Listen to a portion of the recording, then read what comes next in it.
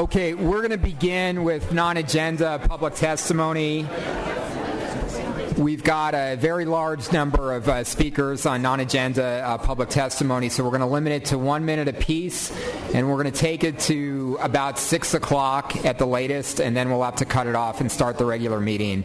And folks who had not had a chance to speak by that point can speak at the end of the meeting.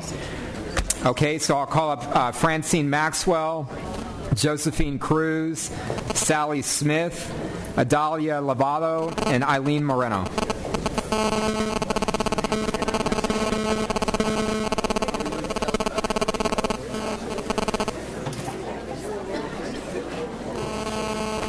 Sally, go ahead.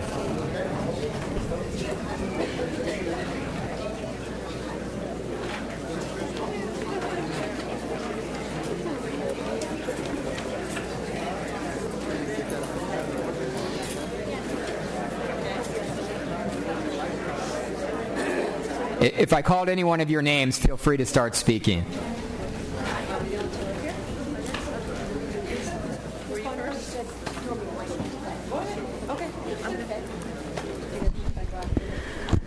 Members of the board, I'm here to represent the teaching staff of Fay Elementary, where I work as VP. 25 of 26 hardworking, dedicated teachers were given pink slips on March 15th. Our students already have many challenges in life: poverty, single parents, recent immigration. Half of our student body is learning English as a second language.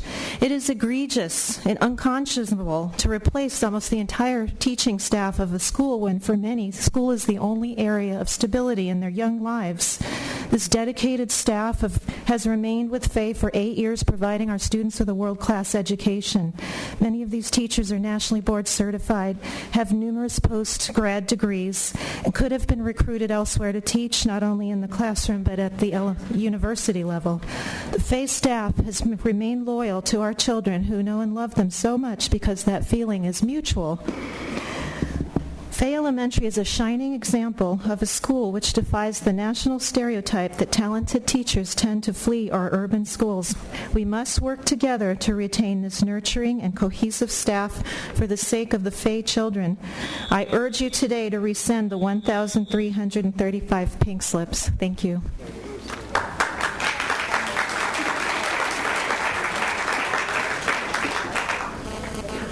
My name is Eileen Moreno, and I am the principal at Fay Elementary in City Heights. As Ms. Lovato mentioned, 25 of our 26 teachers received pink slips. 3 years ago, 24 of our 26 teachers received pink slips. Almost all of the same teachers are still with us. They are 7- and 8-year veterans. It is unacceptable for one school to endure such a blow, and as is often the case, it is a school located in a community that suffers the challenges of poverty.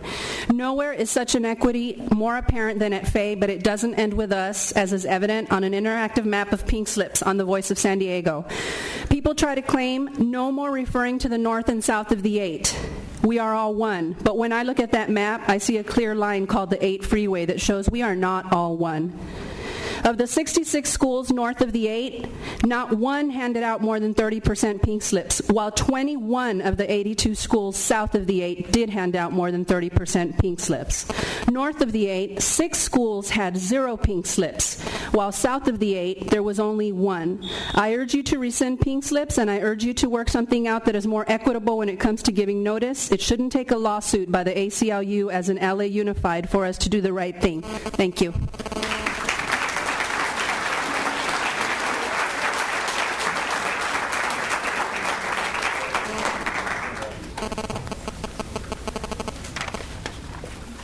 Good afternoon, Mr. Superintendent and members of the board.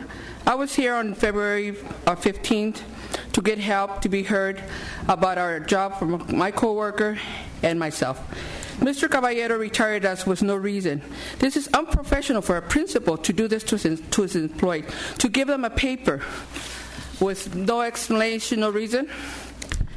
Mr. Caballero did not call a meeting with my coworker, Ms. Camacho, Mr. Joaquin, and to tell us why he was retiring us. What did we do wrong? What did Mr. Caballero want us to do with Ms. Camacho and Mr. Joaquin when we did our job and their job? And to say that we're jealous of Ms. Camacho, We never received a paper saying that we were not doing our job or a warning saying we did something wrong. 1 hour for us means a lot for us. It's like working 8 hours. Mr. Superintendent and members of the board, we have the right to know why our job was taken away. We are adults. We are not children. We want to know the truth. We never lost respect to the teachers or to the children. And Mr. Caballero wanted the students to learn about caring and honesty. Thank you very much. Thanks very much. Okay. I hope to hear from you soon, sir. Okay. Thank you. And everybody. Thank you.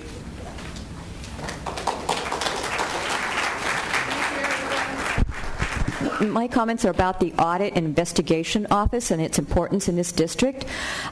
Millions have been lost due to fraud and waste by employees, and the Audit Investigations Office has found many instances of problems, and those lost monies were much needed. The Audit and Investigations Office performs a vital function. But without accountability, the fraud and the waste continues. For example, a teacher that mismanaged a field trip, ended up with a deficit of $5,000, is now being permitted again to handle funds. Salary payments are $456,000. 75% of schools have misused ASB funds, but there were no consequences. Fundraising groups that are operating illegally, violating state and federal laws. It's sad that conscientious employees brought these facts to the district, but then learned that it didn't do any good because there weren't any consequences. Mr. Kova has failed to hold employees accountable for their improper actions. Principals, teachers, and staff should be positive role models for our children. Thanks. Francine Maxwell, my address is on file. What I'm handing you is a schedule for a fifth-year senior. I ask you to look at that schedule and see if that would be your child that would be allowed to be a fifth-year senior at Morris High School with that schedule. I need to share with you that I forgive you for your lack of leadership and courage that is not being shown at Morris. The board knows that there are a handful of bad apples tainting the entire school. I have yet to see this board invest in any change in the school culture of dishonesty and not to maintain the status quo. You have been given backdated attendance records, teachers not ordering subs. My children text me and say that there's no note that their teacher's not here. So they're sitting in the library all day with the librarian, not another day of not being taught lessons. Teachers allowed to tell administrators what kids they want in their classrooms. With the 36-to-1 ratio, 15 to 20 children are sitting in their classrooms with no special ed modifications. So they have D's and F's on this last 6 weeks. These are children that I worship with, and we celebrate their D's and F's, but we want to know, where's the special ed person that's supposed to help with the modifications?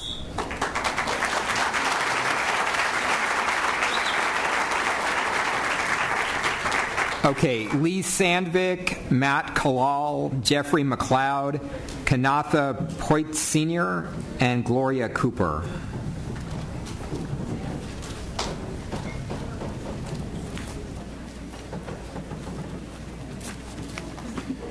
Sorry, I just walked in the door. Did you call me? Yes, Matthew, yeah. Awesome. Good afternoon. 3 weeks ago, I spoke to you about our nationally recognized music education program and how long it would take to recover from the dismantling of elementary music. Last night, 230 string orchestra students ranging from 4th grade to 12th grade, all from the Patrick Henry Cluster, performed a joint concert. It was amazing. The kids were fantastic. There were also about 500 people in the audience, mostly parents and family. I spoke to them about the reality that the educational opportunity of music would be gone next year and not exist for children in the elementary grade levels. They were also made aware, as I am making you aware, that 100% of the string orchestra teachers in the Patrick Henry clusters, primary and secondary, including myself, received layoff notices. 100%. These are my colleagues and one of their students. Can you tell me another area of PKS that has 100% teacher layoffs? Forget the quarter century of recovery that I talked about 3 weeks ago. This level of destruction will take far longer to recover from. Thank you. Thank you.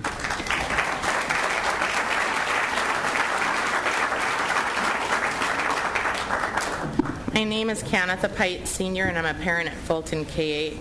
And I am here because I watched a video of last board meeting and watched a teacher accuse my principal of trying to gather signatures, and I'm here to say that it was my idea to gather signatures.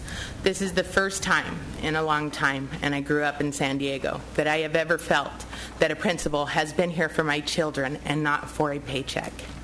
This is the first time in a long time that I feel that my children smile when they go to school, and they're happy to be there. I think it's time that we let our children grade their teachers and not the teachers grade our children. There is several bad apples at our school, and one in particular who keeps rubbing off on people and creating more bad teachers. We have teachers who use vulgarity in front of parents and students, and it's allowed to continue. The past principal was there for several years, and I understand it was like a family, and there was favoritism that went on. If you had refinanced your house, you were allowed the after-school program for additional funds to afford to pay for your refinance. This principal is not going to do that. Please keep Ms. Kirkland at Fulton K-8. Thank you.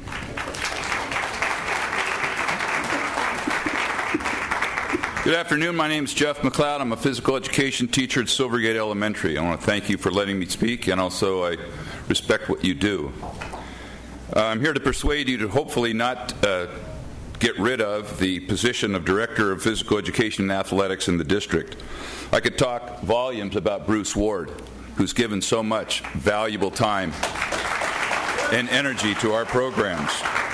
But this isn't about Bruce, it's about his position. San Diego Unified School District, physical education. This is a report you folks ask for every year, and you get every year from Mr. Ward, or this position as the director. It says, what services does the physical education unit provide? Very quickly, there's the bullets that I want to emphasize. Organizes professional development, so big, especially for the elementary. Collaborates with San Diego County and the state of California. Raises funds and organizes. Collaborates with the district testing unit. The list goes on. I've watched this district systematically dismantle the Office of the Director of Physical Education. Fred Bates, Ash Hayes, the list goes on. They would be ashamed to know that you award him the Administrator of the Year and turn right around and give him a pink slip. Disgusting. Thank you.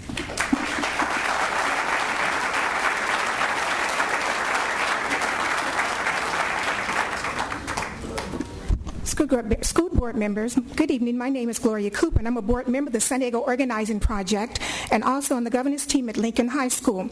On June 6th, you will see questions that were given to the school board in reference to Lincoln High School. And one of those questions was, will you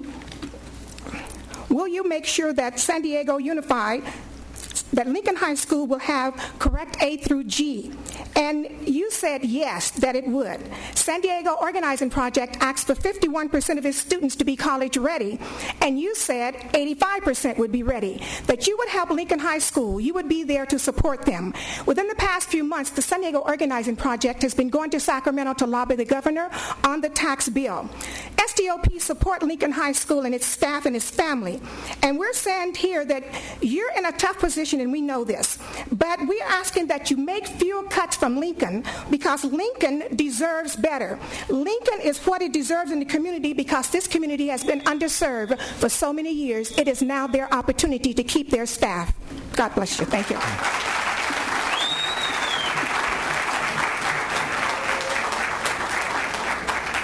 All right, Lee Sandvik, Lou Barnes, Sakina Shabazz, Marcos Tovar, Myra Rodriguez.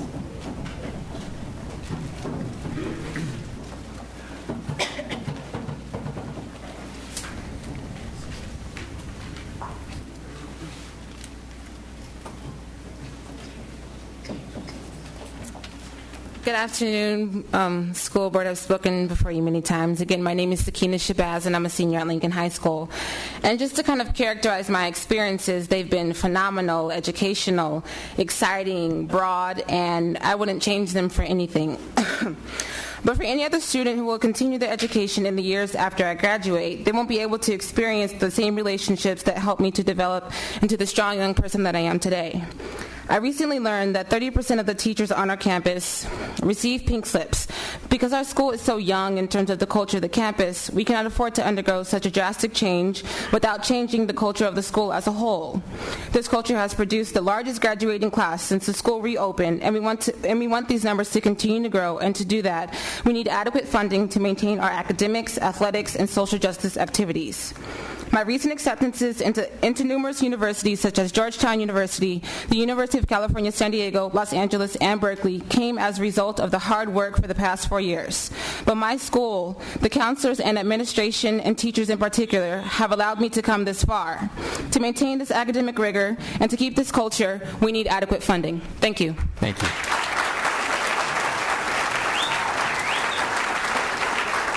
Good afternoon. Good afternoon. My name is Marcos, and I am currently a senior at Lincoln High School. I have attended Lincoln High School since it reopened. Initially, I was overwhelmed by the technological advancements and the new state-of-the-art equipment. I decided to use it to my advantage and succeed in all areas. Unfortunately, my freshman year was the roughest and the most intense. I encountered many obstacles that prevented me from succeeding. My mentality shifted from doing well in school to trying to fit in. And conclusively, my attitude and lack of guidance caused me to temporarily be removed from Lincoln. It was Lincoln's Dean of Students member, John Ross, and Executive Principal, Mel Collins, that saw the potential in me and gave me a second opportunity to redeem myself. I was introduced to the 105 program at Lincoln High School, which consisted of a small group of troubled students. The purpose of the program was to help these students meet their academic standards without the distractions of everyday life. During the program, I realized what I was really capable of doing. I wanted to change. I wanted to be somebody in life. I decided to do this for myself. Having completed the program, I was allowed to return to regular classes at Lincoln. Although I was focused, I still needed the extra support from staff members and other people. One other contribution I did was work on a project with District Attorney's Office, and entering my senior year, I'm receiving a 4.0 GPA and was granted an opportunity to attend Sacramento State this fall. I thank all of Lincoln High School's members. Thank you.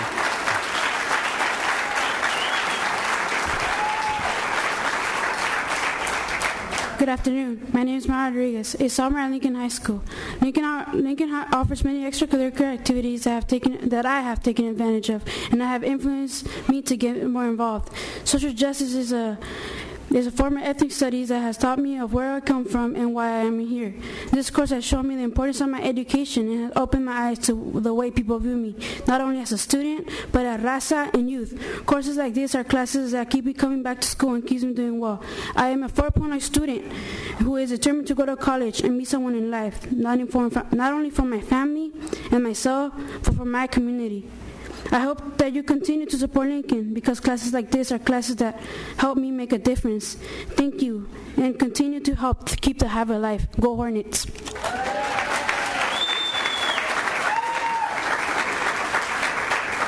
My name is Lou Barnes. All the people here support Lincoln, please stand.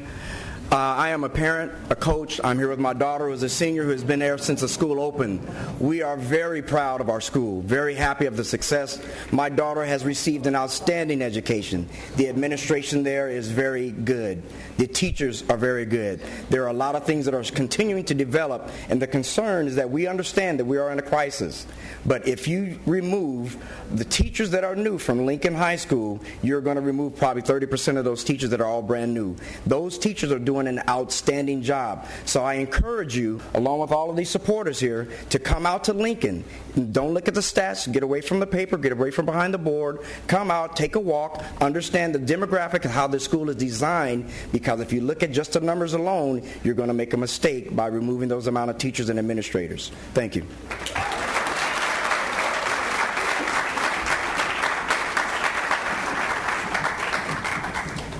Okay, Patricia McIntyre, Amy Hunt, Ellen Breakspear-Rogers, Karen Moffitt, and Becky Breedlove.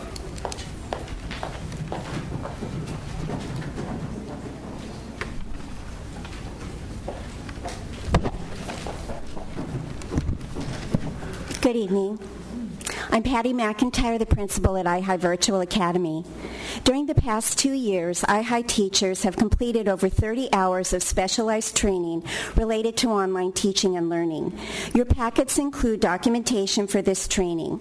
Our staff is committed to continuous professional growth in order to provide top-quality online and face-to-face instruction for our students. As the certification letters will show, all certificated staff, including the principal and counselor, completed a 10-hour specialized course for online instructors.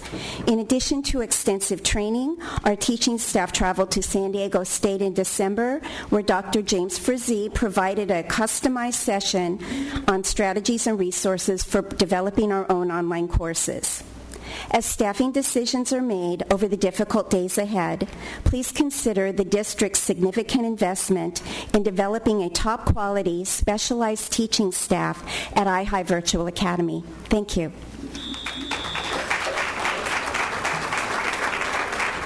Hello, my name is Amy Hunt, and I'm a physical education teacher. And I'm here to throw, again, my support, as did Mr. McLeod, to Bruce Ward in that position. I want to talk a little bit about what he's done for physical education, what that position does for physical education. He managed a huge grant for the state of California, pretty much solely so that each site would receive the appropriate funding, make sure that funding went towards physical education. He supervises and organizes all athletics in San Diego Unified District and oversees all CIF compliance. He facilitates the Chargers Champion Grant that has funded over $3 million towards physical education. Without him, that wouldn't be happening here in San Diego Unified. He provides accountability for all physical education programs, which includes compliance with our California state standards. He oversees all FitnessGram testing for grades 5, 7, and 9. He administered the unpacking of the California state standards for physical education. This huge endeavor took place over a number of years and provided clear guidelines for all physical education and educators in our district. Finally, he's the support that our physical education teachers need, that position is, and he's also the glue that holds us all together. Thank you very much.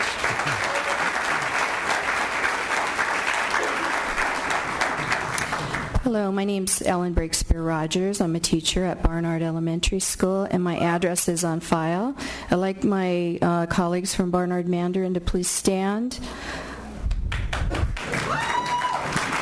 I'd like to speak to you about the layoff situation. We began our Mandarin Chinese language program 3.5 years ago with a federal grant of $350,000. Due to time constraint, it's impossible to give proper credit to all the people who have worked to build this unique, successful program.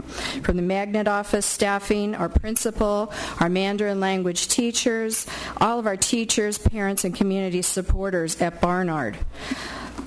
Now, all the Barnard teachers here, we have 5 Mandarin Chinese language teachers. 4 of them have layoff slips.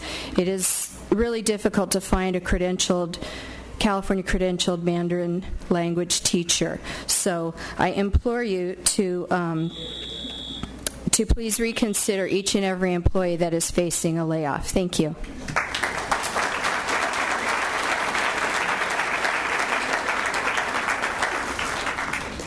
My name is Karen Moffett, and my address is on file.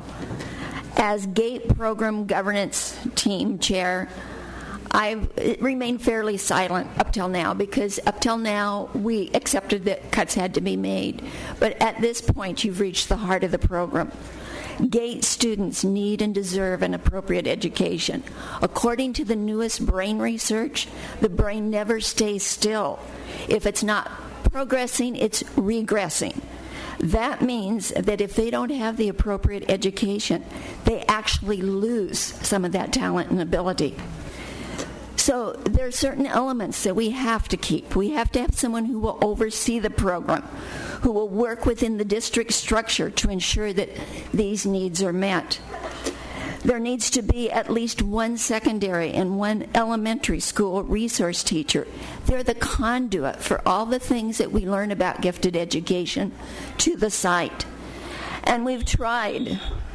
I would like to end just with progression rather than regression should be a mandate for everyone, including gifted students. Thank you.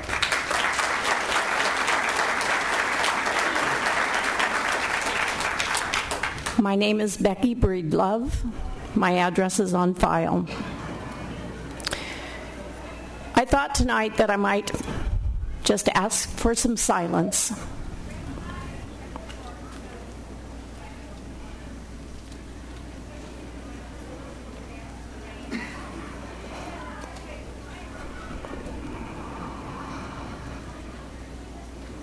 You all know the issues that I'm most passionate about.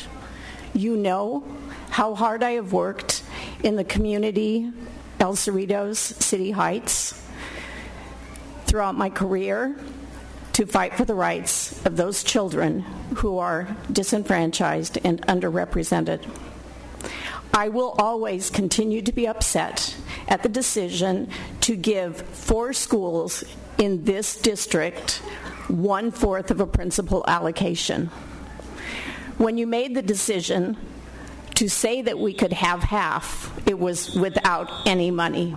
So that wasn't much of a gift. Sad times.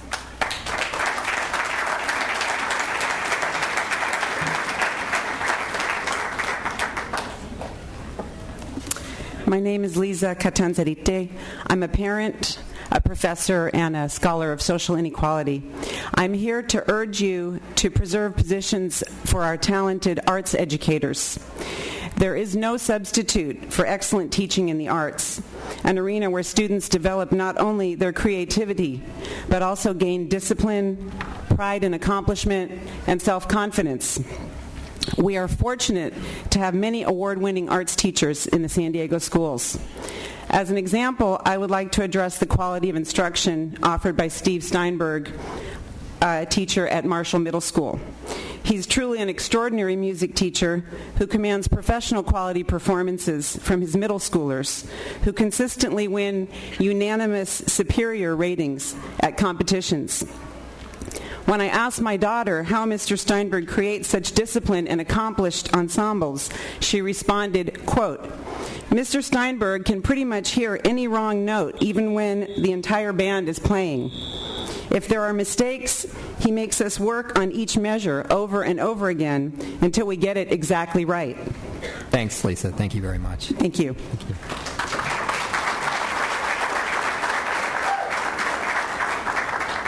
Okay, Ann McDonald, Tara Howell, Lori Roeder, Lydia Cooley, and Mary Lou Baranowski.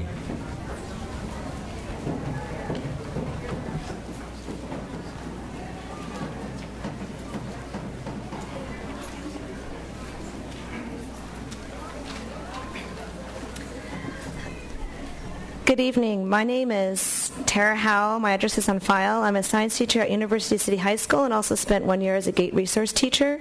I'm here to speak for continued gifted in education coursework and workshops that enable your teachers, myself, to become better practitioners of the latest pedagogy in gifted education.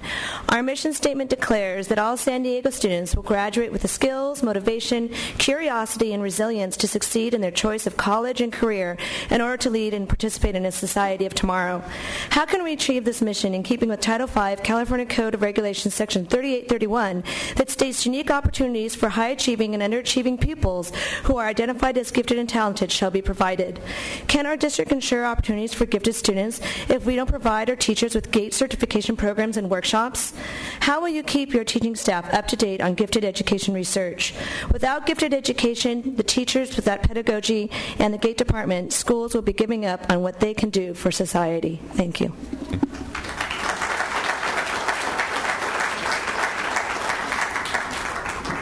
I'm Ann McDonald, and my address is on file. And I'm here to speak on behalf of the GATE program. What should a GATE classroom look like? Gifted children have academic, emotional, and social needs that must be recognized and nurtured in school.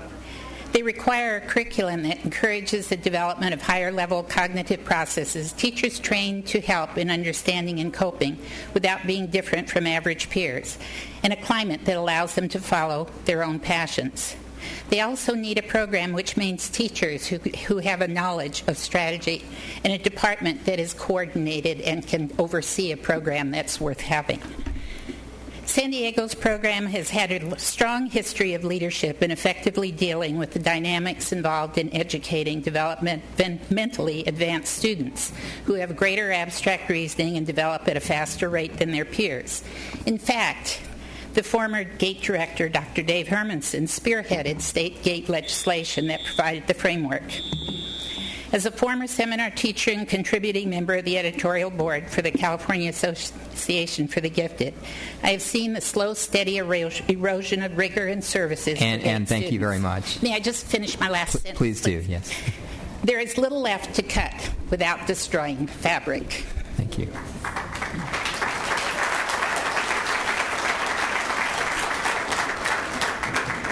Hello, my name is Lori Rader. I teach at Grant, K-8 Magnet School. Not Magnet anymore, K-8 school. I'd like to first congratulate all my colleagues who are here present today. I'm a physical educator, and we teach each one of your students. And I know you do a great job in the classroom and in the performing and visual arts. And in physical education, we try to bring it all together by making sure that our students are fit, they're healthy, ready to learn. And I'm here on behalf of our physical educators to implore that you please think about Bruce Ward's position as Director of Health and Physical Education. As you may know, physical education is the only subject that is mandated by the state education code.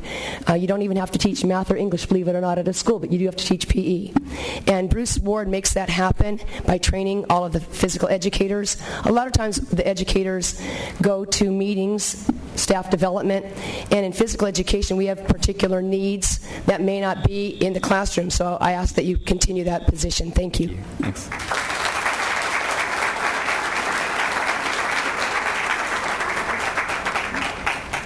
Hi, good evening. My name is Lydia Cooley. I'm a instrumental music teacher here in elementary schools in San Diego. I'd like to speak on defense of music program in San Diego, particularly in our cluster of schools in LI Gardens. One of the great men said that the root of social problem is exclusion, and I think that's what we're going to do. If we cut music, we will exclude those children who will not have a chance otherwise to pursue music or pursue anything else that is inspiring. And I believe that our children need to be inspired. They need to be continually pursued in that area. And, we get inspired, and that's why we come to work. Either it's because you like your job or at least you get paid. Kids don't get, we will take that away from them. We will take that inspiration. Our cluster will lose all of its music, all of the elementary schools. We just had a concert last night. We have another one tomorrow. We're combining 9 schools to perform all together. There's a continuity. It's not just a subject, it's a community. We're building from elementary schools all the way through high schools.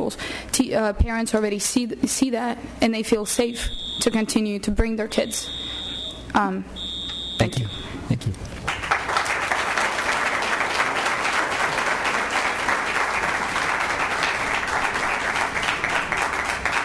All right. Mary Lou Baranowski, Mark Anderson, Lee Trahan, Suzanne Seraphin, Ethel Larkin, and Glenn Degler.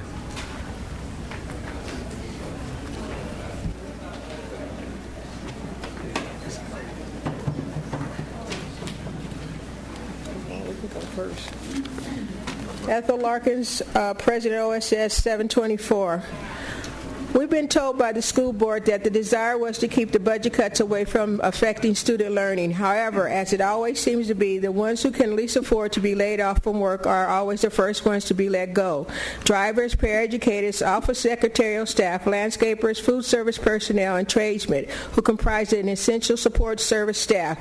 These are the workers that keep our schools running and maintain the critical safety environment which ensures an optimum student learning experience. This is the ground level support required for student education. We expect to carry an equal burden of the consequences during a difficult budget year. However, it should be a fair share, not a full share. There are levels of upper management the district in the past has done without, and not critical to the operation of a school district in a financial crisis, but those proposed cuts will be rescinded. A strong transportation program supports the parental right to equal educational choices for their children. A strong transportation program guarantees the maintenance of equal rights to all students by means of providing them with equal access and opportunity to quality education. The San Diego School Board has a duty to all the children in the district. The district saved $4 million in eliminating the first student contract last year. First student contract last year. Dollars saved by union advocacy. Keep a valuable service available to our students. No contracting out. Save our transportation department. Thank you.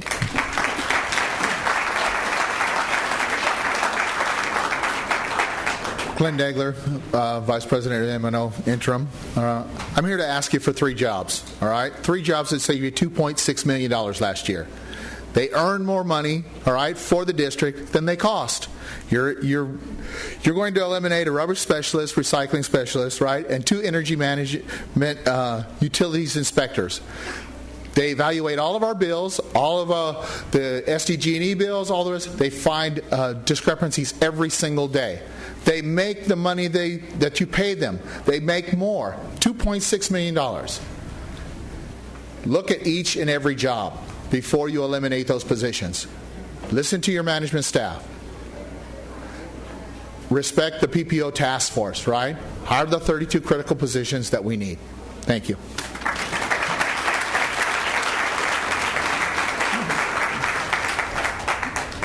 My name is Lee Trahan. My address is on file. I'm a mother of 3 boys who went to and are going through a high school in San Diego Unified within the GATE program. I'm here to express to you the importance of the GATE program has had to my children. The students in this program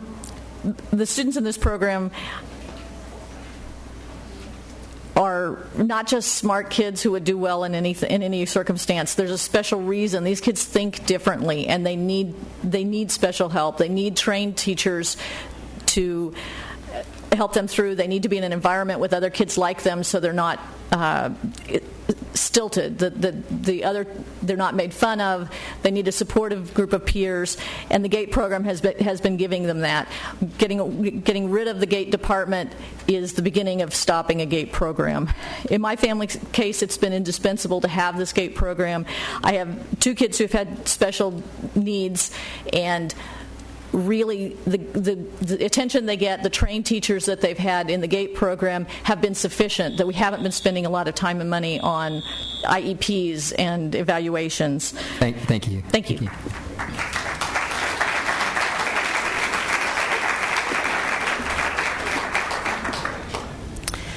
My name is Suzanne Serafin. My address is on file. I'm a middle school physical education teacher. I'm here to speak on behalf of Bruce Ward, the resource for physical education in the district, and his staff. They do the job of 3 people: physical education, athletics, and health. One person has been doing the job of 3 people for many years now. Bruce was Administrator of the Year because he can do the job of 3 people. He and his staff can do that. They bring money to the district. They bring grants to the district. They encourage physical education teachers to go and get grants because there's never money for physical education. Brain science shows us there is proven research now, you can't deny it anymore, that physical activity improves how the brain functions so that they can do all these other wonderful things in GATE and in English and in science and in math. But if they're not active, they can't. Activity is the one thing they will not get if someone doesn't teach them to get that. They also get the social skills in physical education. We're already at class sizes of 60. We already have 0 budget. We've already been cut. Please don't cut Bruce Ward, his position, and his staff. We need them. Our children need them.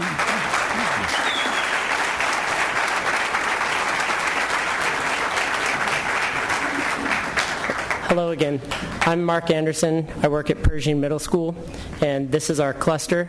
First, I wanted to thank the board and the members who have made it out to the district-wide honor concerts. With having you guys there, it's awesome. We know your support is there, and you guys are the reason that you've built our programs and you've built those concerts, and we just look for your continued support for those. Without VAPA, these incredible, authentic presentations of our students learning, hard work, progress, and perseverance, you guys will see it over your 4-year terms. It'll slowly and painfully just fade away. and we can't let that happen. You guys built this so far, and we have just been notified that we've been recognized by the Kennedy Center of the Arts and the National School Board Association and given the National Award of Arts Education in San Diego for 2011.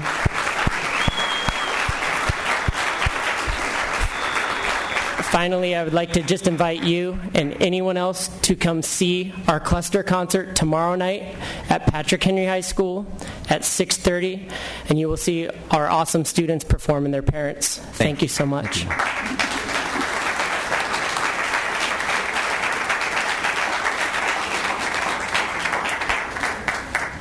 Okay, Mary Lou Baranowski, Emilio Guida, Fabian Marquez, Frank Wipchiski.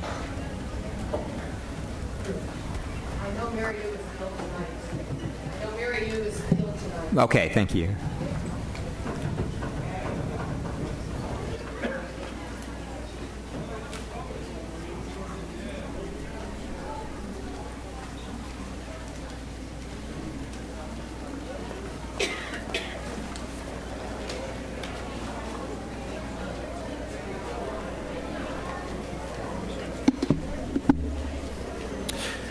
Hello, my name is Frank Wachowski. I'm a professional consultant.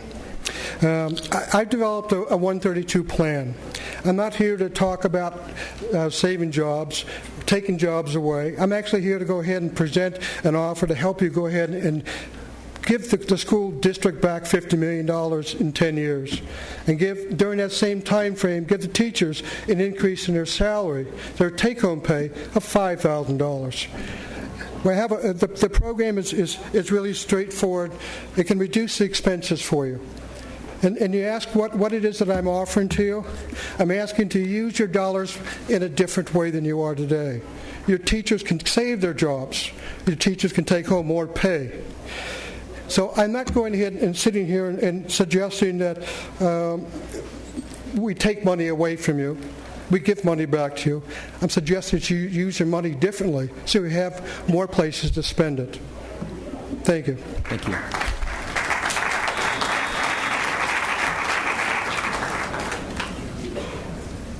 Hi, my name is Emilio Guida, and I attend Lincoln High School Center for Public Safety. And first off, I just want to say that these last 4 years at Lincoln High School have been phenomenal. And I'm leaving with the knowledge and skill set necessary to be a successful individual. As a sophomore, I was placed into a program called Fire Protection Technology.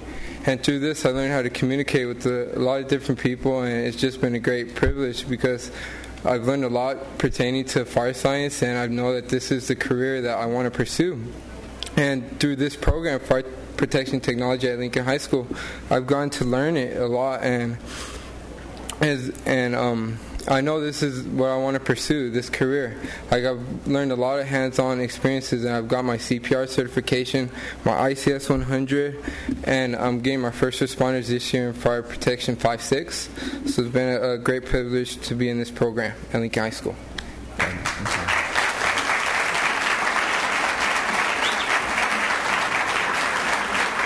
Hello, my name is Fabian Marquez, and I'm a senior at Lincoln High, and I'm in the Center for Public Safety. My 4 years at Lincoln have been an outstanding experience and a great step into my future. Lincoln has had a positive influence on me due to the fact that it has provided me with various classes that has sparked a curiosity in me. This curiosity has led me to push myself in classes and participate in programs. During my sophomore year, I enrolled in the course Fire Protection Technology, in which I later learned many important skills that will later benefit me in life. My fire instructor was Jorge Hernandez, and he taught us 3 important skills, which were discipline, teamwork, and communication. I also enrolled in the course AP Biology, where I was lucky enough to have the teacher, Ms. Brown. In this class, I learned about many interesting concepts that have influenced my thought and my career. When my sophomore year was over, I knew that I wanted to follow a career in the science field. During my junior year, I became a captain of the lacrosse team, and it taught me a lot of leadership skills. Overall, I feel that Lincoln has bettered me as a person and made me who I am today. Thank you all for your time. Thank you. Thanks,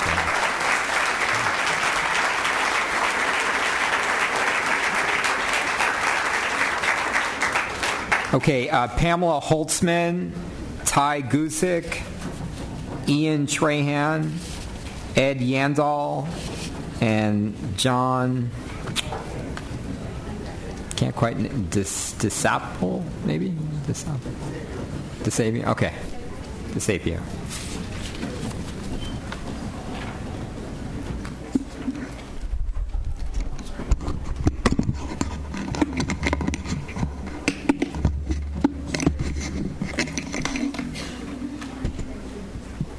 Good evening. Hi.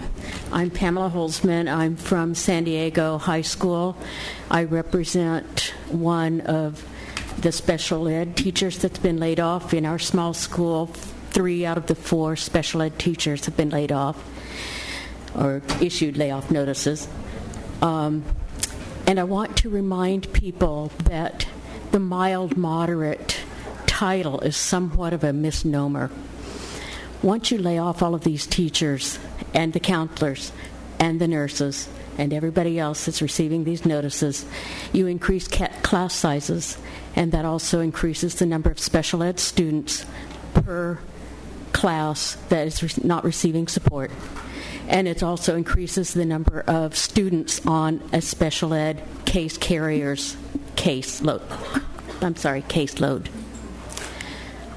I routinely spend 12 to 14 hours a day working on my caseload of 20.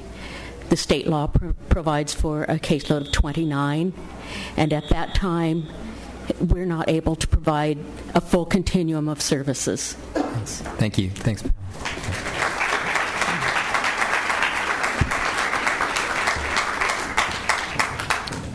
I'm Ian Trahan. I'm a sophomore at La Jolla High School. I'm going to talk about the GATE program. The GATE program is a special education program, and you wouldn't take away a special education program. It just wouldn't be done. So if GATE's a special education program, not the same kind of special education, really smart people just think in a slightly different way. Still special education. They need that different teaching style to keep them on track, keep them focused, keep them learning. The GATE is very important. We can't let it go. Thank you. Thanks.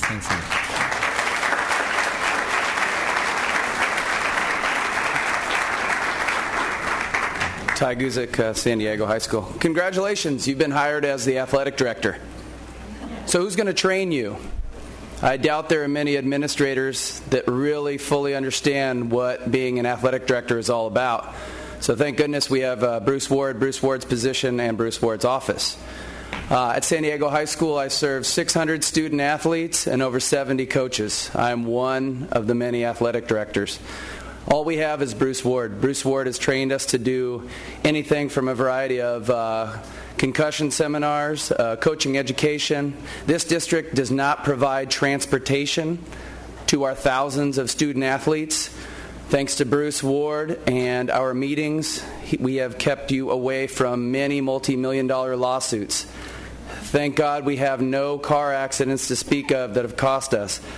And we are largely grateful to Bruce and the many things he has taught us throughout our years. Sorry. And thought I had 2 minutes, but thank you all. Please keep Bruce Ward.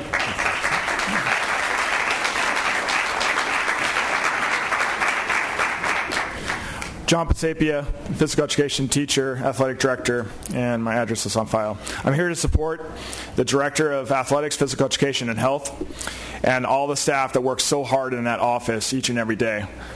This office and staff have worked hard to ensure all coaches have been certified to coach. In doing this, Bruce Ward has made it a point that each high school has a staff member that is able to teach the course. There has been over 500 coaches certified alone this year through this course. This is a free course only because of Bruce Ward, because he's attained those grants to be able to have this as a free course. There's no other district that does this. There's no other district that has a blended course where there's face-to-face contact. It's not just online. So there's face-to-face contact so we can make sure we grab those coaches, teach those coaches what that should be done, and keep them out of problems in the courts or in this room with all of you to make sure that they are doing the right thing. Bruce Ward and his staff is dedicated. Please reconsider the position with Bruce Ward and keeping him here with the district. Thank you.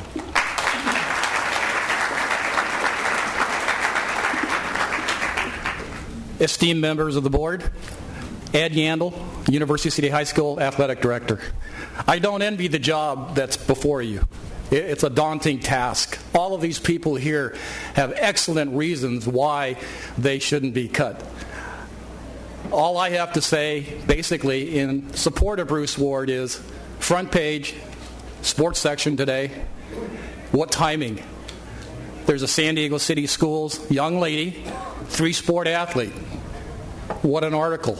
That's what we're about, serving our students. Thank you.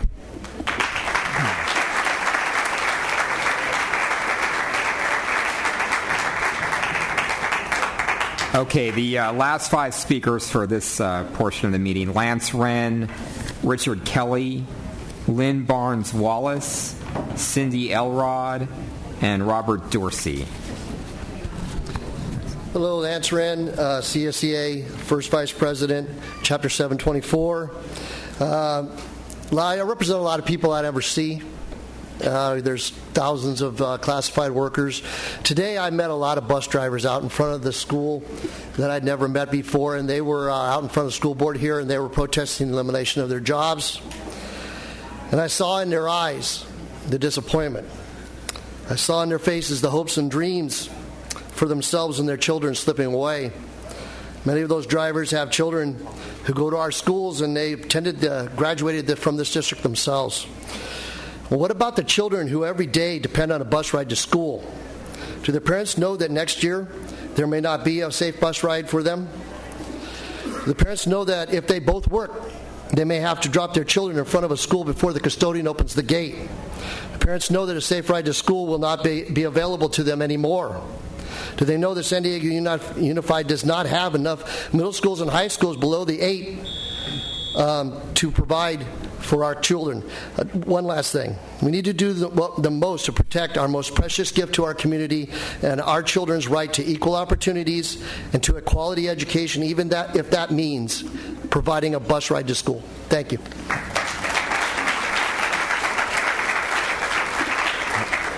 Good evening. My name is Robert Dorsey. My address is on file. Tonight I was going to speak, but since they have the time cut down, I'm going to have my 5-year-old speak from Barnard Elementary. Go ahead.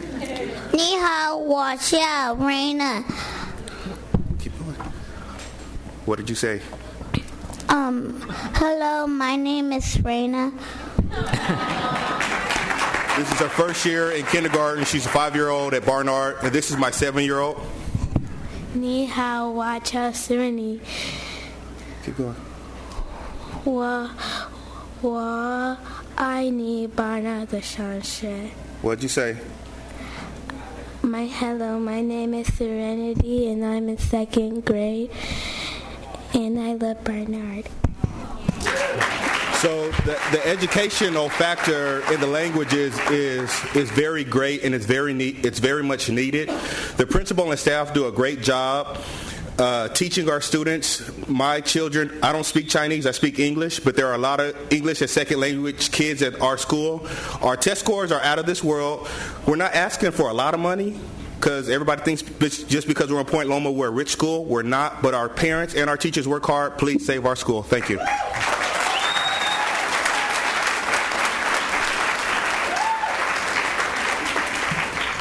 Hi, my name's Richard Kelly. While our children were in San Diego City schools, my wife and I got involved in various gate committees locally and throughout the state.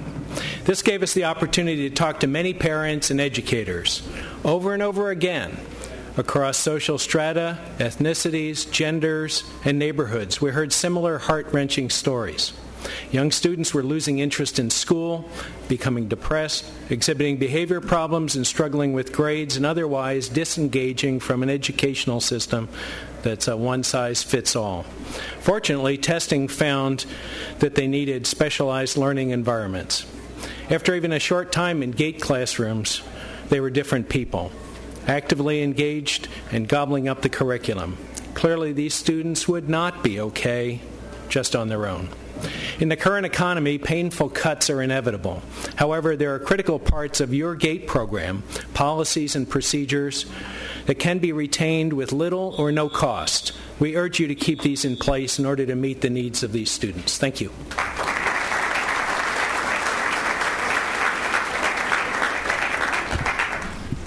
Hi, my name is Cindy Elrod. I'm at Gage Elementary, and my address is on file. When you conducted your research to determine which department administrators should be eliminated, did you ever have the opportunity to speak directly to the physical education department or to the over 300 physical education teachers in our district?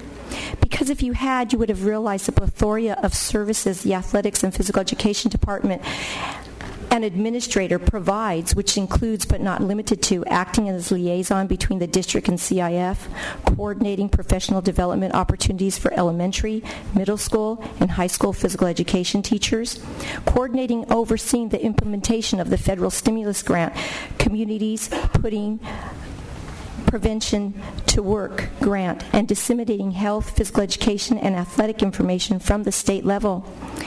Keeping our district in compliance with categorical program monitoring, coordinating the fitnessgram trainings and collaborating with assessment services, helping administrators to understand and implement the Ed Code with conformity and accuracy, overseeing HIV/AIDS and the sex education program. It is evidence that this department does so much more than the 4 people that are in that department. Thanks. Thank you, Cindy. And their efforts do have a direct impact on students. Thank you. Thanks a lot.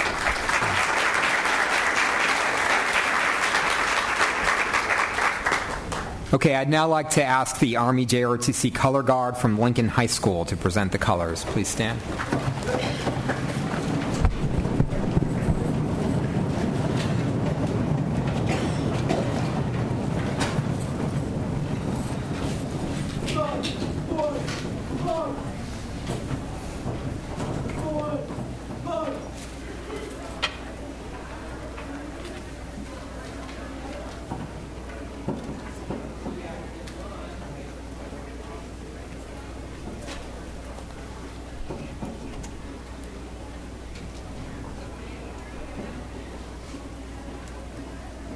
Guard, halt. Order, guard. Left, haste. Guard, to strike, press.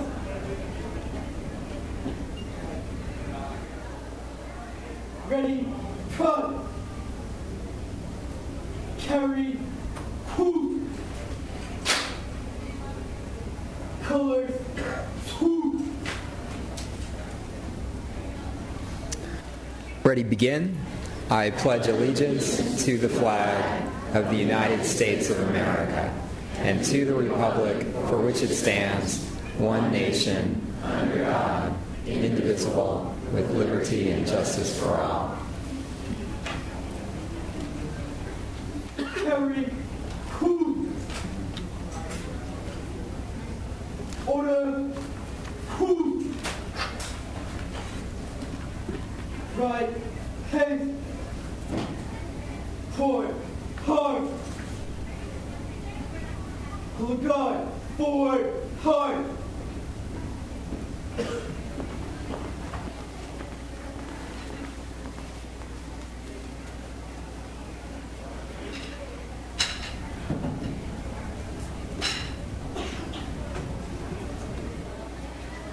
All right, thank you, Lincoln High School. Please be seated.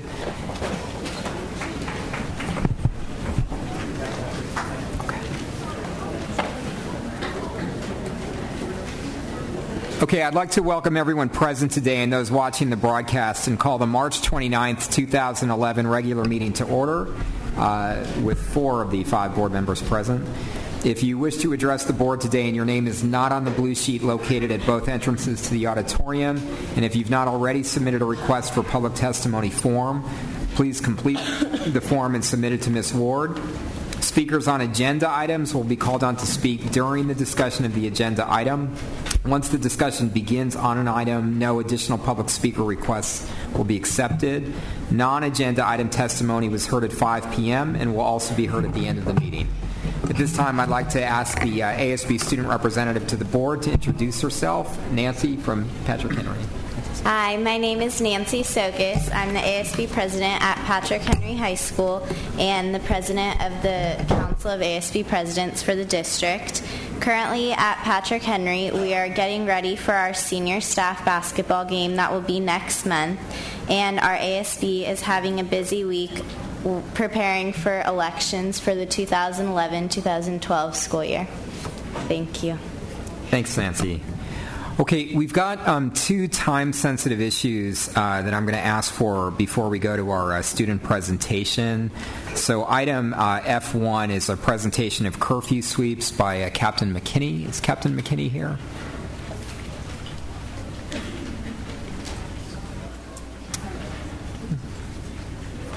He's outside, yeah. Somebody bring Captain McKinney. I guess there's speakers on.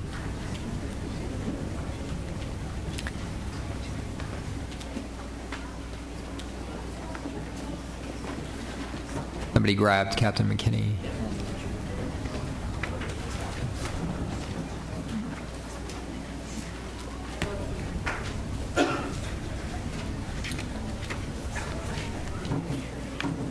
Okay, why don't we then move to item I2, which is the Prop S financial and performance audits. And we've got our auditor, Christy White, who's here.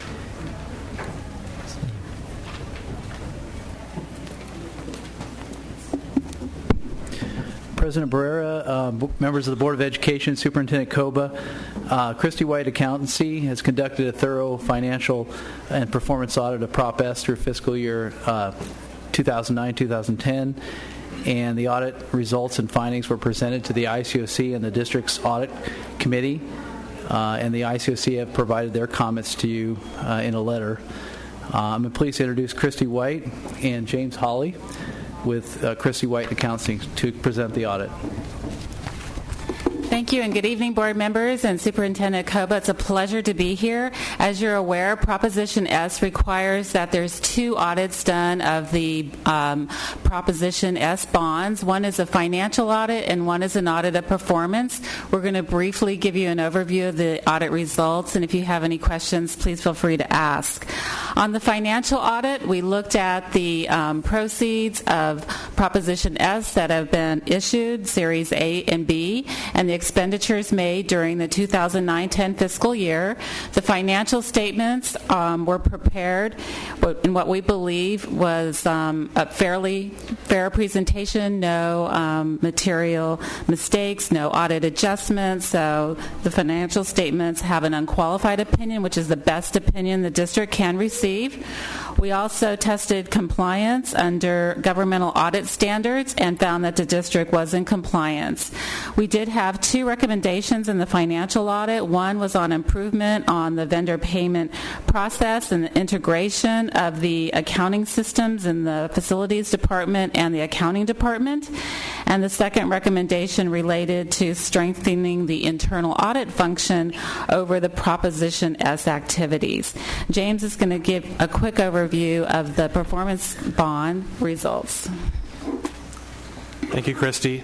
And with respect to the second report that Christy referred to, the performance audit report, just hit some of the high points of it. We rendered an unqualified opinion on performance, indicating that the district complied with the applicable Proposition 39 requirements for the bond fund and its activities.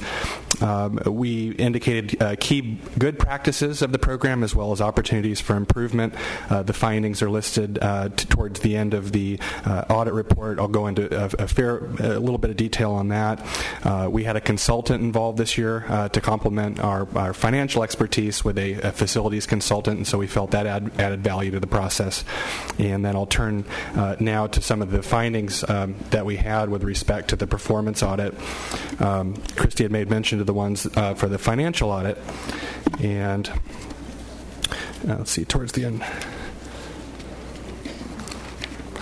Page 18 has the findings, and so the first relates to the post-award contract payment process. Christy had referred to that previously in the financial audit report. There we found some opportunities for procedural improvement. Page 21, finding 2010-2 is with respect to the internal audit department's involvement as well as the finance department's involvement for the program, noting some areas for improvement there. We had a recommendation on page 22 with respect to the performance audit that the minutes of the Citizens Oversight Committee be presented in final form rather than draft form, so kind of a housekeeping item there. On page 23, we have a finding with respect to the financial advisory services, and there we essentially indicate our recommendation that the district procure a second opinion with respect to its bond plan of finance. And then finally on page 24 is the final finding of our performance audit, and that one has to do with change order reporting to the Citizens Oversight Committee on construction contracts, that essentially those change orders be consistent with the district's internal records, and so an opportunity for improvement there. So to recap, unqualified opinions, we did have some recommendations, and we'll follow up on the district's actions in our future upcoming audit. Okay. Any questions or comments from board members? If not, I move we accept the audit. Yeah. Do we have a second? A second. Okay. All in favor? Please vote.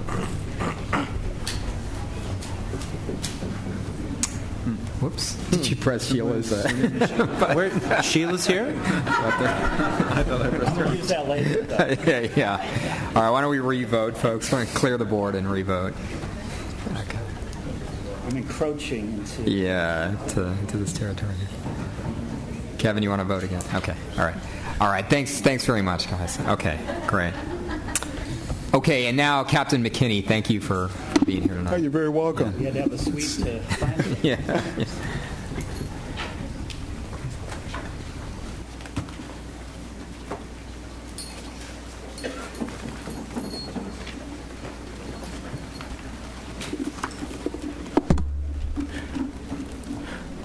So thank you, Superintendent, Mr. President, and Board. I appreciate the opportunity to come and address you on an issue that certainly concerns San Diego Unified School District, as it does all of the children in our county.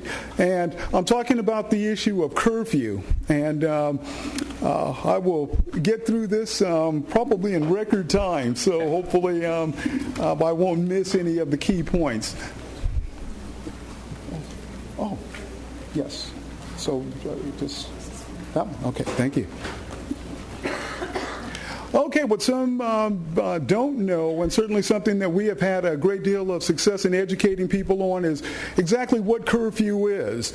And curfew is a city regulation that we have that means that juveniles, people under the age of 18 years old, have to be off the streets and out of public places from 10 o'clock at night to 6 o'clock in the morning of the following morning. That applies to every day of the week. Including weekends, so there is no distinction there.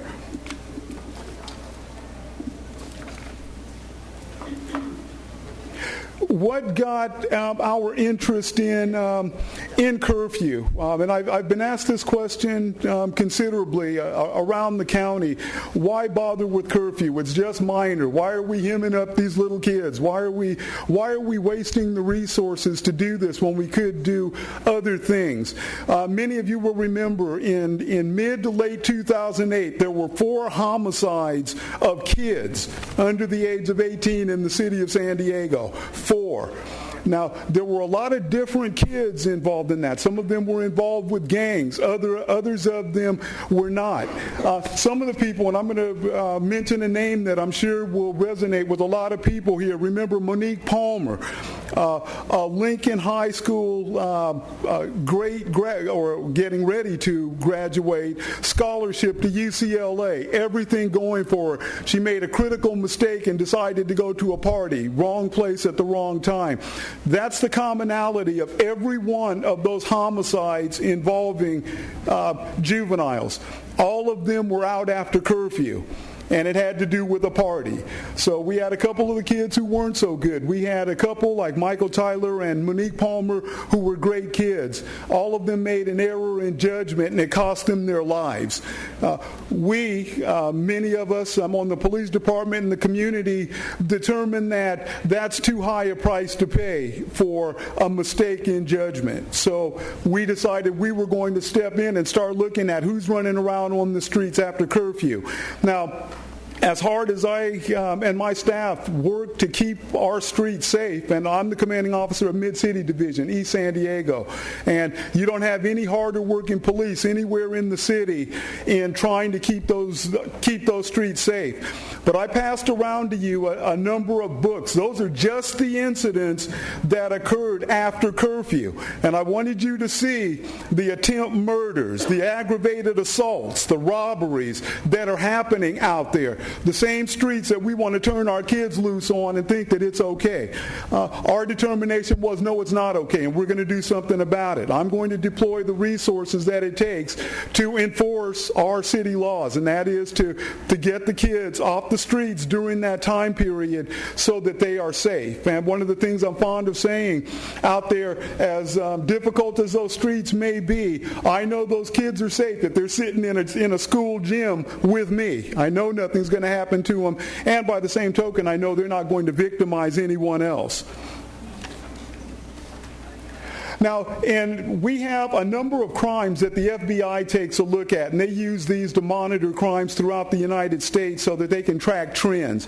Those are your more serious crimes, the murders, the rapes, the robberies. I'd like you to take a look over in the far right column over here and see, during a time period throughout our city from July of 2009 to June 30th of 2010, 28% of the murders in our city happened during curfew hours. 54% of the rapes occurred after curfew hours. 41% of the armed robberies. Are these the streets, again, that we want our 14, 15, 16-year-old kids running around on? And one distinction I have to make, because I actually got this, I was doing a presentation in front of a great group, and someone told me that, you know what, back in the 50s when they were at the sock hop and sitting out for a burger, they didn't have issues like this, so what's the big deal? Unfortunately, the world has changed in a lot of ways. Those days are gone. And our streets today are a lot different probably than the streets I know as a 50-year-old man. It's a lot different from when I grew up.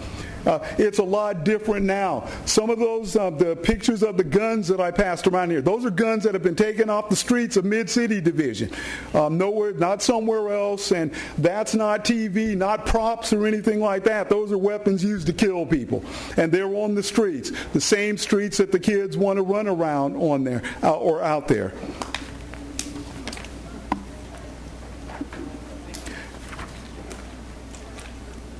And again, we, during the same time period from July through June of 2010, we arrested over 3,000 kids during curfew hours.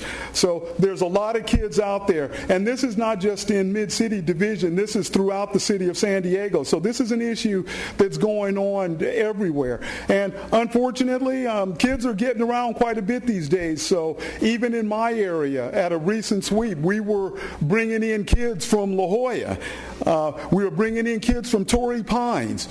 And the question is, well, what are they doing down there? It's exciting.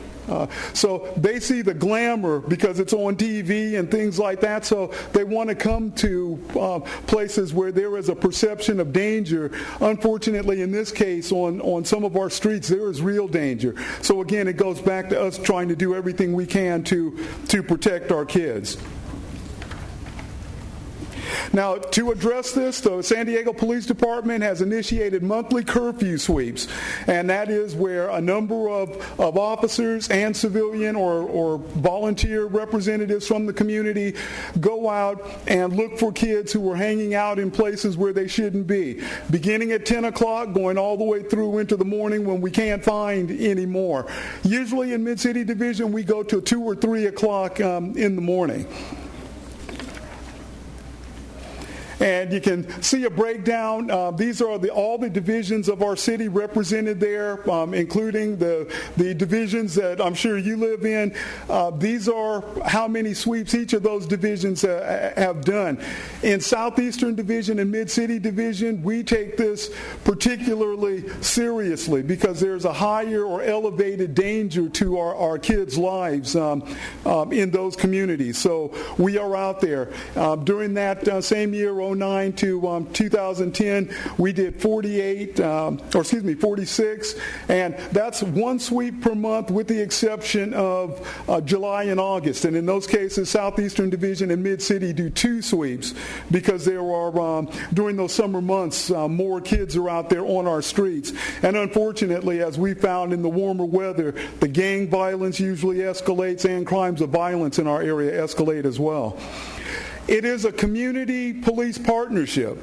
We are very proud of the partners that we have developed within our curfew sweeps. And this is just an example of all the people who are involved. And these people actually come out to each of our sweeps. If you come out to a mid-city curfew sweep at any given time, you'll find between 50 and 60 community volunteers out there because they believe in what's happening and they're out there to help to at least try to protect our kids.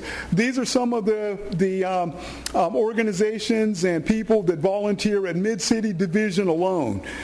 So this doesn't even include everyone else in the city and all the great efforts that are going on across the city of San Diego to safeguard our kids. But we couldn't do it without those volunteers. And I know we have several of them who accompanied me here today, not the least of which San Diego Unified's Godwin Higa back there, a critical partner for me in doing this. When I first started this 2.5 years ago, I went to the community and Mr. Higa was the first one to stand up and say, I will help you.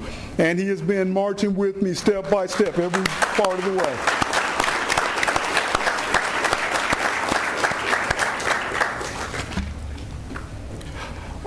Our curfew sweeps are generally held at a location within the community, not at the police station. This is a community function, so we want to get out there in the community, and we've conducted the vast majority of ours at Cherokee Point Elementary School and a couple at Fay Elementary.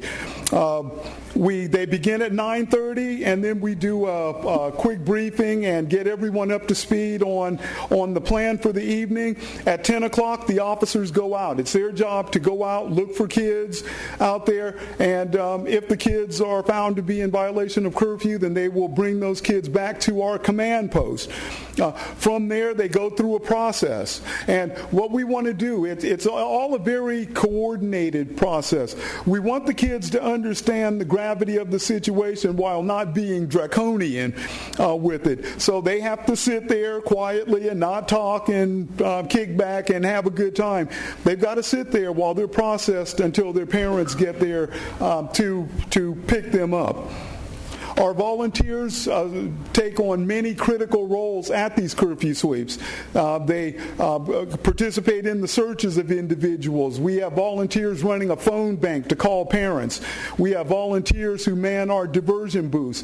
We're trying to create a wraparound service. So we recognize that picking a kid up for curfew was just the beginning of the issue. What we're trying to get to is why is the kid out there in the first place? And we've had kids as young as 7 years old walking the streets of East San Diego at 2 o'clock in the morning. You wonder, what's going on there? Why is this happening? Well, there's a lot of things that the police are not equipped to deal with, but our partners are. So we team together to find out what's going on, and we have a parent area at our curfew sweeps where they address those very types of issues. We're partnered with CPS. We're partnered with the Bilateral Safety Corridor Coalition. Prostitution, human trafficking. Is it happening with kids as young as 14, 13, 12? You bet. It's out there. And a lot of times we find it sitting down and talking with these girls who are brought in on a curfew sweep. We find out why are they out there, and it gets deeper, and we can try to address that problem, try to address the dysfunction in the family, and try to help. Once the parents are called, they come out. A lot of them, needless to say, are not real thrilled, but that's part of the program. The parents need to be inconvenienced. They need to be woken up and brought out there to pick up their kid. Some of them don't know. Where's your kid at 10 o'clock at night? Some of them don't know. Some kids are very good at pulling the wool over their parents' eyes. And other kids you all might remember, probably about a year ago, a young lady snuck out of the house. Her mom thought she was at home in bed. She went to a park, and this actually happened north of Interstate 8 in Mira Mesa. I'm sure you all remember that one. The girl is just as dead because she was shot in a park. Out there after curfew and was in the wrong place at the wrong time, and she paid for it with her life. Too high a price as far as many of us are concerned. These are the number of detentions that we have made throughout our curfew sweeps during that time period. You'll see that in Mid-City and Southeastern Division, those numbers are very, very high. Again, we take it very, very seriously.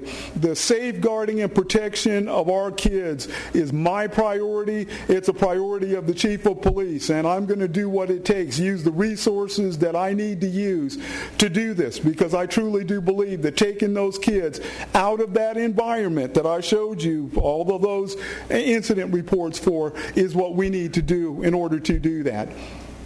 Now, what we focus on, and just a couple more points, what we focus on throughout this is not just the arrest of the kids. What we're looking at is a program called diversion. It's a court-sanctioned program where a kid attends a number of classes, and in Mid-City and Southeastern Division, it's 4 weeks of a class once a week, and they go to it, they learn things about gang violence, drug abuse, responsibility, teen violence, things like that, in the hopes that they'll get something out of this, and this will put them on the road to developing the responsibility so that they don't feel the need to be out there so much. But we push for that. We try to get all of our kids into diversion programs.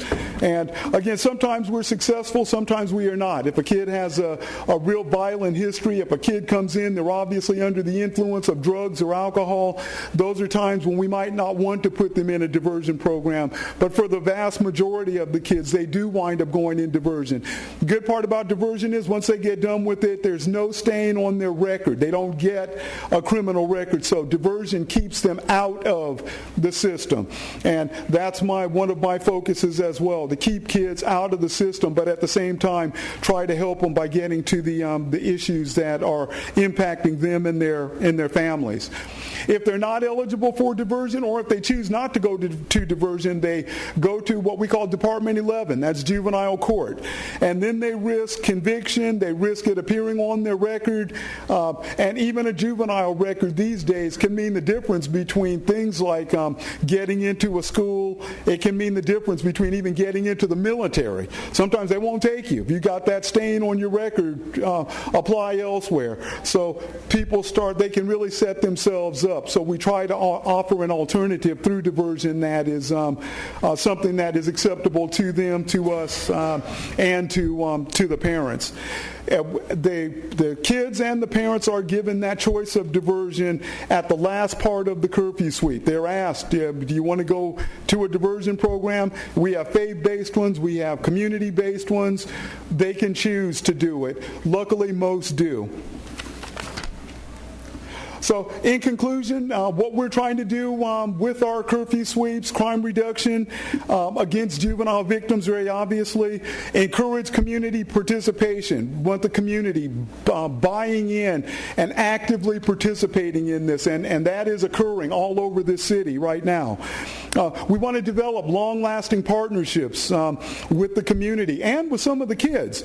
We want to educate both juveniles and adult populations. You'd be surprised, or you probably wouldn't be surprised at how many times I hear from parents, well, I didn't know what time curfew was, or I thought that it was different on weekends than it is during the week. So we try to educate people and give them that information. And we ultimately ultimately, it comes back to what I talked about in the first place and what I've been alluding to throughout this. We want to save lives. Kids do what kids do, and I recognize that. And I would probably be disappointed if they weren't doing what they usually do. But that means that we've got to step in and do what we do. So when the kid sneaks out, we're going to catch him. And so kind of a cat and mouse kind of game, but when the stakes are this high, we feel that it is worth it. And then in closing, I wanted to point out one fact that I didn't cover.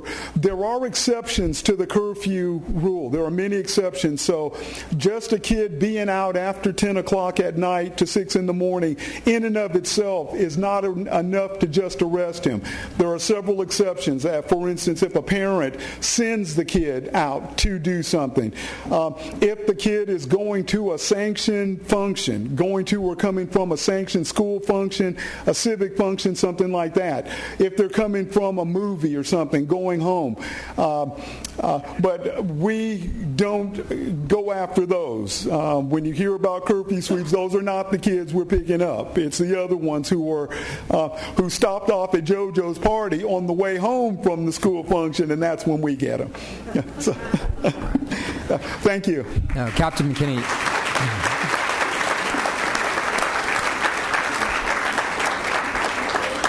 Thank you, Captain McKinney, and we'll see if we've got board member questions or comments. I had the opportunity to come out on a Friday night to Cherokee Point, yes, sir, where you're doing the sweep, and to do a ride-along with an officer, and saw the discretion that the officer was using about, some kids were clearly, just going out for something and bringing it home, and other kids really needed to be brought in.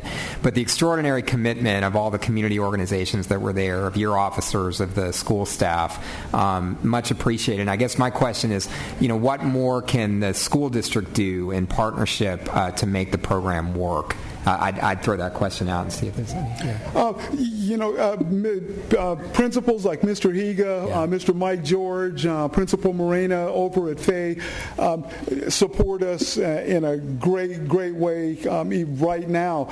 Probably the biggest thing that we're dealing with at this point is support for a legal aspect, and that is where we have the kids and the parents actually talk with members of the school afterwards. Yeah. And I understand that has been kind of controversial in a lot of respects, but we have, I think it's been vetted through the process. So hopefully that will get the buy-in all the way through the educational system, so that they can continue to do that. That's right. No, thank you. And Superintendent, we've been making. Hey, Captain McKinney, thank you for being here tonight. And like Mr. Barrera, you and I have spent a Friday night at Cherokee Point, and we are working through the EA to get our principals inside to participate directly in the process that you've developed, which I think is very efficient.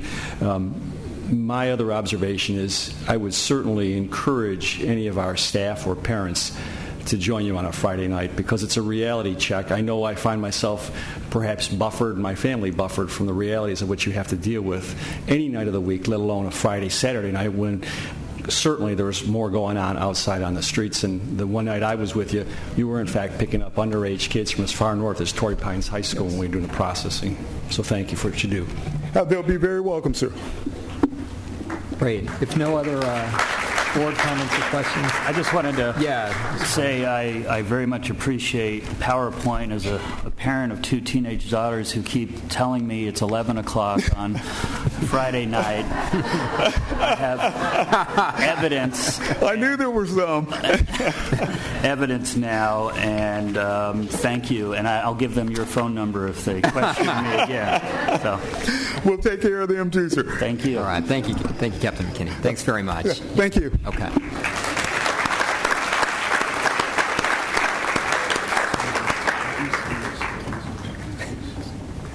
Yeah, you can. Yeah, that's fine. Okay, we'll move to our student presentation now. And Dr. Meyer, do you want to introduce our PK folks from Sherman Elementary? Yes. I would like to introduce Dr. Hector Montenegro, who will introduce our student presentation.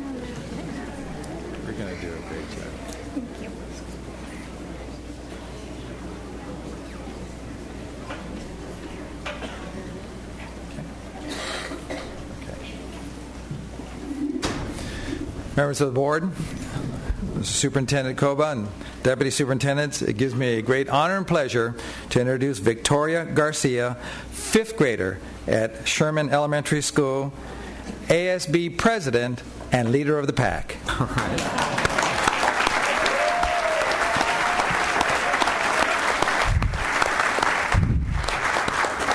Good afternoon, board members, Superintendent Koba, staff, and community members. My name is Victoria Garcia, 5th grade student and ASB president at Sherman Academy. I am here today with my fellow students, teachers, and community to present our school's program. Sherman Academy is located in the historic Sherman Heights neighborhood, and it is just east of downtown San Diego.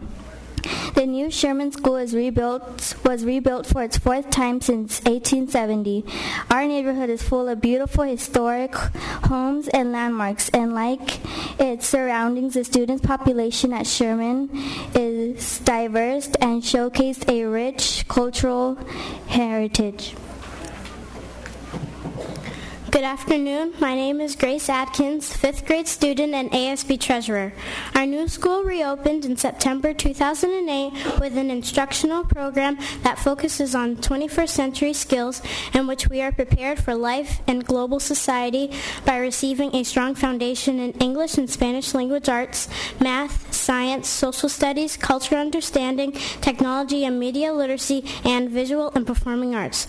The overall goal of our instructional program is to make sure we reach high academic standards to prepare us for the future by teaching us core values and higher order thinking skills which we can apply in the real world.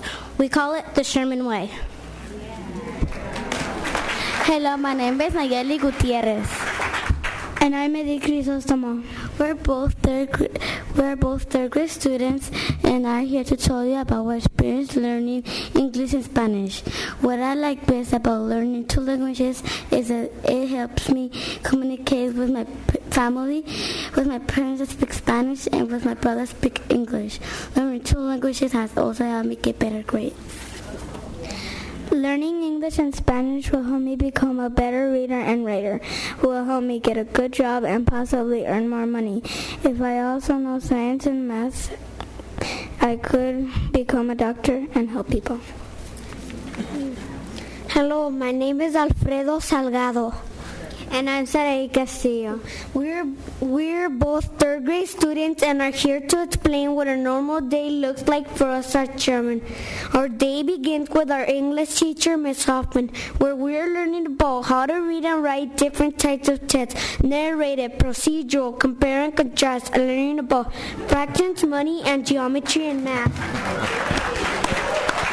After lunch, we go with our Spanish teacher, Ms. Aldave, where we are learning the parts of a sentence, how to use pronouns, how to conjugate verbs, and how to write narratives. In science, we are learning about how seeds become plants and their life cycle. In social studies, we are learning about the American Indians and explorers and how they lived in the past.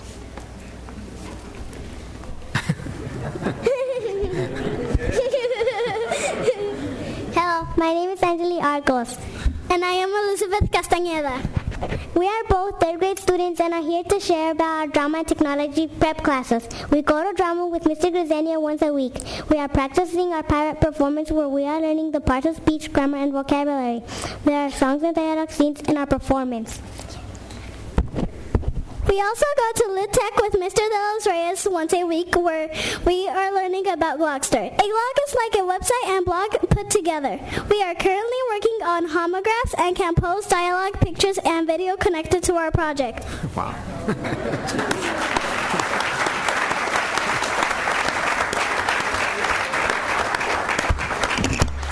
Good afternoon. It's a pleasure to be here. I'm Eddie Caballero, the proud principal at Sherman. The following slides, if I can get them to go over there. Okay, we're going to give you a little snapshot of how Sherman has done over the last 3 years. The first gray bars are going to show you on our benchmark results in our very first year here. So it's not as good as we would like it. And overall, on our first benchmark in math, we scored at 6%. On CSTs, we did a bit better at 20%. In our second year, we began to see growth. Overall, this is our second benchmark, year 2. Overall, 41% on benchmarks. CST scores, second year. 31%. 31% did mark us meeting our SMART and Safe Harbor goal, keeping us at a program improvement last year. This year,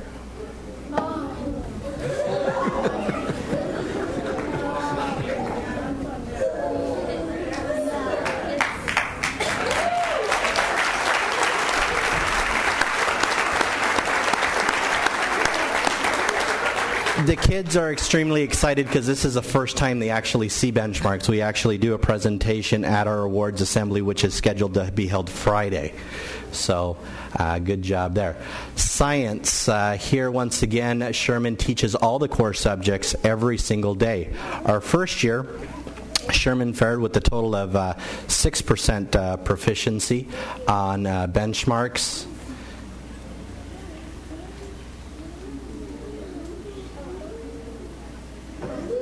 And then in our second year with benchmarks here, 28% of our students at fifth grade passed the CST, 26% at the end of the year overall. And our current year,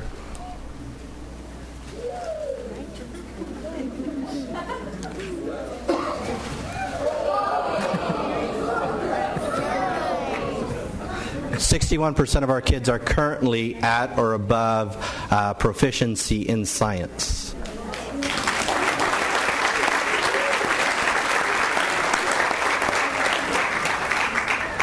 English language arts has traditionally been a struggle for English language learners. 83% of our kids are learning English as a second language. In our first year, only 17% pass the benchmark. These are now CST results for our first year. In our second year, we fared a bit better.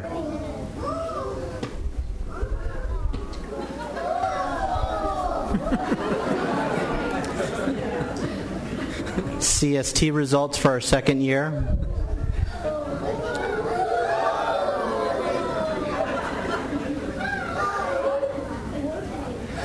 %31 marked the fourth highest gain in the district. 9% kept us in at a program improvement, met our Safe Harbor goal and SMART goal. This year currently,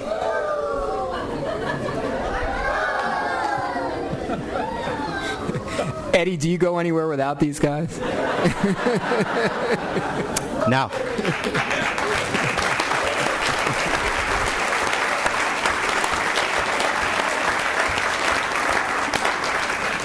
The biggest gains in first and second grade, these are the students that started in preschool and kindergarten in the dual immersion program. So hence we look to continue our increasing those results as the kids progress. Currently at 56%, we look to surpass our SMART goal set at 43% for this year. Spanish has been the backbone of our program. This year the district implemented a benchmarks at first and second grade. A little light there. This was our first benchmark and our most recent benchmark. Our kids are performing 83% advanced and proficient.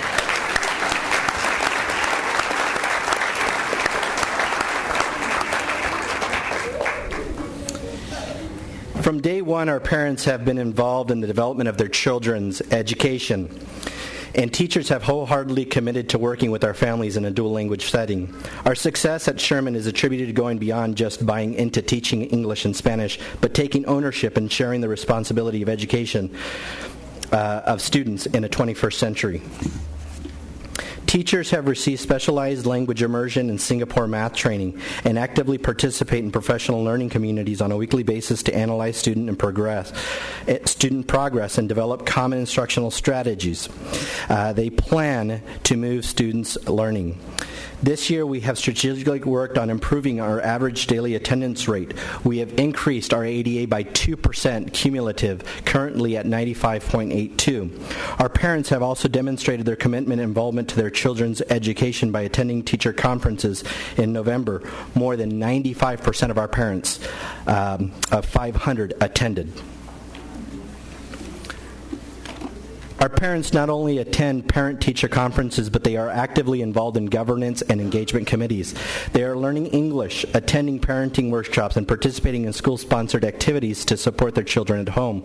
Recently, an agreement between Area Superintendent Dr. Montenegro and the Parent Institute for Quality Education, or PIQUE, has brought a 9-week parent training course to Sherman. PIQUE has been actively recruiting parents, is in the process of completing a needs assessment, and will design a series of training lessons for our parents based on the results. The sessions are designed to inform parents how to navigate the school system and develop skills and techniques which will enable them to address educational needs. Upon completion, parents will participate in a graduation ceremony and be encouraged and invited to participate in the Area 3 Parent Support Group, kinder through 12th grade.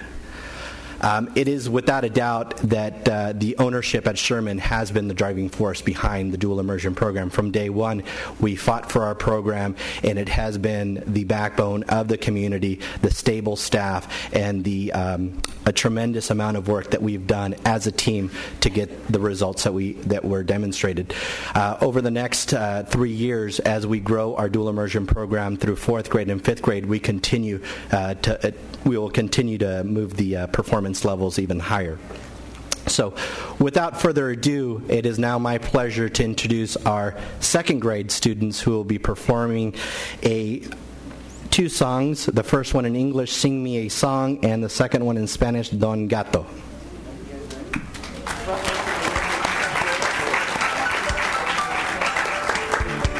Do you guys want to come up here? You guys can come up here if you want, if that's easier for you.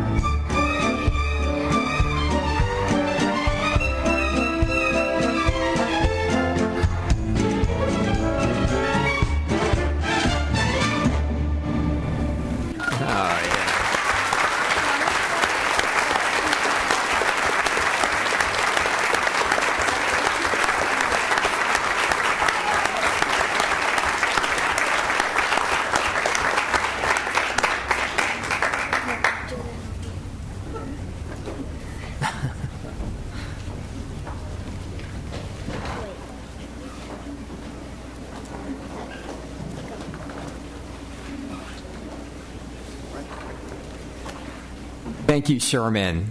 Amazing job.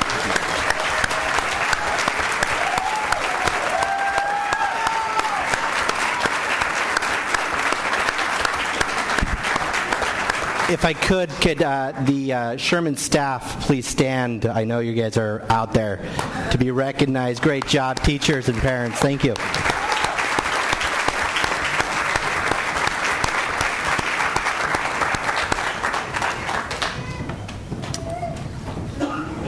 All right, terrific. Okay, so Superintendent, are you ready for your information report? Yeah, I just hate following the student performance. I know, every week. I can't top that, but I do have a few things I want to share with the community and with the board. In terms of administrative appointments, we have Leslie Barnes to principal at Bay Park Elementary School, Elizabeth Ballard to principal at Cadman Elementary School, Lawrence Schenke to general counsel, and direction from the board to appoint outside counsel to represent the district on redevelopment agency matters. If I could, I'll go forward with the... Please, yes. Okay. With the superintendent's report, first on a very positive note, this past week we had some surprise celebrations as we are identifying our Teachers of the Year. And I want to make a point of announcing that the 2011 Teachers of the Year include Mark Elkhorn at Lee Elementary as the Elementary School Teacher of the Year.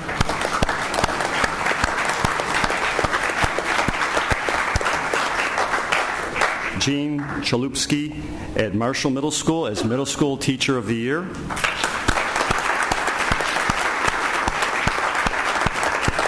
And Jonathan Wynn at the Crawford Champs as High School Teacher of the Year.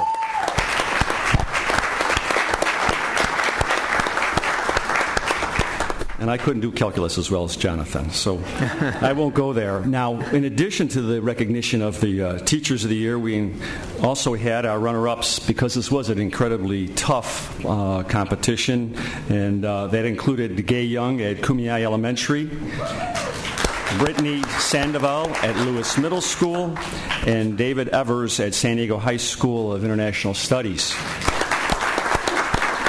And certainly on behalf of the district staff and the board, wish them the very best because this is the beginning of a competition. For the Teachers of the Year and the runner-ups, they are eligible for the San Diego Countywide Teacher of the Year competition that will be coordinated by the County Office of Education.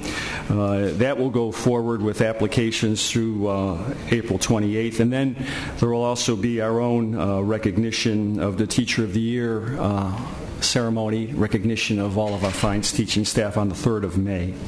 Ultimately, the competition across the county goes to the 1st of October with a celebration of the salute to teachers. So we certainly wish best of luck to all of our teachers. In addition to that recognition, which I think is so critical for us, I want to identify some activities of the last 10 days, and it all deals with the budget, all deals with legislative matters.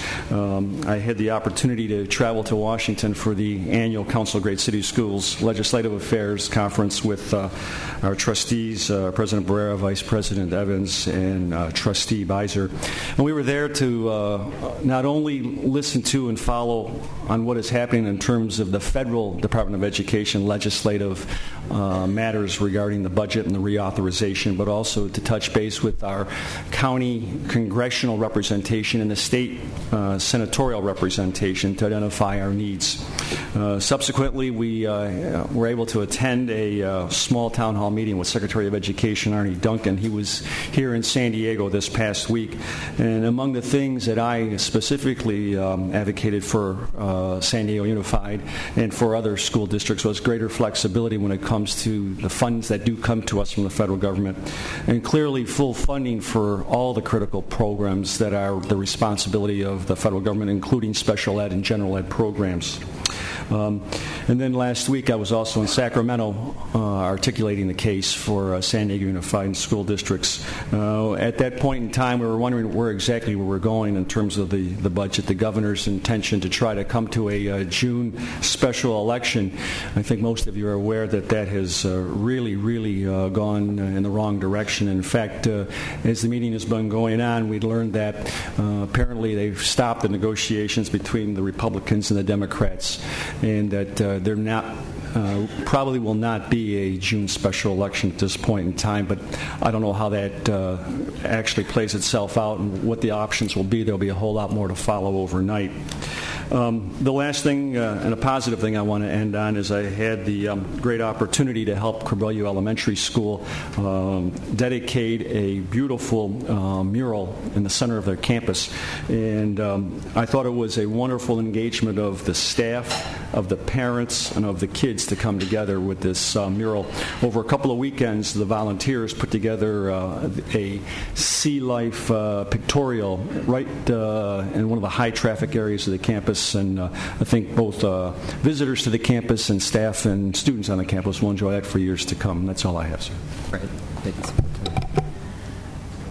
Okay, and board information reports, Mr. Beiser. Thank you. I attended the high school honor concert at Copley Symphony Hall, followed up by the elementary honors concert on Thursday night at Point Loma Nazarene. And I think it really shows me, and kind of, it's a little bit of a flashback, because when I was in the 5th grade, that's when I started playing in band, concert band, jazz band, marching band, as many of my fellow board members did. They started playing musical instruments in grade school.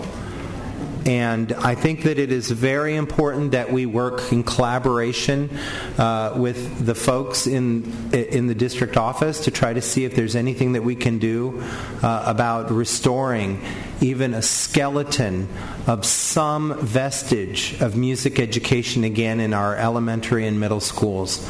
I have to be honest, I am a little bit taken aback that the proposal by the district is to just decimate music education.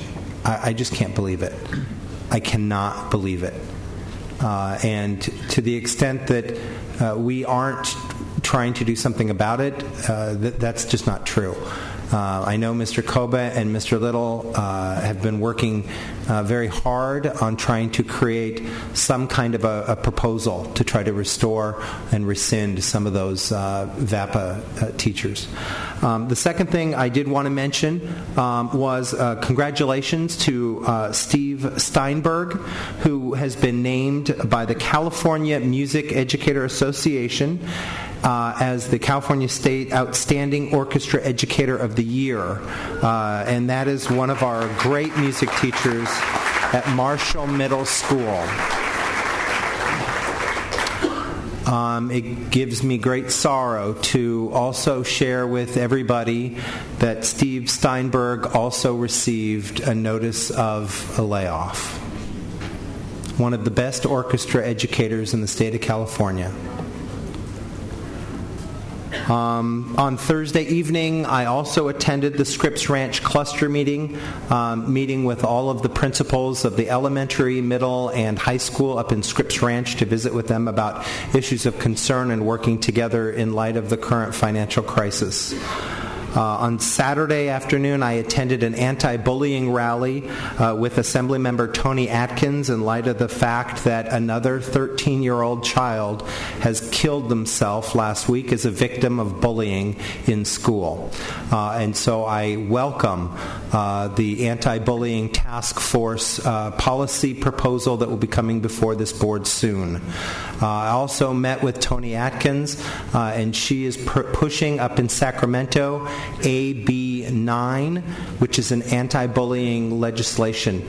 Most of the school districts, including this one, in the state, most school districts in the state of California have absolutely no policy on bullying.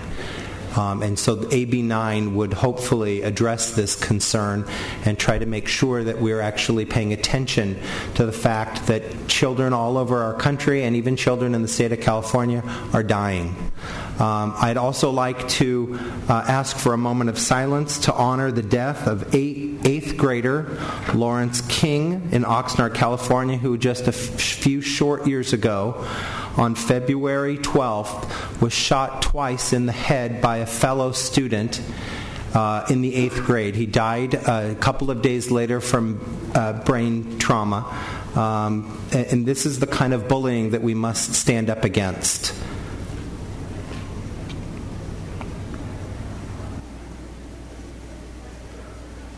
Thank you.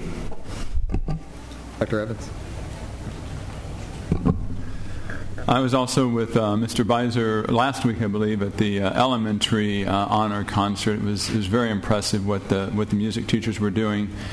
All of these activities are a very surreal experience when we see the state funding and our whole educational system imploding. At the same time, we see all of the great things that have been going on in our schools. And in fact, one of the teachers, the orchestra leaders who was there, wanted to give a little speech, and had said he went out to his car to get a piece of paper, and the only piece of paper he had to write it on was the back of his layoff notice.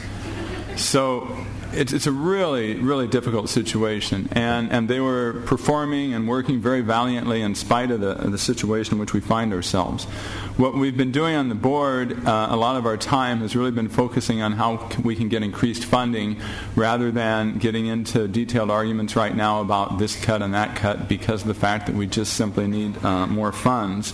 On the federal level, we've been lobbying, as Mr. Kobus said, for more funding for special education, for greater flexibility in our Title I funding, and also for military impact aid. But while we were doing that, it was very disappointing to hear at the state level that the Republicans and the Democrats and the legislative level have been in a logjam. The governor has put forth a proposal which is basically pleasing to no one. Half of it is cuts and half of it is extensions of taxes, and they have not been able to come to an agreement on that.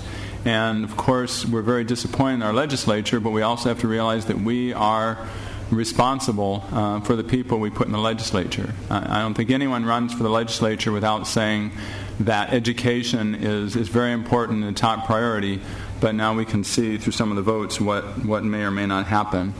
And I think, so both on the federal and the state level, we've been working also even on the city level. President Barrera has done a lot of work in terms of with the City Redevelopment Agency, trying to work out some acceleration of our funds from there. There's a lot that we need to continue to do in a united way to keep working for proper funding for our public schools.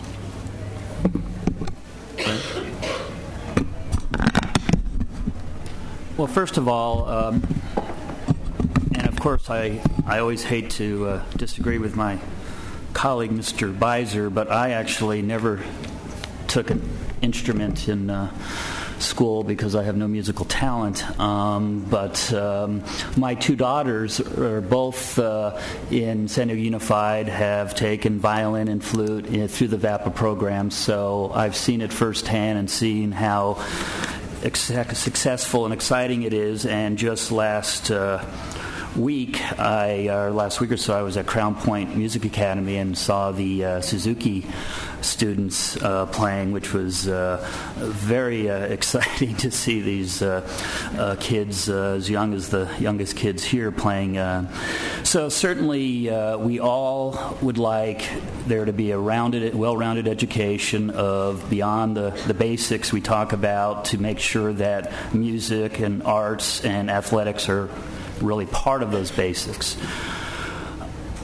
But the superintendent just pointed out that the governor has basically given up on working out a deal with the legislature to put a tax extension on the June ballot, which would extend existing taxes. Right now, the proposed interim budget that we have tentatively approved has $120 million of cuts. And there was a restoration budget which we hoped could be looked at if the tax measures are on the ballot and if they passed, and that would maybe cut that shortfall in half. Well, the governor has said, and said all along, that if this extension of the taxes is not put on the ballot and then doesn't pass, that they'd have to find another $12 billion in cuts at the state, and talking about $4 to $5 billion for K-12 education. And we don't know exactly where that will be yet, but we are looking at, realistically, on top of the cuts we've already talked about, maybe $40, $50, $60 million more, assuming things don't get better. And right now, they have gone from dismal to apocalyptic, and that's the reality we're facing. Unfortunately, doesn't mean it can't get better. The governor's talked about putting something on the November ballot if they can get the signatures. Of course, that wouldn't go, it would only affect half the fiscal year, if it even gets in the ballot, if it even gets approved. So I think the reality is that we all need to work together and find a way to do the best we can with what we're faced with. I want to make one general comment based on some comments I had after the last meeting. I value every person the same. I don't believe one person, one human being, has more value than another. We have 15,000 employees. There are employees first before they are union members. I mean, we're a team. But at the same time, when we're dealing with our budget cuts and choices, we have to make decisions, and those policy decisions put values of what type of position we value ahead of another position. And we all have choices there. But if those choices result in saying that we believe, or I believe, that my number one priority is teachers in the classroom, it doesn't mean that I value the people who are not doing those jobs any less as people, but as a policymaker, we have to make those decisions. And there is a hierarchy of where we have our values as policymakers, and we all have them. So I know it's difficult because these numbers, as we're talking about, are human beings and with families, but I need it to be clear that it's not about valuing people any less. It's about us having to make terrible choices, which are now looking even worse, and that means that individuals who are working for us are not going to be working for us next year, and that's going to hurt them. But I wanted to make clear that and we are elected to make those tough decisions. Okay, thank you, Mr. Barnett. And I'll just be brief. It was very exciting. I had the chance with Dr. Hector Montenegro to be out at Burbank Elementary School last week, where we had the graduating class of the Parent Institute for Quality Education program. I think it was about 60 parents, I want to say, graduated that night. So those are parents who had gone through a 9-week program to really put a lot of time and energy into how to work in partnership with the teachers in the school to help their kids succeed, and it was fantastic. And Dr. Montenegro has been working with the PK program to see it expand into several more schools in our district going forward. So I just want to congratulate the parents at Burbank.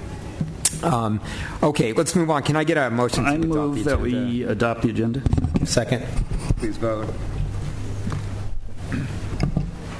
Okay, on the consent agenda, we've got speakers on item E28 and E35. So we'll hear that at the end of the meeting. I would like to pull item E3. Okay. So we'll pull item E3 So I would move the consent agenda, but pulling items E3, E28, and what was the last one? E35. E35. Yeah. And any others that any board member wishes to pull? So approved except for E3, E28, and E35. Second. Okay.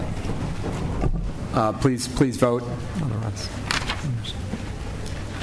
Scott, you want to vote on your own? Yeah, I wanted to make sure I voted for the right person.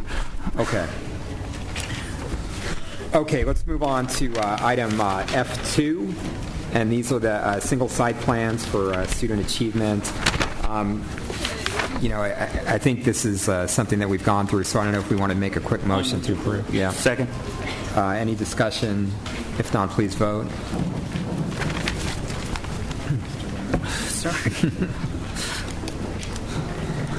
Okay, item F3, and this is the implementation of our Career Ready and College Preparatory Task Force recommendations. I'll turn it over to Superintendent Koba and Dr. Meyer. Yes, I'd like to introduce Dr. Sid Salazar, who will present information on the College and Career Ready Task Force. Noteworthy is the fact that we had a board workshop recently where we went over this task force information in detail, and tonight we are moving forward towards action. So I'd like to introduce Dr. Sid Salazar. Thank you, Dr. Meyer. Superintendent Koba, President Barrera, Vice President Evans, and Board of Trustees. This evening, I appreciate the opportunity to give you the opportunity to vote on 5 action items based on the work that we did with the Career Ready and College Preparatory Task Force. I want you to realize that this particular initiative gives students multiple pathways to success in both the area of career and college preparedness. In addition, this initiative is also aligned to our mission statement, which says that students will have the resilience to succeed in their choice of college and career. We're bringing forward these action items based on the 2009 board resolution, which the task force completed an implementation plan which was discussed with you on February 22nd during that board workshop. We collaborated in 2010 with the Ed Trust West educational program to conduct an audit and conduct a case study in 5 of our high schools. That resulted in recommendations which we based our implementation plan on. This was a collaborative effort. I want to acknowledge the parents and all the community that participated in this effort. Even though it was a labor-intensive effort, it was conducted collaboratively, and I want to at this time especially recognize 2 community representatives that were especially helpful, Ms. Andrea Guerrero and Ms. Pat Washington, and if they're present, if they could please stand, and if we can give them a round of applause.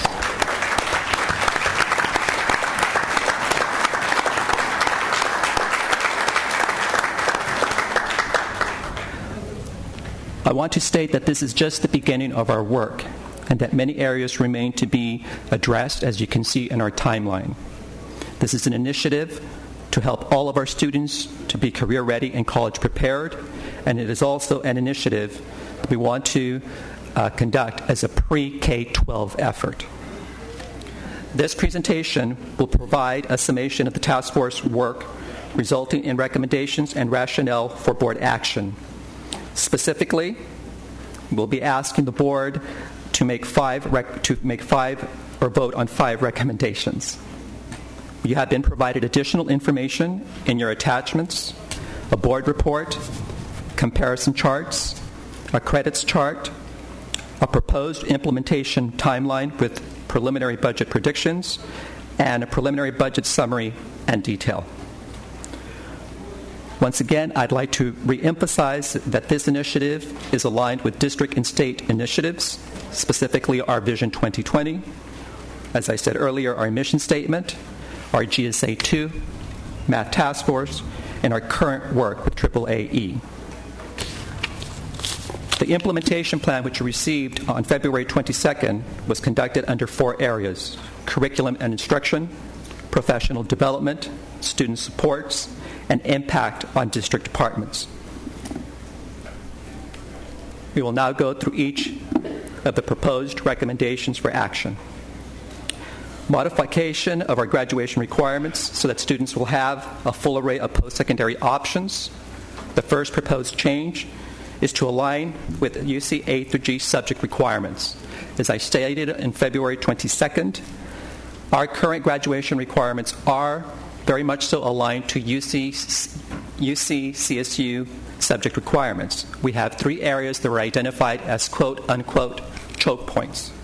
The first area is in the area of mathematics, which would require, in our 3-year math requirement, to go up to Algebra 2. It will require 2 years of the same world language, and it will require an additional F-approved visual and performing arts course. Again, we will continue to work to provide rigorous academic courses that prepare our students for college success. These three requirements the UC A through G subject requirements translate into 15 courses, which are 30 semester credits over 7 content areas. Our second recommendation states to add a career readiness requirement. This career readiness requirement will prepare our students with the skills needed for successful careers in the 21st century. Attachment 2A, page 3, will give you that specific information. Recommendation number 3 proposes to increase our current graduation requirements from 44 to 48. Keep in mind that currently, per Ed Code and our administrative procedures, we do provide an alternative means for students to graduate, which will remain in place as we continue to do our study. Also keep in mind that as we looked and reviewed data from the class of 2009, 75% of the students, seniors in the class of 2009, completed 48 or more credits. 82% earned 47 or more credits. 89% earned 46 or more credits. And 92% of the graduating class of 2009 earned 45 or more credits. As we looked at historical dropout data, there was no suggestion that if the graduation requirements increase, the dropout numbers will not. If students are given ample time to prepare, there should be no reason, with appropriate intervention, that students will have success if this initiative is approved. Number 4 is to require these new graduation requirements to be implemented with the class of 2016. Class of 2016 are our current 7th graders. This will minimize the impact on the 2011-2012 budget and will give us more time to successfully implement the plan given future budget uncertainties. Number 5, we will continue to encourage, and I emphasize the word continue because it's currently ongoing in our schools, to provide extra support for our students who are earning D's and F's, who are struggling currently in completing graduation requirements. We wanted to emphasize why this initiative is important for students and families in San Diego. The big idea in this slide states that compelling data regarding importance of career readiness and college preparedness for the futures of our students. As you see, by 2020, 75% of the jobs in California will require some form of post-secondary education. Additionally, 38% will require some formal career certification after high school. And additionally, 27% of people with post-secondary certificates, which are credentials short of an associate's degree, earn more than the average bachelor's degree recipient. Again, this is from data from the Public Institute of California and a Harvard study, Pathways to Prosperity. More compelling data here. Currently, 7 of the 10 jobs in San Diego require some form of formal education beyond high school. And I'll re-emphasize that this initiative will prepare students with the necessary 21st century careers or skills, specifically digital age literacy, inventive thinking, interactive communication, and high productivity. Some of the advantages of the change, as I said prior, it's aligned specifically to our mission statement, where all students will graduate with the skills, motivation, curiosity, and resilience to succeed in their choice of college and career in order to lead and participate in society for tomorrow. In addition, we will reduce or help to reduce and eliminate the disparities across school sites as delineated by the Education Trust West study. Starting with the class of 2016, they will give more time to do everything right. If we start with that class, it will give us an additional year. Some of the challenges that we face, as with most of our challenges currently, deal with potential costs.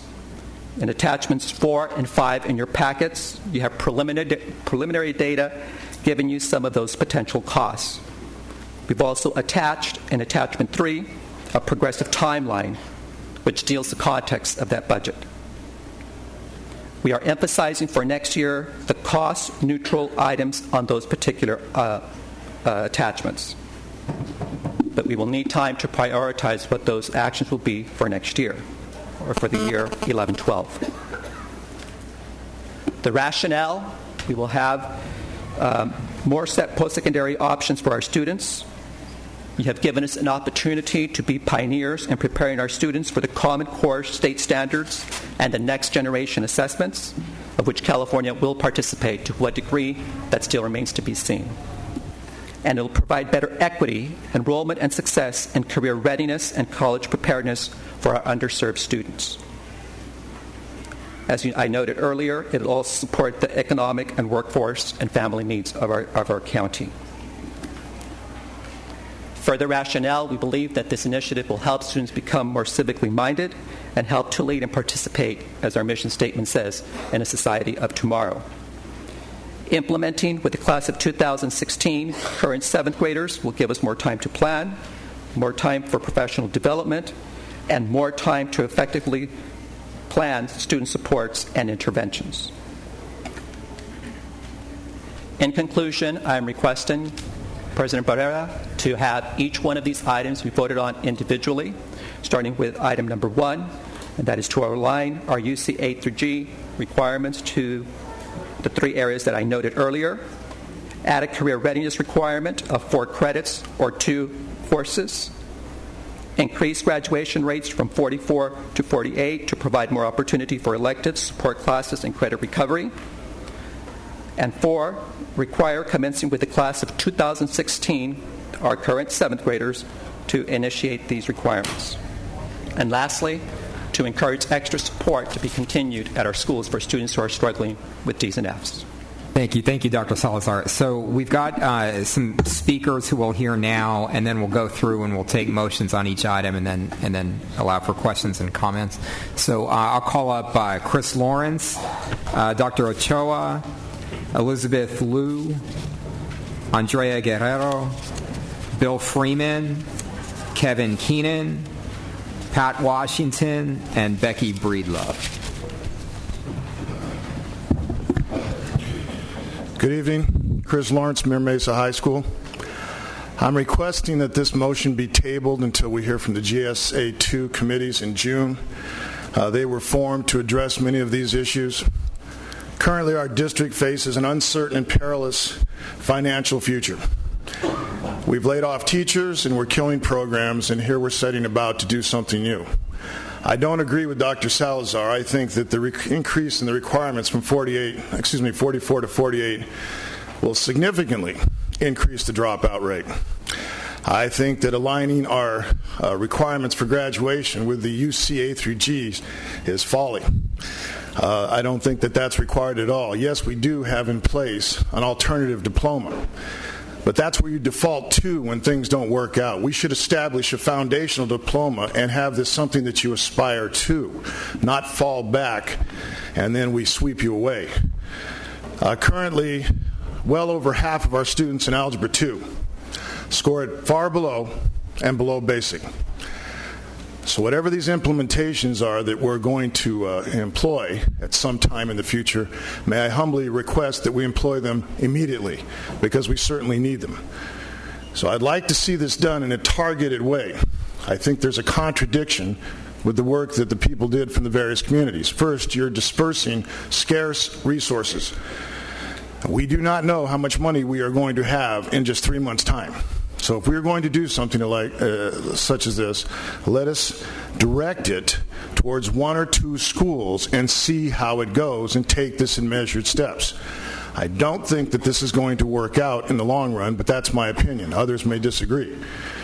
So I'd like to go down the list right here, if I may. Align the San Diego Unified School District graduation requirements with UC CSU A through G subject requirements. I'm requesting that that be tabled until further discussion in June, until the financial situation of our district is further assessed. Add career readiness graduation requirements. This has never been done. That should also be looked at further sometime in the summer. Increase the required graduation credits from 44 to 48. I don't think that that should be done at all. And the encourage extra support for students earning D's and F's. I think we should do that right now with whatever resources we have. Thank you very much. Thanks.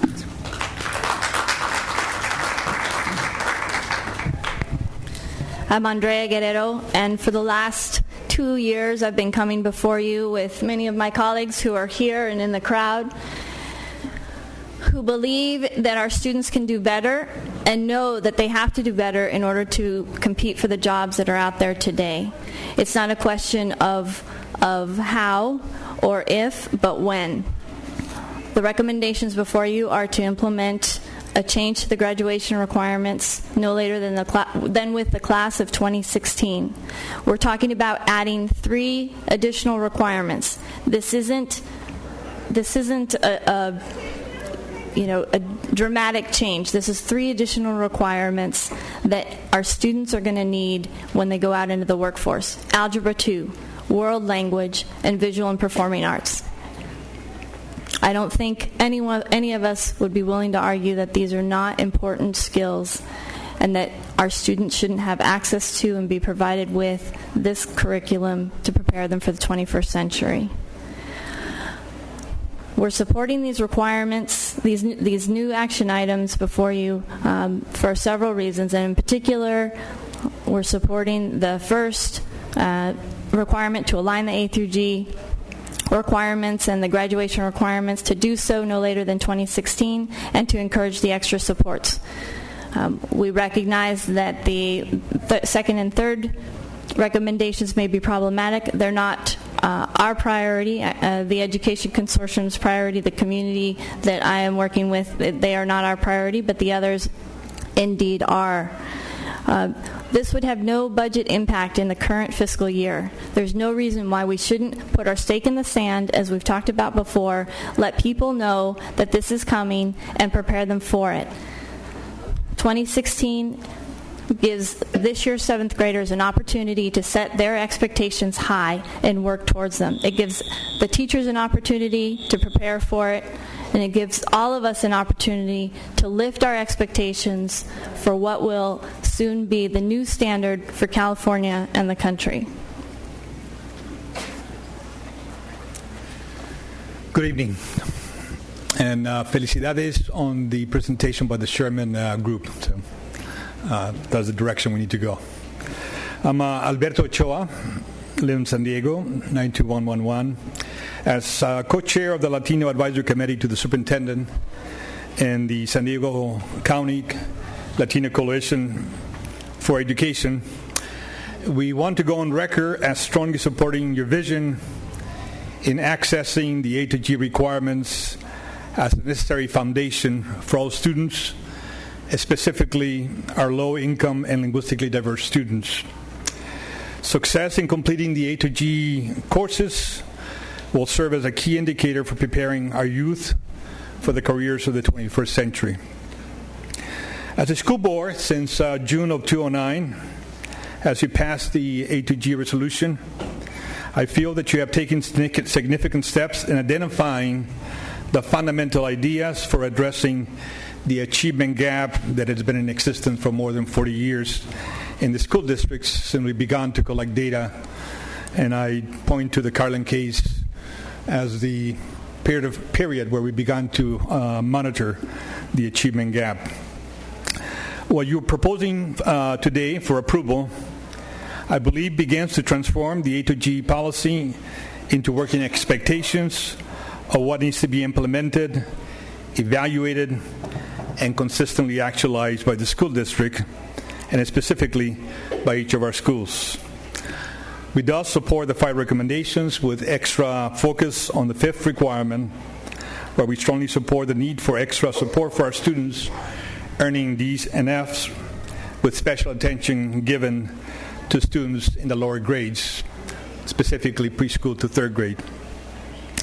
In the worst of economic conditions, I believe we must maintain the vision and focus for accessing equal educational opportunity for all students as we seek to transform quality services for our ethnically and linguistically diverse population. So let's move forward. Thank you.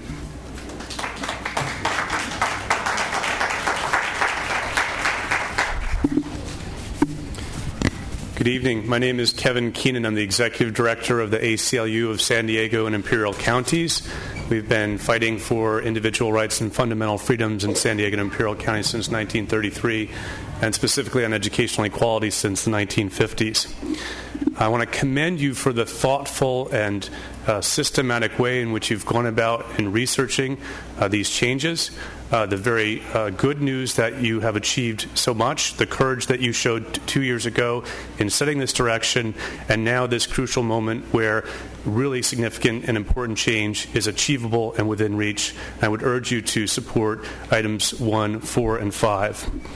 It seems that not a week goes by where we don't hear from some different part of our country that our kids are not yet well prepared enough to enter a modern economy and workforce. Here in San Diego, we hear it from Qualcomm and our biotech industry that we can't place our kids even in the lowest level positions at those corporations and have to import folks. We heard it from the military last week that 3 out of 4 kids are not prepared to go into the military.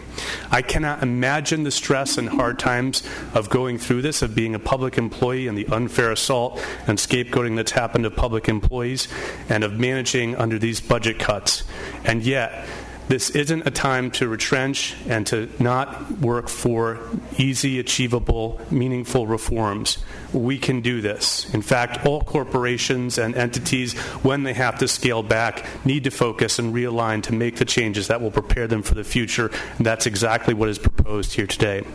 We can do this. You can show leadership throughout the state because of the preparation that you have done, and you can make progress, and you can again show courage and provide hope to all the people of San Diego Unified Schools. Thank you.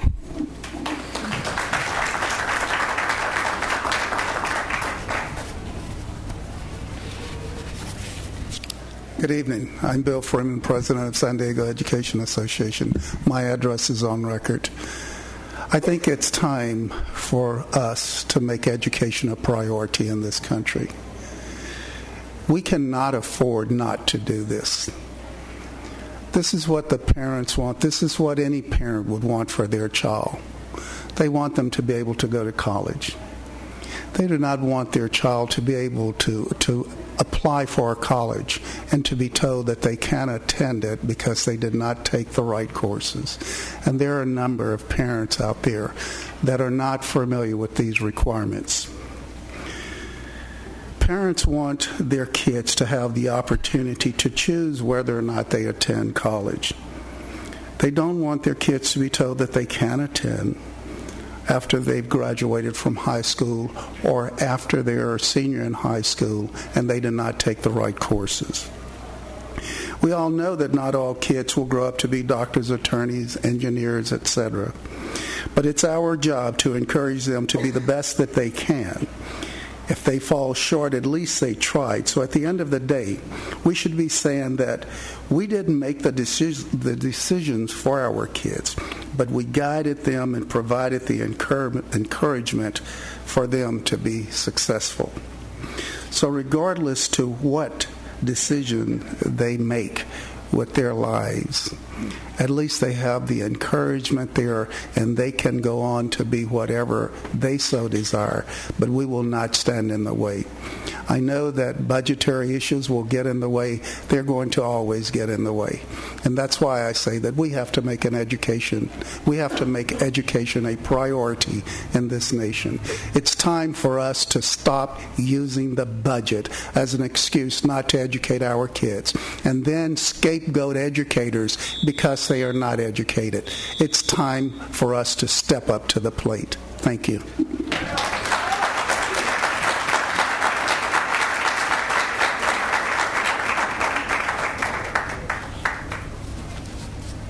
Becky Breedlove, my address is on file.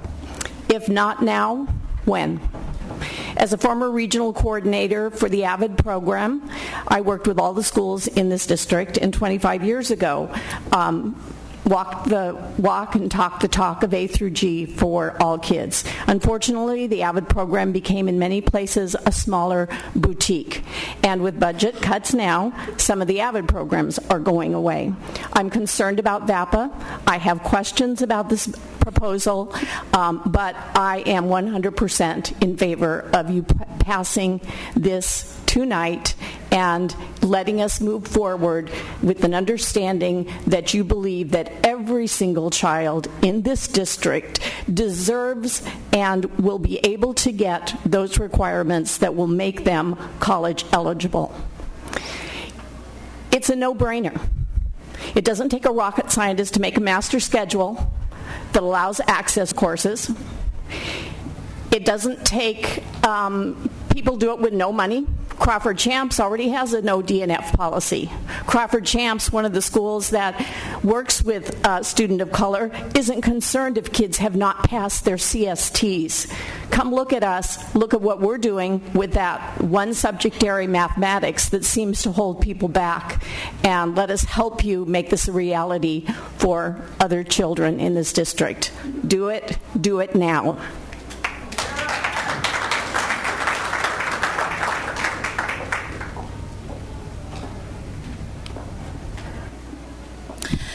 Good evening. My name is Elizabeth Liu, Executive Director of Nile Sisters Development Initiative, originally from Sudan. I am here speaking on behalf of refugee community here in San Diego.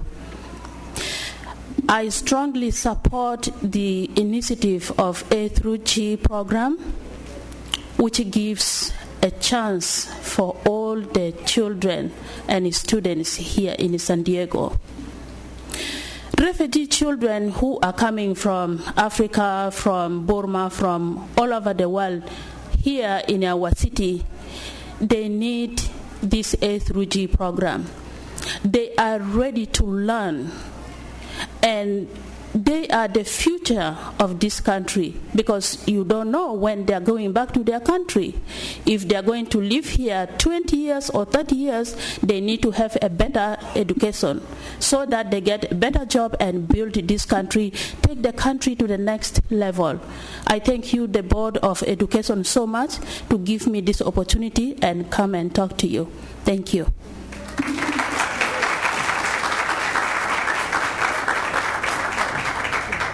Everyone, good evening. Let's see how you do this. President Bavara, Superintendent Cooper, and the rest of the board. I actually want to suggest that you're already ready to pass A through G. I want to talk about something that other people haven't mentioned, and that is the Parent Outreach and Engagement Department and Project Ujima, where under the leadership of this board and this administration, we have been working with our parents, and we have been educating our parents about what the A through G requirements are. We've been giving them classes in Project Ujima, which is multi-race, although it's designed for African American parents. We've been having classes at Lincoln and Crawford and other schools, including our elementary schools. We actually have taught our parents in many cases how to look at their students' transcripts and determine whether or not their students are taking the A through G classes. And we help them understand the nuances of why it's important that their child not take several, for example, foreign languages, but they take one for 2 years. You've already begun the work to educate our parents and our community about this importance. We've been with Dr. Brenda Campbell and Dr. Tony Brooks for community workshops and programs where they've talked about every single child in this district being career and college ready. If you look at all the things we're doing and you look at the fact that those recommendations don't have a budgetary impact initially, probably not until 2015 or 14, there's no excuse not to continue, not to solidify what you've already begun. We have created, through the community-based reform model, the expectation that in the future there won't be 350,000 plus jobs that our students can't fill, that we actually won't be able to look at our students and see that there are more and more opportunities coming into this region that they're not prepared for. Right now, we have an opportunity to nail down what we're already doing well. And Superintendent Cobra, thank you for acknowledging Project Ujima last week. I wish I had been there to have heard it for myself.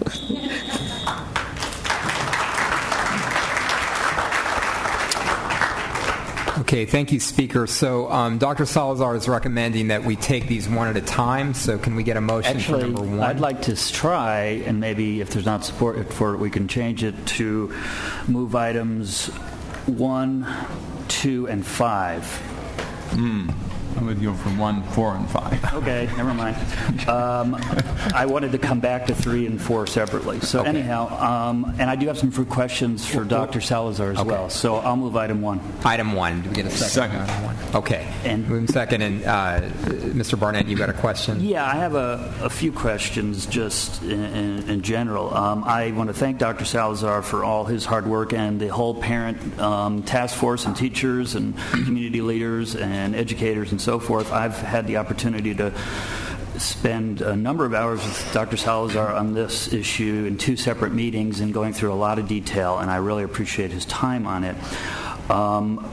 A couple of questions. My general, and I'm supportive of the A to G. My concern is that we have a significant achievement gap at the school district. We also have a significant dropout rate at this district. And number 1, are we spending enough money now on those 2 areas? Obviously, we could always spend more. I understand that. But number 2, what do you see in the A to G requirements will help us in reducing the achievement gap and deal with the dropout rate, both which are terrible problems, which we still need to focus on? That's my first question. In terms of our 5th recommendation, we are encouraging extra support for those students that are currently earning D's and F's. And as we look at our students in terms of dropout rate, we are currently working under the direction of Dr. Meyer and Superintendent Koba to reduce that and looking at alternative resources to be able to deal with the attendance issues at our schools. Largely, a lot of our students who are unsuccessful, as I discussed with you prior, in school are unsuccessful because a lack of attendance in the classroom. So it's difficult to teach them mastery or skills when they're not physically present in the teacher's classroom. So I think the approach is twofold. 1, ensuring and maximizing. We have a new program that we're investigating, which is outside and will bring outside resources in terms of what's called Check and Connect, that will help us in identifying these students and mentoring these students to continue to come to school with the hopes of reducing our dropout rate. So interventions, both academic and interventions in terms of working with our community resources and other outside resources to provide extra support for those students to attend school. Because obviously we would like every student who wants to go to college who graduate from San Diego Unified, and we'd like them to go to the UC or CSU if they want to, clearly. But if you drop out, your life, is going in a direction where it's going to be really hard to turn around. If you go to a community college, your life isn't over. So I think it's important to know that we need to make sure we don't just divert funds from dropout problem and the achievement gap issue, which are so critical, and in all frankness, we haven't made great headway in that over the last number of years. The other question I have is, you indicate in here that at full ramp-up of this program, it would be an additional $15.6 million a year in today's dollars? Not $15 million a year. It would be $15 million over a period of 4 to 5 years. So $15 million would be the total number after 5 years? And Correct. What would be the annual cost after full ramp-up? After that, we would hope that we would institutionalize the number of courses that are already required. Perhaps the cost in some of the areas would be in books, for example, because students will have to be taking 2 years of the same world language. That's clearly going to increase the number of students accessing those. Keep in mind that students, even though they may take 2 years of a foreign language, some may take it freshman, sophomore, some may take it junior, senior, others may take it through. It's not going to be all at the same time, typically. So we don't have an estimated annual cost of this once it is additional than what we're spending now, once this is in place? What we did is we identified in attachment 4 a summary of those items that wouldn't be cost neutral, that would have an impact on the budget. Right. Those will be in pink, and next to that we gave you how we estimated that potential cost. Some of it is in professional development for teachers, for counselors. Some of it is in terms of potential costs in terms of staffing. But in terms of the actual year-to-year, we attempted to do that in the timeline for implementation, which was an attachment 3. And we gave it to you. I believe it's color-coded in terms of what is cost-neutral and what is not. But to give you a specific dollar, we would have to go back, and that's part of the work that we still have in our next phase of the work to be able to then give you, starting in 12-13, because the focus for 11-12 will be for those cost-neutral items only. Thank you. Dr. Evans. Yeah, I have a couple of questions. I mean, first of all, I very strongly support this initiative. And when they talked about the 3 requirements, visual and performing arts, of course, very important. World languages, whether someone is going to college or not, we certainly need to have more exposure to languages. Just one detailed question on the Algebra 2. How much of a leap is that from what we are currently doing? Currently, we have, I believe, about 70% of our students accessing Algebra 2. And again, we need to go back. 70% are accessing Algebra 2. Are accessing Algebra 2. Now, we need to go back and disaggregate that data in terms of how many students are actually completing it with a C or better grade, because those, if they're not, those are the students that Mr. Beiser knows would need a serious intervention in terms of that particular course. And then below that, in terms of below Algebra 2, how far down are, for example, how many have gotten through Algebra 1 and through geometry? Currently, our students are taking up to geometry, and there's another alternative course that's delineated in chart attachment 2B. So they're already taking geometry? Correct. So it's a one-course leap for that 30%? Correct. Okay.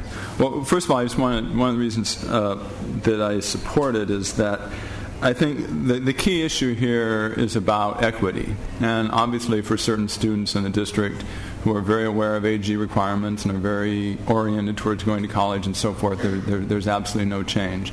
It's the issue of the kids who are not informed. I myself have talked to kids who took 1 year of foreign language and didn't take the second year and had no idea that precluded them from going right away to a 4-year college. So I think the equity is the key issue there.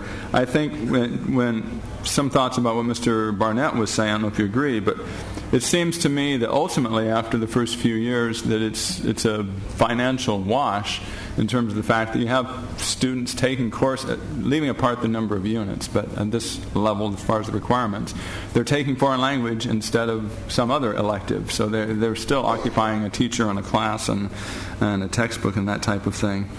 And I think from some of the presentations we've heard from some of the people in the community that it really is designed to address the dropout rate and the achievement gap, that just the basic notion of higher expectations and giving students more opportunities actually opens them up to higher achievement on the one hand.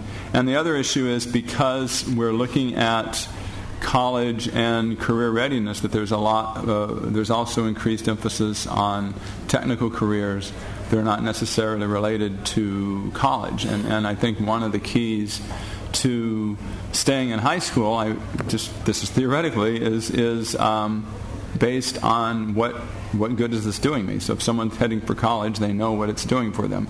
If someone can get some real hands-on experience in a career tech or vocational type program, I think they're more likely to stay in school too. So I just want to thank you and particularly all the people in the community who've really come forward and worked on this and made this a project. I think it's a great thing. Thank you. Mr. President. I support the initiative, at least some of them. The one subset that I don't support is changing graduation credits, because to get into a CSU you need 44 credits. So why are we setting it above and beyond what's required to go to college? And I'm not sure if that. So that's the only area that I have a little bit of concern on. There's a lot of questions about extra support, and the hope would be that we're already giving support to kids with D's and F's. Correct. So what kind of new new support above and beyond what's already provided for students enrolled in Algebra 2 or that are just not that are struggling in their coursework? We did discuss that, and it delineated all the current supports that we have in our district in terms of specifically math, science, and English language arts. We are now, in our next phase, going to develop an evaluation process of how those particular supports are working at our schools. And as you heard in one school in particular just earlier, there are supports that are mentionable and that are applaudable in many of our high schools, and we need to identify those so that we can systemically institutionalize them throughout our district. So that is work still left to be done because we need to evaluate our current interventions. Okay, so at this point in time, we don't know precisely what those extra supports might look like, but the plan is to look at what is working in schools out there and try to replicate those to help all students. We actually have, through our support subcommittee, have identified many of them throughout our district, but we need to go back and evaluate them to make sure that they are indeed having the effect in closing the achievement gap or the achievement of those particular students. Okay. Would any of those supports include extended day? Absolutely. And currently, are all students able to attend after-school programs for help or tutoring or support? Many, if not all, of our high schools have those opportunities for our students. Is student enrollment in some programs limited? I don't know the answer to that. I would have to investigate that. Okay. I know the answer to that. Okay. And the answer is no. Many kids are turned away because of enrollment caps by the people that we contract out our after-school programs with. So many students with D's and F's are told no. They cannot participate in some elements of after-school extended day programs, and I really hope that we can, through this process, we do have several years before this would start, that we would work together to try to identify extended day programs that are comprehensive and allow all students the opportunity to get support in tutoring, mentoring, and help. And certainly that would be the goal. Thank you. Sid, just a quick question on number one. So the science graduation requirement continues to be that students need to take 3 years of science. Correct. And of those 3 years, they have to take 1 or 2 years of a lab course under the proposal. Right. Currently, in terms of our graduation requirements, it's 2 credits of a life science, biology, or another UC-approved course, and an additional credit of a UC-approved science. So of the 3 years... It would have to be 1 lab course. 1 lab course. Correct. Okay, great. Okay, without any further questions on number 1, please... Mr. Koba. Yeah, excuse me, President Breyer. Before the vote, I just want to maybe add a few more observations. The question of A to G connected to achievement gap came up. I don't want to leave everybody with the belief that this is just a high school initiative. We are elevating rigor and relevance, equity and access across the district, and you step back from high school and go through the middle back to the elementary. So by the board moving forward with this action, I truly believe we need to go forward. We're going to raise the bar across the entire K-12 experience, and I would say argue into the preschool environment as well. I think where Sid and the task force have gone is recognizing the realities of the budget, have tried to phase this in over a period of time, and I do think this, in conjunction with the math initiative, the AAA Blueprint initiative, the Latino advisory group focus, are all different parts of narrowing on our way to eliminating the achievement gap, but this is one of the milestones that's out there. The other observation I'd make for the board is that I believe at this point in time, and I'll have to validate my numbers, but a very large, upwards of 70% of our kids are already hitting the 48 graduation credits. So it's not a huge leap for us in many of these areas, but this is a framework from which we can focus on and going forward. Thank you, Superintendent. Okay, without any further comment, please vote on number 1. Great. Okay, can we get a motion on number 2 to add career readiness graduation requirements? So moved. And a second? I will second that motion. Any comments or discussion? Dr. Evans? Yeah, I had some concerns on this particular issue. Require the class of 2016 to pass a 1-year, 2-credit CTE course to help provide students with, quote, a full array of post-secondary options. That doesn't give me a real clear picture of what this added course is really requiring. And I would almost, just off the top of my head, venture to say that I believe that this full array of post-secondary options should be permeating all of the courses that the students are taking. And I don't want it to just be a filler course promoting different types of careers. So that's my hesitation, and especially, and my other issue on that, and number 2 and number 3 also, is where I think this is a good step to take in terms of implementing A to G. I think these other steps might be taken a little later on as we go along and develop the program and see the need for it. So I guess question-wise is what is this course envisioned to be? Right. And I'm speaking on behalf of the task force, obviously. The discussion there surrounded around preparing our students for not only a college entrance, but for also a career-ready program. Currently, all of our high schools offer intro courses to careers and pathway courses as well. Right. Currently, our director is also working towards aligning all of those courses, or the majority of those courses, to UC A2G elective credit. And some of them have already been accepted, and he's working with UC to the goal of completing those for A2G requirements or eligibility completely. So perhaps a student may be taking a pre-engineering pathway and fulfilling an elective course for UC at the same time. So that's ultimately the goal. So that's something that's still developing. But all of our schools do offer career readiness courses, CTE courses at each of our high schools. Well, and I think it sounds like a very good idea. I'm just not sure about, at this point, initially making that a requirement. Okay. Is it possible that an internship could satisfy this requirement, a career readiness requirement? It could be possible. We could really make it whatever we want to in terms of a career readiness program. Yeah. Perhaps we could take that back to committee and further develop that with any recommendations from the Board of Trustees. Any further comments on that? It's also my understanding that this particular element or aspect was not necessarily, that there wasn't great consensus by the A through G committee on this particular proposal piece. I attended an A through G meeting at Malcolm X Library many months ago, and it went on for a long time, and had the opportunity to visit with a lot of parents and teachers at that meeting. And this is, while I support 1, 4, and 5, just 2 and 3, I think we need to go back to the drawing board on and look at those pieces again. Burnett?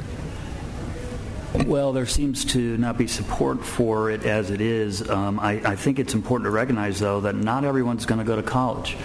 And so the question is, since there's not support for, well, I guess I'll call the question on this and see what the vote is, and then we can make an alternative motion. Okay, so I move the approval I call the question on item 2. On item 2. Please vote. Okay, so that does not pass. 2 votes. You wanted to make an alternative motion. I guess I would recommend, because I know we have a career technical education task force, and I believe they are to maybe recommend that that task force look at the aspects that were being proposed in the A to G and analyze them and come back with some comments and maybe more specific recommendations that we can look at later. That's possible. Second. I support that. Yeah. Any discussion on that? Okay, please vote on the alternative motion. Great, thank you. Okay, item number 3 is, do we have a motion? I have a motion. I would like to move that we ask staff to do a detailed analysis of what the cost and resources would be to bring to require a 48 graduation credit and then bring that back to us so we can get a better sense of that aspect. Okay. So that's an alternative motion to supporting the staff recommendation. Right. Do we have a second for Mr. Barnett's motion?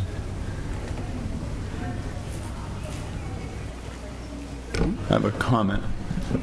Again, as in item 2, and I think Mr. Biser was saying also, I don't think it's necessary for us at this particular point in time to change the graduation requirement from 44 to 48. We can institute the A to G. We have the added requirements. We already know that the large majority of students are actually completing 48 units. But there may be, if just arbitrarily instituting at this point, there may be some unintended consequences in terms of some people missing out who maybe had struggled a little bit at the beginning of their high school career and don't end up graduating. So I think that should be looked at a future point. Also, the cost of credit recovery classes and the cost of summer school to earn back those credits so you can just get the 44.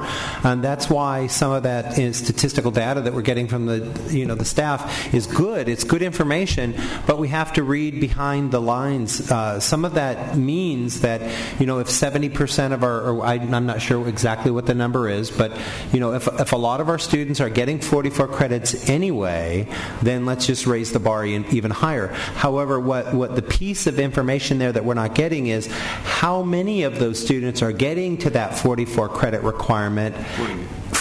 No, currently it's 44. Well, they're all going to be 44 if they graduate. The point is that to get to that threshold, we have a lot of students that are failing the class the first time they take it, and then we have to spend a lot of money for credit recovery classes and summer school classes, and we just don't have that money anymore. So we need to be very thoughtful and deliberate in our approach this way fiscally. Okay, so we've got a motion on the table. No second. Is there a second to Mr. Barnett's motion? No. Okay. If not, is there a motion to adopt the staff's recommendation to increase the graduation credits? No motion. Okay, we'll move on to number 4 then. I move 4 and 5. Move 4 and 5. Can you separate them? Okay, let's separate them. Second, number 4 then. Okay, we've got a motion and a second for number 4. Mr. Barnett, did you want to comment on number 4? Yeah, I mean, if we don't know what the annual cost is going to be, we're going to be hiring, to do this, we have to hire extra teachers, extra support. What? We're going to need more math teachers, clearly. We're going to need extra support. And it's going to cost $15 million over 4 years to do this. We don't know, and you're committing us to doing that when we don't even know what our budget situation is. So it just seems like we need to get a better sense of where our dollars come from instead of this just spending money without having an idea where it's coming from. So I support it. I just don't support committing to 2016 until we get to at least May to see what our budget is going to look like this next year and how that's going to affect the following year when we're going to have to start spending this $15 million. So that's why I can't support the motion. Call the question. Well, do we have any further comments? I have a question. In terms of the cost initially, to me it seems that the task force has done in coming up with the 2016 rather than, say, 2014 or 2015 has taken a rather conservative approach, which allows 7th graders now to be informed about this and to begin preparing for it. That would really take effect 2 years from now when they're in high school, right? Correct. And I do understand about the budgetary uncertainty, and everything we're moving forward with is budgetary uncertainty. If in the next year and a half, it's financially impossible to do it, we may have to reconsider, but I think we need to get moving on that track, even if we have to delay at some point due to finances. Yeah, I agree. I think this number 4, I think, is really the essence of what we're doing tonight, of taking action. It is that we either make a commitment to this or we don't. I also agree that it's we'd like to see this with earlier graduating classes, but I appreciate the understanding of the budget situation. So please vote on the motion on item 4. Okay. Move passes. 5. Okay. Move item 5. Do we have a second? Second. Okay, any comment? If not, please vote. Great. Thank you, Dr. Sullivan. Thank you, ADG Task Force. Yeah. Okay. Let's take a 5-minute break. Thank you.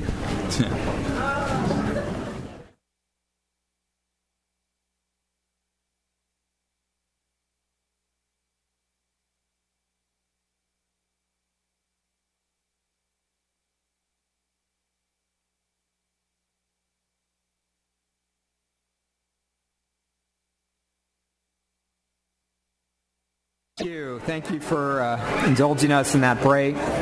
We'll now move on to item F4. So this is the consideration of our general education summer school program. Superintendent Koba. Thank you, President Pereira. We have a proposal tonight for a summer school program, and I'm going to ask for Dr. Meyer to lead the conversation where the funding and the grades actually focused on. Thank you. What you have before you in item F4 includes a minimal summer school program. And the summer school program is aligned currently with the board policy, promotion retention policy. And this policy states that in grades 1, 3, and 8, we need to provide interventions and supports towards promotion. And also we have within the item the credit recovery in grade 12 only. And this is a departure from last year. The summer school program this year will be half the size that it was last year. And last year we were able to serve 9th through 12th grade in the recovery of credits through the summer school program. And this year the proposal is for only the 12th grade recovery. I might also add that we will have graduation coaches who will be in force at the high schools as well, and they will be able to use online supports for credit recovery. So that will be one option. Noteworthy, we have the special education programs, and we are going to align the general education programs at the same sites for better supervision and alignment of resources. And then we also will have high school traditional programs offered at Lincoln High School, Madison High School, and then through our autonomy agreement, a small program at La Jolla High School. Okay. Board member questions or comments? I would start. The reason we're considering this item now separate from our budget process is because of the timing necessary to plan the programs. Is that correct? Yes. Okay. It typically comes before the board at this time of year. Okay. And the reduction in the program that's being proposed is incorporated into our draft 11-12 budget. Okay. Yes, this has been scrubbed, reviewed by the Chief Financial Officer and his staff, as well as through the academic side. So the resources are aligned. We've tried to focus on the at-risk and critical grades and try to geographically disperse it. And I think this is a reflection, if you look back over the last couple of years, you've seen summer school funding drifting downward. And part of it is dealing with the costs and reimbursements that we get from the state and how we could align our funds without impacting other programs that do compete for the dollars. So the reason to reduce the program is because of an impact on the general fund? Okay. Correct. Yes. Currently, the budgets that we're using include the Impact Aid EIA fund and also the Title I funding. It's all categorical at this point, and it is also significant that this year we are going to also have the no transportation and special education at those sites. So the funding for the proposed scaled-down summer school program is coming from all categorical funding. Correct. But have we been using general fund in the past Yes. to support it? And Yes. we're proposing taking that out for this year. Okay. Yes. And as we go through the budget process, if we have had the ability and chose to do some restoration of this program, would we be able to do that at a later point, or are we more or less committing ourselves to this scaled-down program regardless of how the budget, the rest of the budget process plays out? We could bring back, if we wanted to bring back 9th through 11th grade, we could then look at hiring additional teachers for the summer to run that program. I want to also note it's currently written in for $1.14 million, but this is the upper estimate. This is assuming every student who is eligible, who has had a D or an F, will attend and will stay in the summer school program, and that has not been the case. So we know that we may not reach that number and that there could be monies that then are within this that would go back into the current categoricals.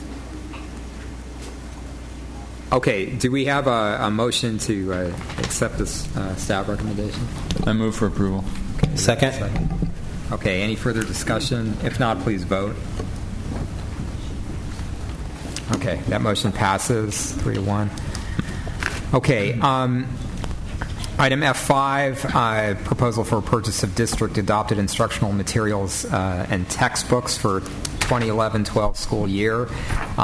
Okay, so this is, well, first of all, do we have a motion for this item? Or do we want to have a discussion first? Discussion first for me. Okay.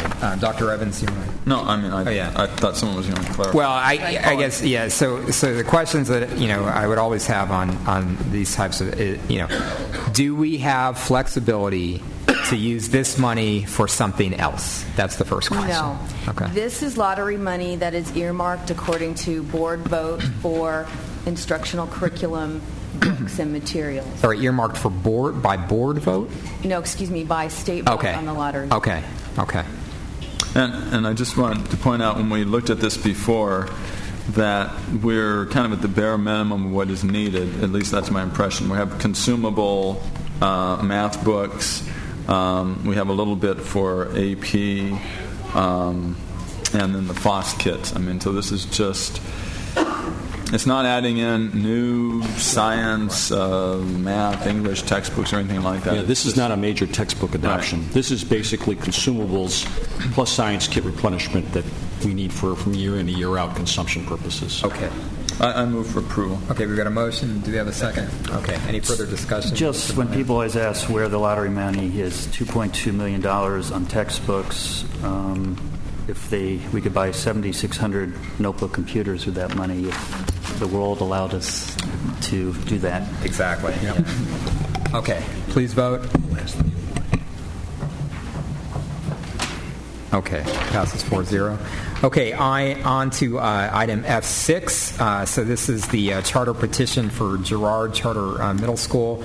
We've got some speakers that, well, why don't we get first just an update from Superintendent and from Moises, I guess. Moises, do you want to kick off the charter school discussion, please?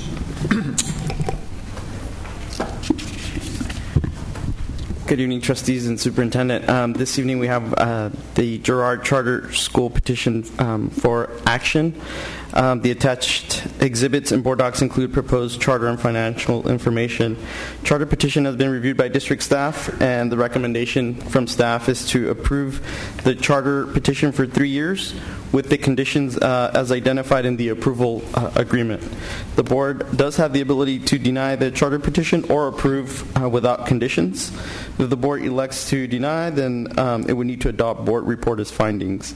The conditions in the staff recommendation address deficiencies found in the charter petition in and of itself, and if the conditions are not met, the charter shall be voluntarily surrendered by July 1st. There's a number of conditions that are included in that agreement for your review.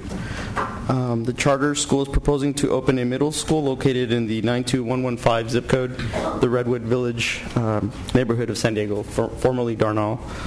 Girard petitioners seek to open in the fall of 2011 with approximately 120 7th and 8th grade students. By its fourth year of operation, Girard projects an enrollment of 540 students in grades 6 through 8. And again, this is an educational program that is a hybrid or blended model, and our recommendation is to approve with conditions. Okay. Why don't we call the speakers up? So can I ask Dee Dee Alpert, David Yeager, Cinda Dowdy, and Susan Walking?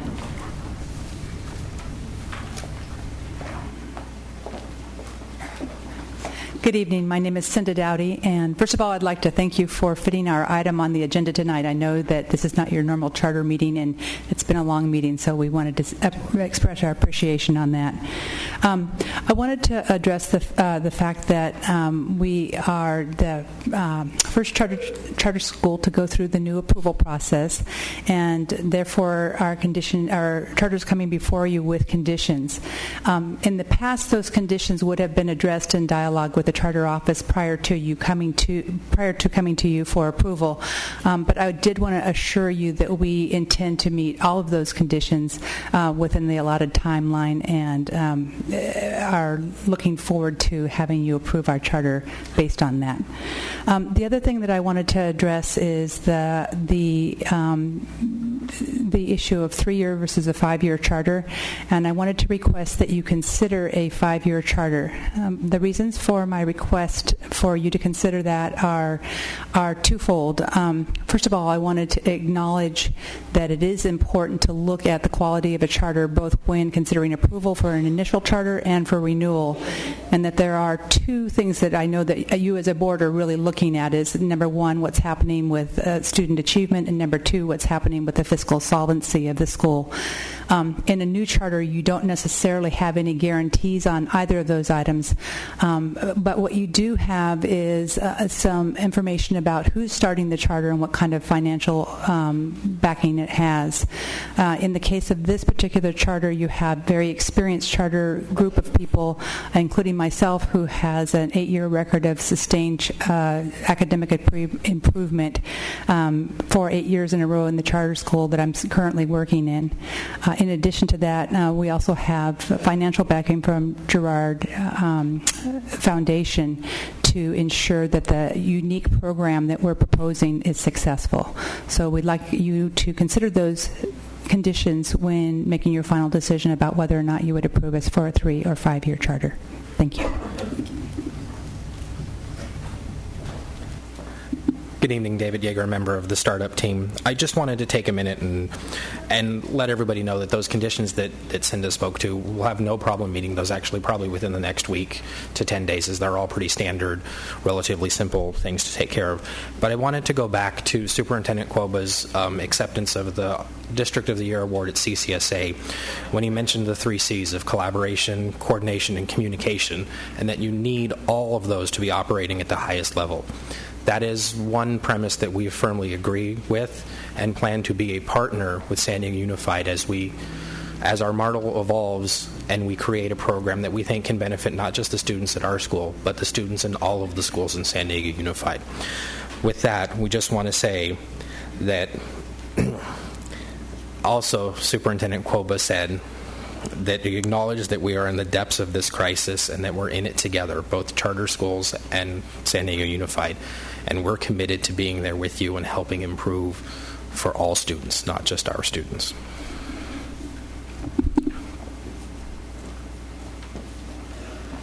Good evening. I'm Dee Dee Alpert.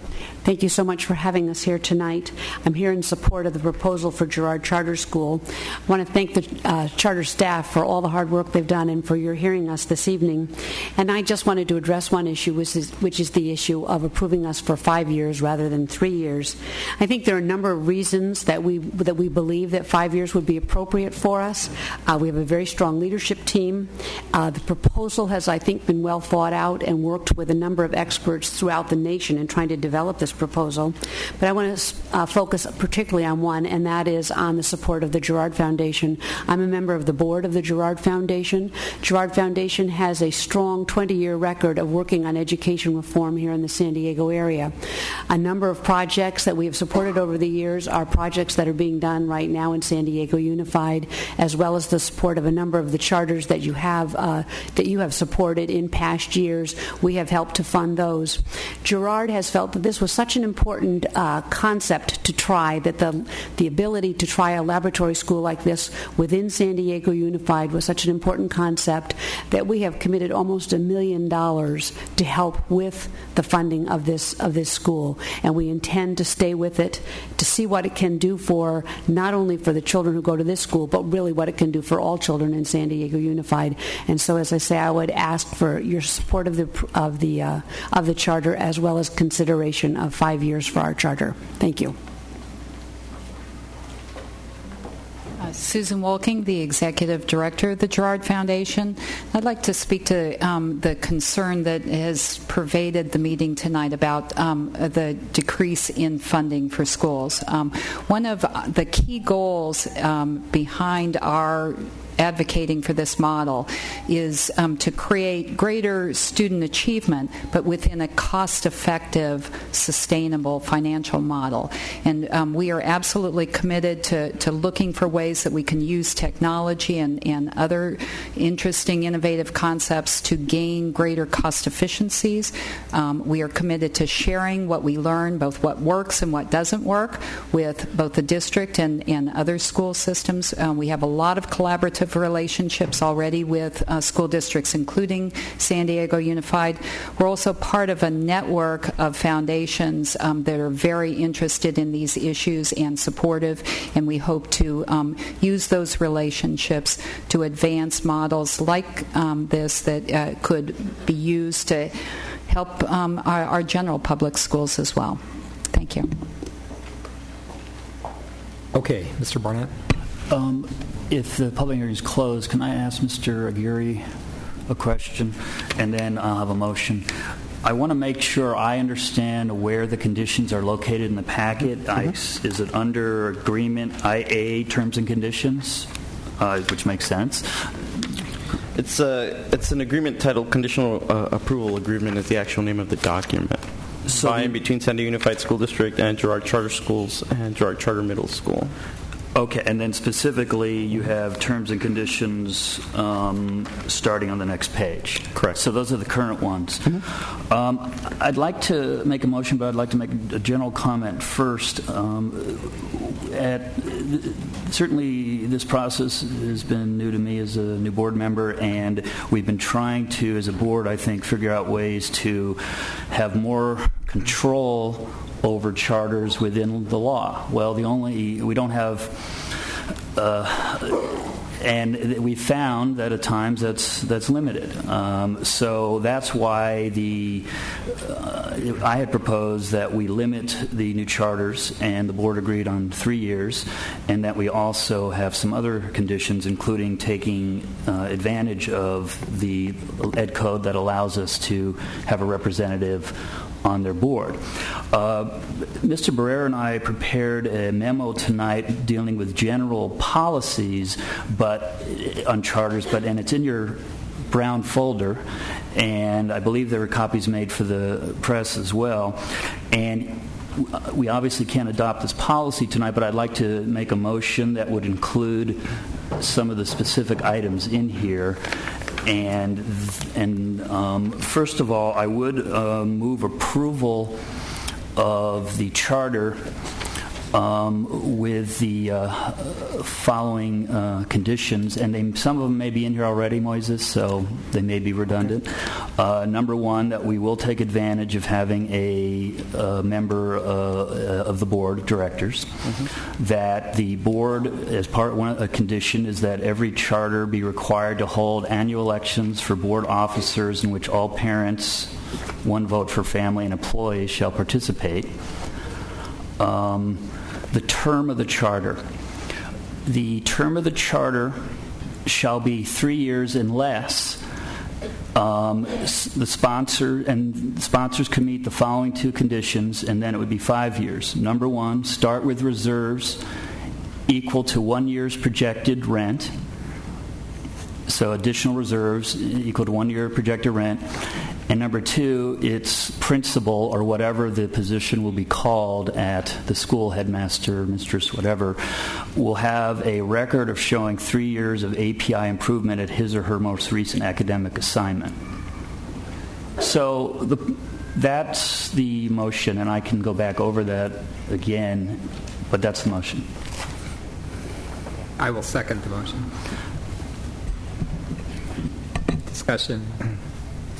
So just to understand procedurally, you're looking at a general policy, but in this particular case, making it a condition of the approval of this charter. Yeah, because I actually am not sure whether we even can discuss the general policy on any of the agenda items regarding charters tonight, so that's why I'm just pulling out specifics on this and then the subsequent Prop 39 items to include those items that I specifically mentioned. Okay. So do I understand then, for Girard Charter specifically, we are moving on a 5-year charter then? Is that correct? If they meet these conditions only. Correct. So at what point is that determined? Well, they'd have to meet I believe the deadline is the end of April. To submit the for them to meet all the conditions. Although clearly, if they meet the conditions prior, given the school year coming forward, we certainly, if they meet them in 10 days or next week or whatever, we certainly don't want to hold up it for 30 days because we realize the school year is starting. So the idea is that we'd be approving 3 years and 5 years pending these meeting of these conditions. Meeting the conditions. Correct. So if they meet these conditions, they would have, and they prove that they meet them, then they would have 5 years. Otherwise, it would be 3 years. And there might be questions or response on that. I'm seeing Ms. Albert, Senator Albert, raise your hand. Appropriate to ask a question. I just wondered, we will be a nonprofit organization. I wondered actually if it's legal for you to demand that we have an election of all parents for the officers of the board. And I don't know the answer to that, but I'm just wondering, before you adopt that as a policy, and I also wonder if it is actually possible by the end of April for us to be able to, we don't have a facility yet, to be able to put in reserves the amount of money that for a year's reserve of our rent. Some of these things I'm just not sure if they actually work. Well, it's my understanding, and I did talk to someone from Girard about this issue, that there was an understanding that if we made certain financial conditions that they could be met, and but of course you can determine you can't make it, and then you can have 3 years.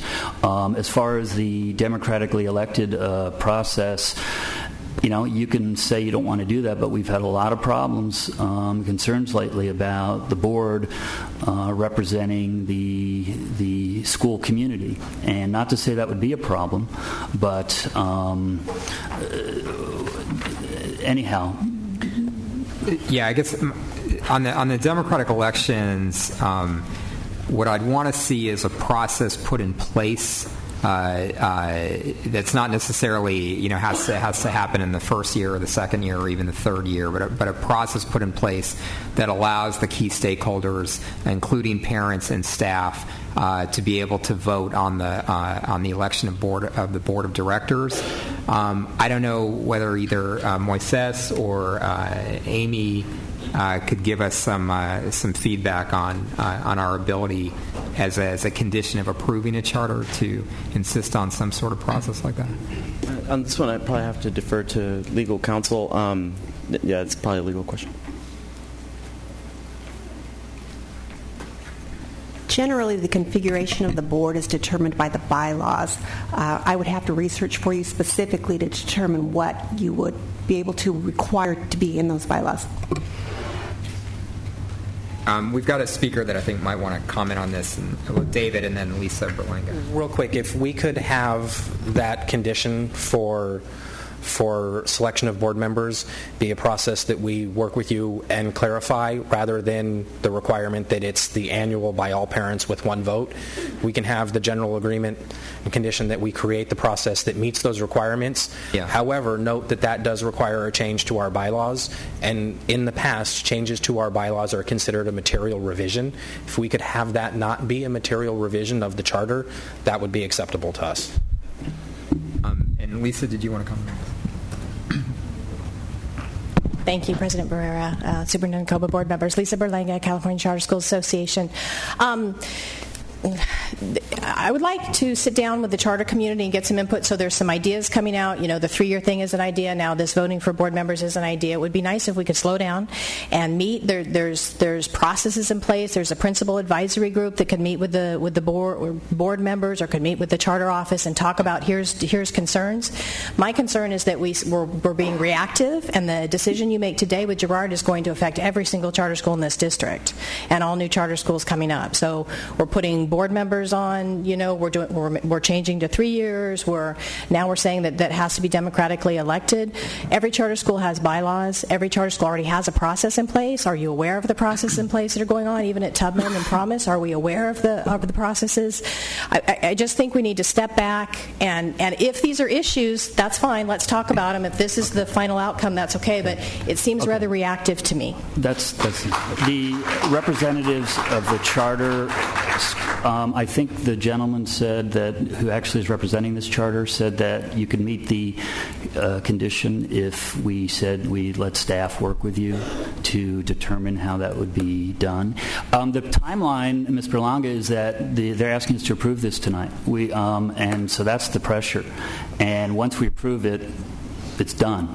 And so, and we don't have to approve it tonight. We can continue it if we or just stick with the same procedures that we did previously. I'm trying to put some flexibility in it to allow so we don't have a broad brush on everyone. If there are charters who show that they have more likely to succeed, if you will, because financially it's a problem and curriculum are 2 issues. So anyhow, that's my motion. If someone wants to amend it and to change the second language, but the bottom line is, I think we all know we want to have more oversight as we can within the law to avoid problems that will occur in some cases and hopefully won't occur. And this is not meant as a direction or a intimation that Girard, as a sponsor, is not an excellent organization with a great history and their foundation has been tremendously involved in education. It's not meant to target its particular charter, but the bottom line is you happen to be here tonight. So may I just add very quickly, it steps way beyond what's outlined in Ed Code under the charter processing process, so okay, this is well above and beyond. That's nice. No. So you're not a lawyer. Number one, and number two, this is not Scott. So let me amend Mr. Barnett's motion to encourage the petitioners to work with the staff to develop a process for the democratic election of the board, and that the process of doing so is fully within the Ed Code and within the ability or the limits of the district's ability to approve a petition. So I don't want to move outside of Ed Code, but I do, and I think it's very important that we work together with the petitioner to develop a process for a democratic election of the board. Right. There's somewhat of a precedent in terms of working outside necessarily what the rules and requirements are. We did a multi-year facility agreement that we didn't necessarily have to do, but these are the things that we can work forward if board gives us that direction. Yeah. Okay. We'll support the amendment to the and just motion. One more amendment maybe to add on the limit on the term, that we would approve 3 years tonight, and by the charter school working with staff coming up with language similar to what we have on here, but coming back with us for approval for 5 years if there's enough evidence that that's warranted. No. First of all, the motion was because we can't come back, they need approval tonight, and they need to meet the conditions, and then they can start opening their doors. So what I'm saying is we approve 3 years. unless they meet the following conditions within the timeline, and if they meet them next week, then great, then they can go full speed ahead and not come back. So they have 3 years unless they meet these conditions, which are now 3. Number 1, start with reserves equal to 1 year projected rent, and then its principal, or whatever the title will be, will have a record showing 3 years of API improvement at his or her most recent academic assignment, and there'll be some democratically process to be developed for reflection of board members. If they meet those conditions within the timeline, then they get 5 years, and that's up to them and staff. So that will allow them to have 5 years. And I believe the applicants have not objected to those conditions, unless I'm hearing otherwise. Well, we are very much interested in working with the staff and trying to come to some reasonable agreement. We don't have our full board of the charter school here to be able to agree. Some of these things are very new to us. The idea of the democratic elections is a completely new concept to us, and so without conversation to have us commit to it. We commit to having conversations. That certainly it'd be great. You don't have but we would love to be able to get. We think in the conversations that we had before that we can definitely meet the conditions of the leadership qualifications of the charter leader, in that we can meet the financial sustainability criteria that you have. The others are things that we'd love to work with you with, but to have the 5-year approval be conditional on those things that we haven't even had a chance to discuss is a little disconcerting. Okay, well, the motion was pretty general. The question is, are we agreeing to say we will have democratically elected board members in order to get a 5-year approval? So the amendment? So the amendment to the original motion is to encourage the petitioner to work with our staff to develop a process for the democratic election of board members. That's the amendment to the to work with staff. Yeah. So I'll second that amendment. Okay. So we've got a second. Any further comment from board members? Yeah, Ms. Alpert. I want to ask a question again on the financial viability. Does that mean that by April 29th we have to have in a bank account 1 year's rent? So so in other words, 6 months before we open, you are asking us to have an extra year's rent, even though we don't have a place that we rent and we don't know what our rent is going to be. You have a budget.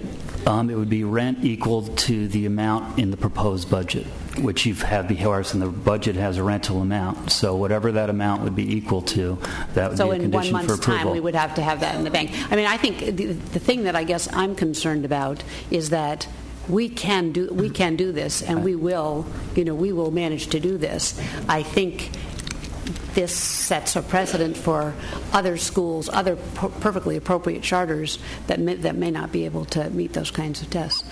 And I would also argue that you are the democratically elected school board for all charter schools that you charter within San Diego Unified. Oh, okay, so let's vote on the amendment first. There are no further comments on the amendment, which is about the process for a democratic election. Please vote. And then call the question on the regular now let's come back to the original motion. Without further discussion, please vote. Okay. That passes. Okay, we'll move on to item F7. So this is the public hearing and approval of the 2010-11, this year's annual service and budget plans for the local plan for special education. Dr. Meyer? Yes, I'd like to introduce Dr. Susan Martinez, the Executive Director of Special Education. Susan? Good evening. This evening we're asking that the board certify the annual service plan and the annual budget plan. These are updates to the SELPA, the local plan that's done every 4 years. Okay. Do we have a motion? So moved. And a second? Second. Okay. Any further discussion? Questions? If not, please vote. Thank you. I move the board of consent calendar. Sorry, we on items G1 through 3. Yeah, G1 through 3. Second. Please vote. And welcome Mr. Shanky as our new general counsel. Absolutely. Sorry it's too late to go back on it now. So. Okay, an update from the Tiger teams, Mr. Real briefly, we will have the Tiger teams are working along. We've added a VAPA, Visual and Performing Arts Tiger team, and a Nurses and Wellness team, as you all know. We're hoping that at least all the existing Tiger teams will give their final recommendations in a meeting on April 16th at a general meeting, and then we're hoping we'll have recommendations to the board after they're reviewed by the Operations and Efficiency Committee at the end meeting at the end of April. I just want to think out loud for a second. What's the point of having a VAPA Tiger team if next year the budget that was approved by the board 3-2 is to get rid of almost everybody in the VAPA department? So just thinking out loud about that.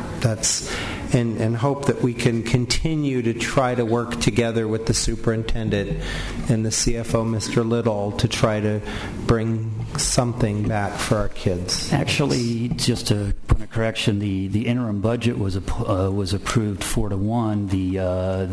The subsequent vote on layoffs. Point of order. So the fact, I'm just correcting the rest. Point of order. What's your point of order? That he's not speaking to the Tiger team that's on the agenda. Okay. Does that conclude our Tiger team update? Yeah. Okay. Thank you, board members Barnett and Beiser. Item H2. Can we get a motion for the schedule of upcoming board meetings? Move for approval. Do we have a second? I'll second. Please vote. Okay. All right, item H3, this is a resolution relating to the delegating of authority to the superintendent to make personnel appointments. I would point out that Ms. Jackson, who cannot be here tonight, has requested that we table this item to the next board meeting when she can be here, and so I would make a motion to table this item until April 12th. Is there a second for that motion? There is no second. Can I make a motion? I would, and there's been several resolutions, and so I want to read the resolutions. We make sure we know we have the correct one. And then I'd like to, after I make the motion, make a comment. The resolution is, whereas Ed Code Section 35020 provides for the governing board of each school district shall fix and prescribe the duties performed by all persons in public school services in the school district, and whereas Education Code Section 35161 provides that the governing board of any school district may delegate to an officer or employee of the district any of those powers or duties delegated by law, and whereas the superintendent shall be appointed solely by the board, and whereas the general counsel shall be appointed solely by the board, whereas the Board of Education desires to delegate its authority to the superintendent to make personnel appointments and approve assignments and transfer of personnel consistent with district policy, it is now therefore be it resolved that the superintendent shall have the authority to appoint all other district personnel. And that's the motion I'm making. Okay. Is there a second to Mr. Barnett's motion? There's no. Yeah. Yes. I second. Okay. Any further? Can I just make one comment, yes, General? By the way, we have, this board knows, we've discussed this issue starting with the first workshop that we had early in the morning in Scripps Ranch, and my issue was, this board has said that we want a more accountable school district from top to bottom. We want to know, we want everyone from the board down to be accountable for their actions and their activities. In order to do that, we need to ensure that we know who's responsible. If the superintendent is responsible for appointing every single position in this district, except for the general counsel himself, then we know who to hold accountable, and then he knows who to hold accountable. Obviously, the issue of principals, where the superintendent will appoint him or her. This board has set a policy for community involvement in appointing principals, and that, unless that policy, that would not change. It certainly could be modified. So I want to be clear to the community that the intent is not to remove community involvement in that. But the bottom line is this is a more functional way to make sure that we have a superintendent who we respect and we trust, but also make sure he's held accountable. So anyhow. Okay, any further discussion on this motion? I would just like to introduce an amendment, which is the resolution that I'm looking at, which is that the superintendent is appointed by the board, and as mentioned, the general counsel, as Mr. Barnett said, that also the deputy superintendents and the board services director are jointly appointed by the superintendent and the board in a mutual process. And that the cabinet-level positions, which are listed here, are appointed by the superintendent and approved by the board, not a selection process, but a strict up-and-down vote. So that's the amendment that I would propose. I'll second Dr. Evans' amendment. Okay. Any discussion about the distinction between the... Yeah, the distinction is this board will continue to meddle and micromanage and on positions below the superintendent, and then we will not know who held accountable. If we say we want Mr. Smith to be a deputy superintendent or so-and-so to be an area superintendent, and then that person does not perform, then who do we hold accountable? We can't hold the superintendent accountable. And that it also politicizes those positions, which shouldn't be politicized. So it basically continues a dysfunctional process where the positions are politicized and we don't know who to hold accountable. So if we're serious about holding the superintendent accountable, then this undermines that and continues a dysfunctional process, which is one of the reasons this district is in this dire straits it's in. Okay, well, I mean, I believe that under the proposal I'm saying it is a major change. There are principals and vice principals. We have no vote confirmation or anything on that. Directors and supervisors, all kind of departments, the board does not. The President of the United States appoints a cabinet, which is confirmed. It's a straight up or down vote. So in terms of meddling, we cannot put our own people up. I don't think it's unreasonable to expect that when the superintendent is making a selection at the cabinet level, that he can at least garner a majority of 3 votes on the board just to confirm his selection. And if that is a problem, then that appointment should be looked at. Okay, we've got actually a speaker on this issue, Bruce McGurr. Is Bruce still here? Yep.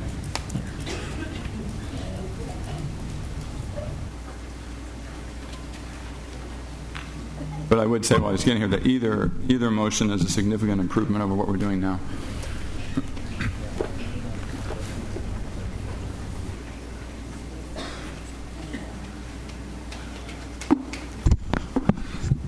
Good evening, board members, President Barrera, Superintendent Koba.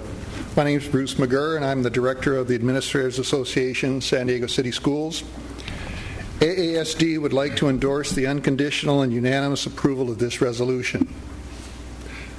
We'd like to, but we can't, unless the board's willing to amend the resolution to include 4 words.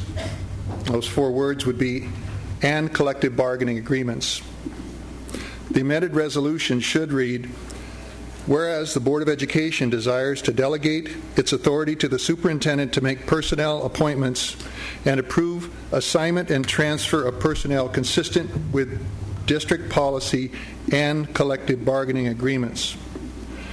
For the past 8 months, including the night our certificated and classified contracts were ratified, the board and the district personnel have consistently violated the appointment, transfer, and reassignment article by denying interviews to our members, filling vacancies within our bargaining unit by hiring from the outside, and from promoting outside our unit within the district. The list of grievance continues to grow, as does the financial liability for the district, AASD demands the immediate implementation of the remedies that were agreed to by your representative, Gloria Chavez, on September 1st, 2010. Thank you. Okay. Yes, please. I just want to ask legal counsel if whichever motion, the substitute or the initial one, passes. I understand that the legal counsel's office has reviewed it, and this is consistent with Ed Code and law and agreements. Okay. The answer is yes. Thank you. Okay. Well, we've got really two alternative motions on the board. So why don't we take Mr. Barnett's motion first? I propose an amendment. So. I don't know that it's an amendment, though. That what you're proposing Certainly seems to be an alternative. No, because it's the amendment is inconsistent with his proposal that all principal, vice principal, directors, supervisors are not subject to confirmation, and it's just amended that the cabinet level is. Okay. All right. So why don't we vote on Dr. Evans' amendment? Yeah. So we're voting on that. We're voting on the amendment first. Okay. So, okay. Just that. Okay. Okay, so the amendment passes 3-1. Now why don't we vote on the original motion? As amended. As amended. Right. Please vote if no further discussion. Jackson's. Absolutely so not. So then this vote is for Scott's version? No, it's as amended by me. So I'm voting, okay. No, so... Let's put a name to it. The original vote, first vote, was to amend my motion to make it broader, and now We're voting on the amendment. We're voting on my original motion with the additional broader kibitzing rights. It's a technical legal term, I believe. So. And that vote is 3-1 in favor of the original motion. Okay, thank you. Okay, item H4, I would like to move down further on the agenda because we have to discuss item I4 before we get to that. So why don't we get to item H5, and this is a motion that I'm making, and this is getting at the discussion that we just had, but and this is admittedly reacting to the situation that we've had in both the Promise and Tubman charter schools.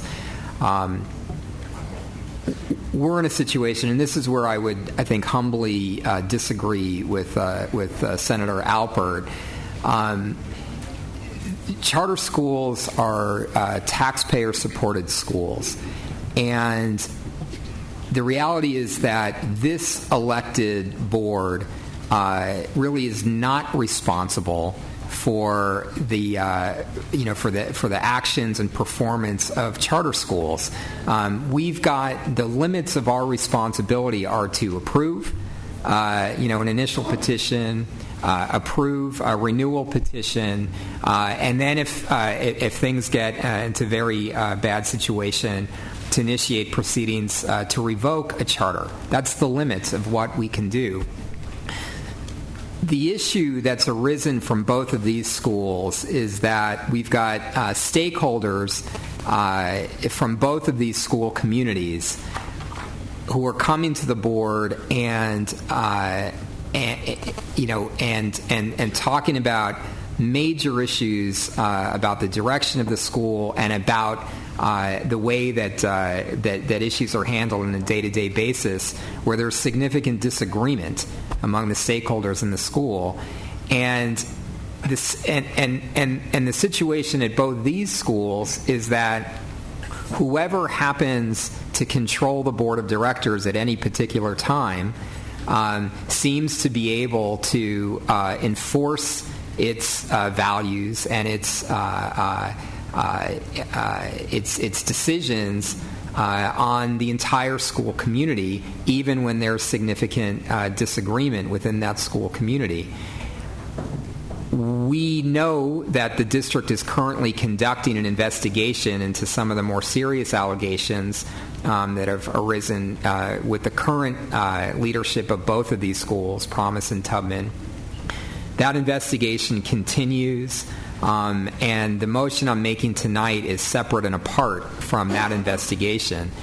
But the motion I'm making tonight is to direct our staff to work with all of the stakeholders in both of these school communities to establish a process for democratic elections so that schools that are using taxpayer money have some accountability back to the public that simply doesn't exist right now, and that will allow those school communities to resolve their own issues internally through the process that I think has worked in this country for nearly 300 years, and that's democratic elections. And so what I'm proposing, doesn't require the current leadership of those schools to participate with staff. They can decide not to participate with staff. We understand that. But I don't know why they would.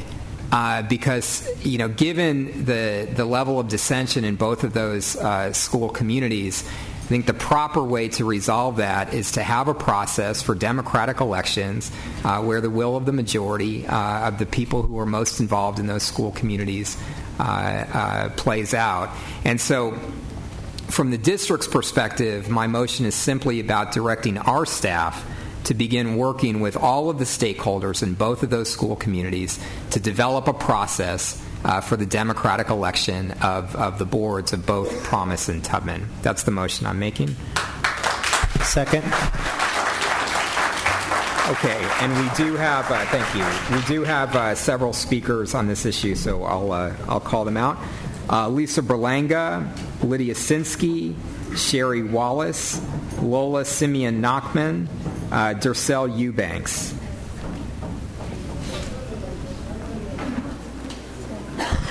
Thank you, Board President Barrera, Superintendent Coba, board members. I'm Lisa Berlanga with the California Charter Schools Association, and though not an attorney, I've been in the charter school movement for over 12 years, with the association for over 6. Consider myself pretty knowledgeable about charter schools. In terms of Tubman and Promise, I know there's been issues. I know the board has heard from many people about the issues. I agree that there needs to be resolution. I also know that the board and superintendent have directed an investigation of these two schools. I would like to see the investigation be finished, results be made public, and the principals of these two schools be brought in to discuss what's been found, what are the issues, and given an opportunity to respond, and again, collaboratively come to some decisions on the best way to solve these issues, rather than throwing out solutions before the investigation's even finished. Again, feels reactive. I think there's a better process. Thank you.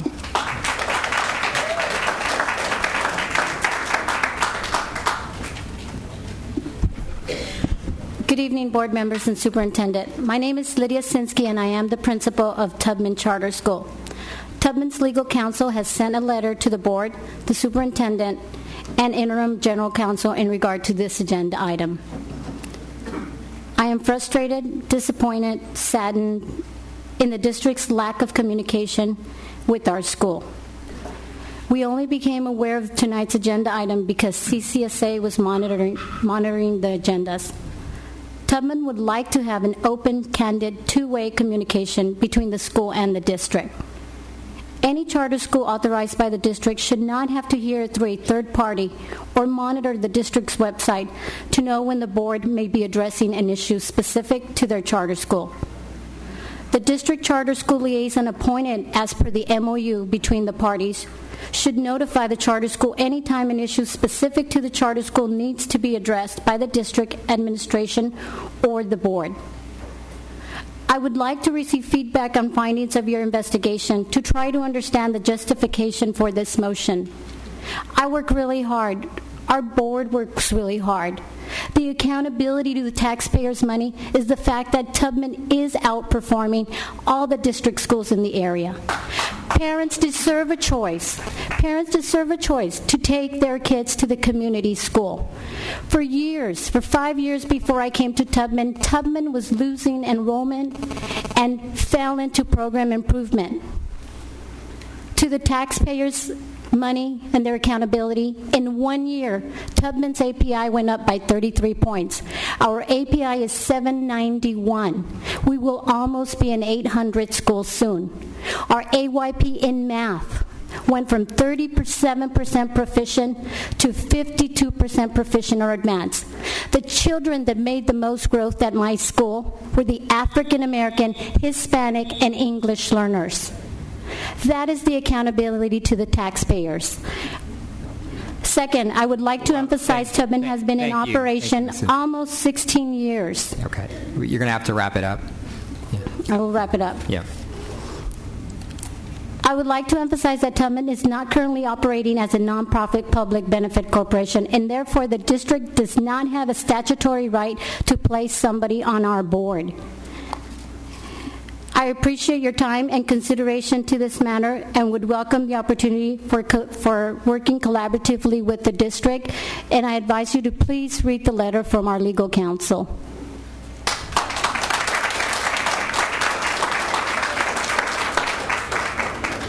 Sherry Wallace, Lola, yep. Good evening. My name is Sherry Wallace. I'm the secretary of our governor's board at Tubman School. I've been at Tubman School for 16 years. I'm the librarian right now. I've seen lots of changes. I've seen staff come and go. I've seen principals come and go. And I've seen how they work. Our school, the principals that we had have been loving principals. I had two of my kids go there, one from 4th grade through 7th and one from kindergarten through 7th. And I have my grandchild there now. And my grandchild is with the teacher that took care of my daughter that went there from kindergarten through 7th, where she went up the steps with the kids. So my daughter had her from kindergarten through 5th. And the things that we had going on in our school that progressed, we had knitting, we've had crochet, we've had an art department where we had different watercolor, oil painting. We have a new library, which we've had for 5 years, which I've revamped from the old librarian. It took me the whole vacation to revamp it, and now it's revamped. We have ASB and yearbook, which I'm over, and we have over 26 fruit trees, which we got a grant that we have planted at our school. So I've seen growth at the school. We're starting now a football team, a soccer team, and a baseball team, along with cheerleading. And like our principals say, our scores now are at 791. We have 295 students at our school with a waiting list for each grade. And all I have to say is our school is called Harriet Tubman Village Charter School. The village stands for it takes a village to raise a child. And currently we are working with our families at our school to raise the children with loving care, just like the families. Thank you. Lola Simeon Nachman. Good evening, board members and superintendent. My name is Lola Simeon Nachman, and I am the board chair at Harriet Tubman Village Charter School. I am concerned that we did not receive a courtesy notice that Tubman would be placed on tonight's agenda. Communication is the key to positive relationships. I feel this board has failed to openly communicate with Tubman's board and leadership, and I don't understand the hurry in making this motion. In recent months, Tubman has compiled with annual charter visits, recent requested investigation, and most recent requests for information, but we are yet to receive feedback of results. This board is judging our entire school community based on complaints of 2 parents and 2 teachers. If you really want to know what is going on at Tubman, I invite you to take the time to get to know the Tubman community. Come and visit our school. Come meet the surrounding Saranac community that has adopted Tubman this year. Attend one of our board meetings that parents don't attend until there is drama, or even a PTSA or SSC meeting. Take the time to get to know us. Avoid spending taxpayers' money on private investigators, attorneys for both sides, and most importantly, loss in productivity from both character both charter and district employees. I feel like this recommendation undermines the hard work and dedication myself and my fellow board members commit to our school. The majority of our board members are parents that choose to get involved because their number one concern is ensuring their children receive a high-quality education. It is thanks to the usual group of parent volunteers that our children come first at Tubman, not the political interest of adults. I am proud and delighted to see empowered minority parents that demand teachers educate their children. I commend Tubman Board for staying focused on doing what's best for the children and accomplishing the following in one of the short years. Our AYP is up. Thank you.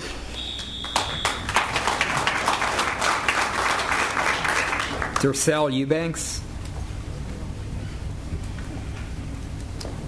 Good evening, board members. My name is Darcel Eubanks. I'm a parent at Harriet Tubman High School, and I'm here to let you all guys know that our principal at Harriet Tubman, Ms. Lydia Sinsky, and the governance board, they're awesome, let me say. I had a situation with a teacher. They addressed it quickly. It was a racist issue that I had with a teacher. I called the principal at the school. She called me within 30 minutes. I go to all the meetings that they have at the school. I went to one meeting, and I felt like I wasn't heard correctly. The teachers there, they wasn't addressing the issue.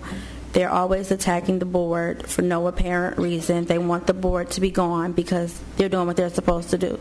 The principal is on the teachers for every little thing that they do. That's a mistake.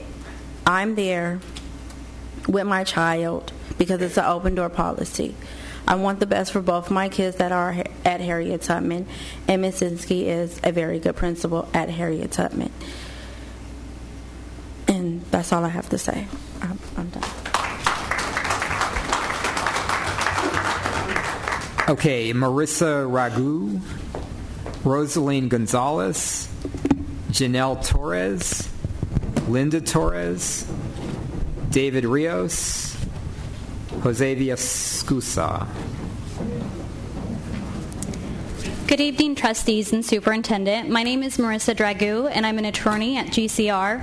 Our law firm has been retained to represent Promise Charter School in all matters concerning its relationship with the San Diego Unified School District. And tonight I'd like to address with you three things, which is the basic lack of communication between the district and the charter school, the composition and the effectiveness of the Promise Charter School Board, and I'd also like to apprise you of the inherent conflict of interest with the district's proposal to participate in the Promise Charter Schools Board. First and foremost, I would like to express to you my client's frustration stemming from the lack of communication on the part of the district regarding this and other matters. For example, the Promise Charter School did not learn of tonight's agenda item via anybody from the district and instead had to learn about it through a charter school representative outside of the district. Promise Charter School's frustration is magnified by their earlier experience with the district regarding the current investigation of the school conducted by the district. Promise Charter School has made numerous public records requests to determine the complete basis and extent of the district's investigation, and they've also directly requested explanations from district staff regarding the same, which have all been rebuffed. This has caused undue and unjust frustration on the part of Promise Charter School, and the school requests improved cooperation on the part of the district in conducting their oversight. With regards to the composition and the effectiveness of the Promise Charter School Board, the school would like to stress that the board is comprised of members that represent a wide range of community stakeholders' interests already. This includes a teacher, 2 community members, 2 parent members, and this board has collectively been working to improve and implement effective changes for the betterment of the school and the school's community. In fact, currently, the school's API scores exceed 800. And finally, I would like to apprise the district of the inherent conflict of interest in appointing a district representative to their board. Such an appointment to the charter school board would mean that such a member would need to maintain fiduciary responsibilities to the charter school, including the duty of loyalty, duty of care, confidentiality, and so on. And this ultimately could apprise the district to debts and liabilities stemming from that participation. Thank you. Thank you.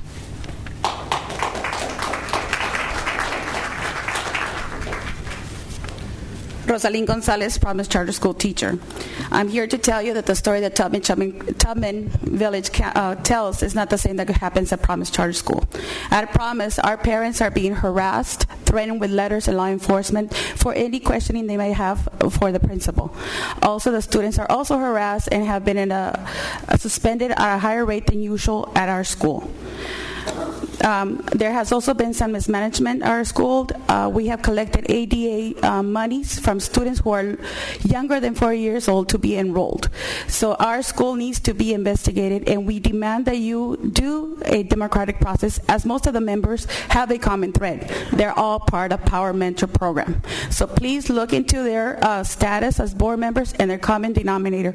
We were part of a coup that was orchestrated by the Power Mentor group, and that's why we need to be part of the democratic board election, because not one entity, one agency can be hold the power to our board. And please investigate, as students are still being harassed, they're still being stalked on the internet, and one of our students will speak to that. And we need urgently that you get involved, because it's becoming an imminent threat to the health and safety of our children at Promise Charter School. Thank you.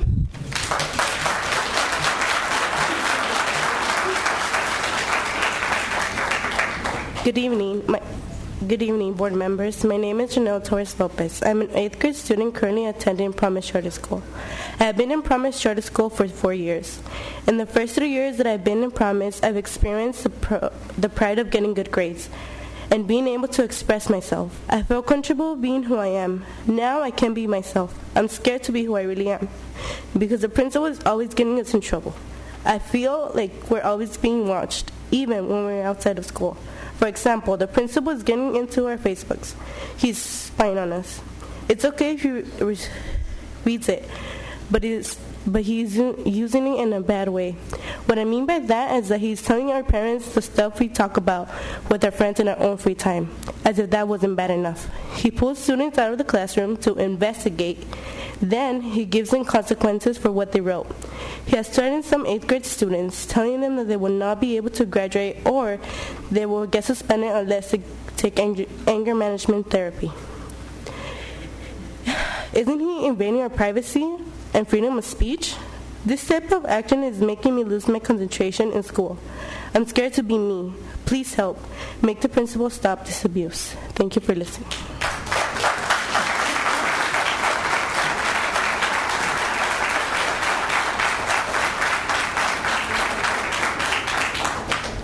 Hello, my name is Linda Torres. I'm a teacher at Promise. This is Nicole Spear. She's also a 7th grade teacher at Promise Charter School. I'm going to speak on behalf of both. This is crunch time.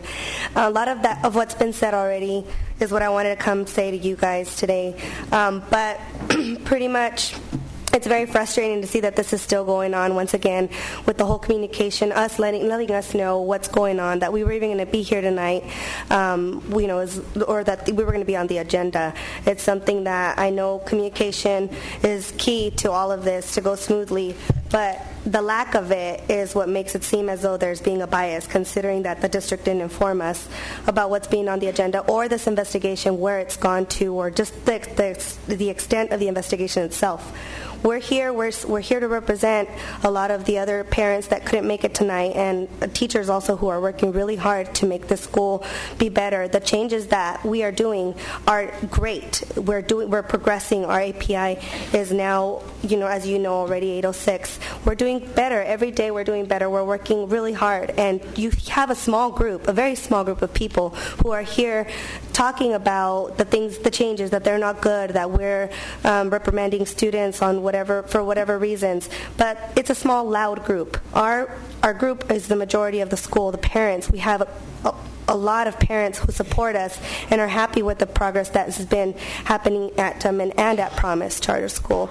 So I'm just please asking once again to just communicate with us better. Let us know. Keep us out of the dark, because we're trying really hard and we're working really hard. We're getting a lot done. The direction of the school is positive. We've invited you guys to come in and see for yourselves, but we're not getting any feedback on what's been going on, and all of a sudden it's this now. So it's just, I'm just so frustrated. I'm sorry. It's too much, and it's a lot of stuff is not exactly how it's being told as far as the complaints against the principal. We're doing what we should. Yeah. Thank you.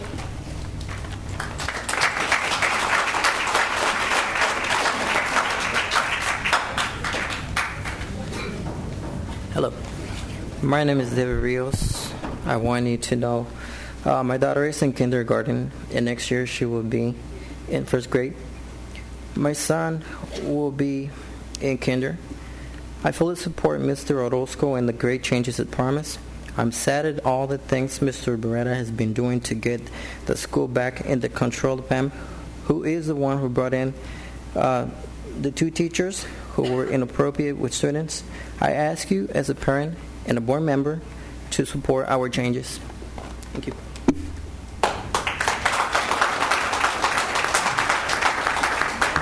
Good evening, board members. My name is Jose Villascusa. I'm a parent of a second grader at Promise Charter School. I represent Promise as a board member as well.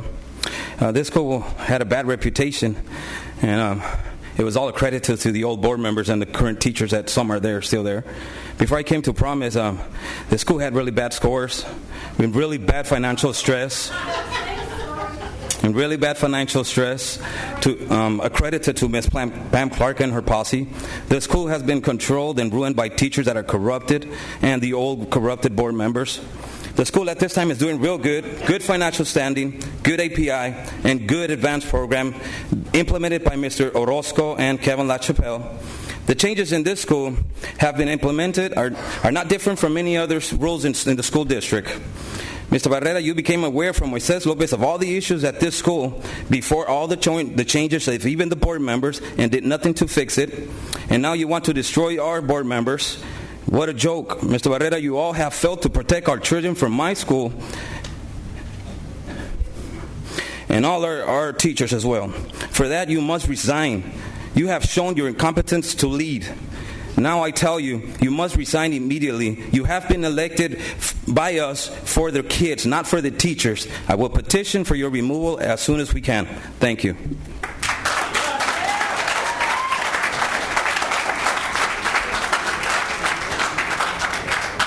Okay, Paulina Juarez, David Villascusa, Gabina Ramirez, and Paul Liebman.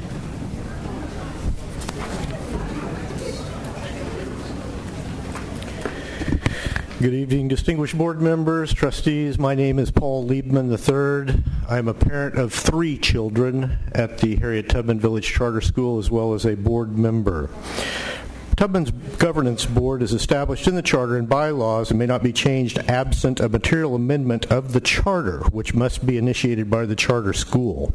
In drafting our charter petition, we selected a board and governance design that we felt that was most efficient and would best serve the needs of our charter school, one which is well tested in the charter school movement. Tubman's governance board design was approved by the district board, and as you are aware, the primary function of the charter petition is to outline an educational program and governance design. As was intended by the legislature in the creation of the Charter Schools Act, it is the charter school and not the granting agency that outlines the educational program and the operational design. Please note that the Tubman Charter Schools Governing Board is reflective of the community in which it serves. Indeed, Tubman's governing board is made up of staff, parents, and community members, each serving 2-year terms. The charter school petition outlines the process by which the governance board is responsible for overseeing and approving charter school governance board membership. This process, which is widely adopted and established throughout the state of California by successful charter schools, is also the most efficient, stable, effective form of board governance selection for charter schools. Tubman uses a board development committee to solicit, interview, and recommend potential charter school board members. parents and community members are actively solicited to seek appointment to the governing board. The final selection process by Tubman's governing board is determined in a regularly scheduled and open public board meeting. The current governing board composition includes 3 parents, 4 staff members, and 2 community members. Please also note that parents, employees, and community members are actively involved in Tubman's governance by service on the school site council. This advisory body has its own bylaws and generally follows the same roles and responsibilities as any district school site council. Please note that the school site council is controlled by a majority of teachers. Thank you.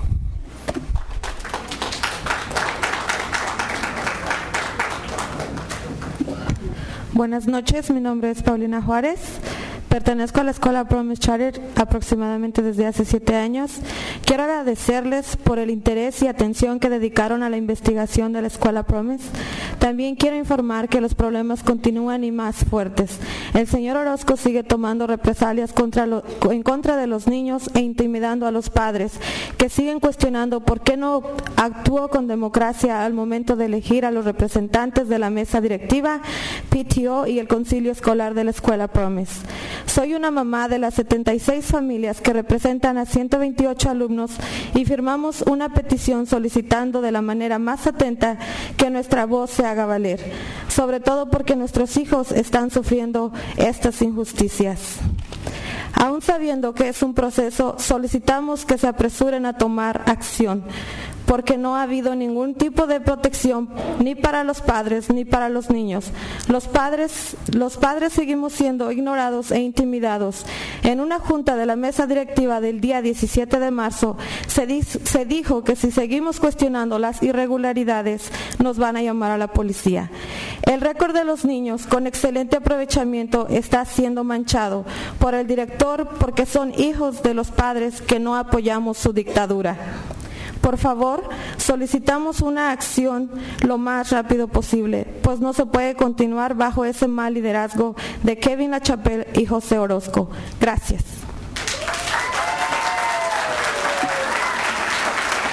Good evening. I will be interpreting for this parent. Good evening. My name is Paulina Juarez, and I have been at the school for approximately 7 years.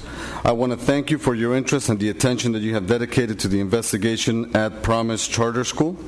I also want to inform you that the problems are continuing and they're even worse. Mr. Orozco is still taking reprisals against the students and intimidating the parents that continue to question why he did not act democratically at the moment he elected the representatives of the board, the PTO, and the school site council at Promise Charter. I am one of the mothers of 76 families that represent 128 students. We signed a petition soliciting in the kindest way or more attentive way that our voice be heard, and especially because our children are the ones that are suffering these injustices. Even knowing that it is a process, we ask that you please take action quickly, because there has been no type of protection neither for the parents nor for the students. We the parents continue being ignored and intimidated, and at one of the board meetings on the 17th of March, we were told that if we continued to question the irregularities, they were going to call the police on us. The record of the students with excellent achievement is being tarnished because by the director, because they are parents. They are the children of parents, and we do not support the dictatorship. So please, we ask for a solution as soon as possible, because we cannot continue under these leadership. The leadership of Kevin LaChapelle and Jose Orozco. Thank you.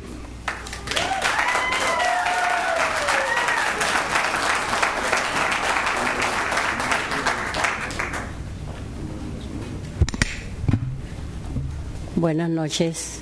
Mi nombre es Gabina Ramírez y vengo aquí a representar, pues, que estoy muy sorprendida por tantos problemas que ha habido en la escuela. Good evening. My name is Gabina Ramirez, and I am here to represent. I'm very surprised at all the problems that have been happening at the school. El primer día que hubo las clases, yo estuve yendo a ayudar a la maestra. On the first day of school, I was going to the school to help the teacher. 3 semanas duré ayudándole, viendo que los niños no tienen problemas. Todo lo que se está diciendo, tal vez ustedes puedan analizar las cosas. I was going to the school for 3 weeks to help, and I saw that the children were not having problems. Maybe you can analyze the things that are being said. Porque los días que yo estuve allí con los niños ayudándole a la maestra, sí se les daba boletines para mandarle a los padres. Well, during the days when I was there helping the students, bulletins were sent to the parents.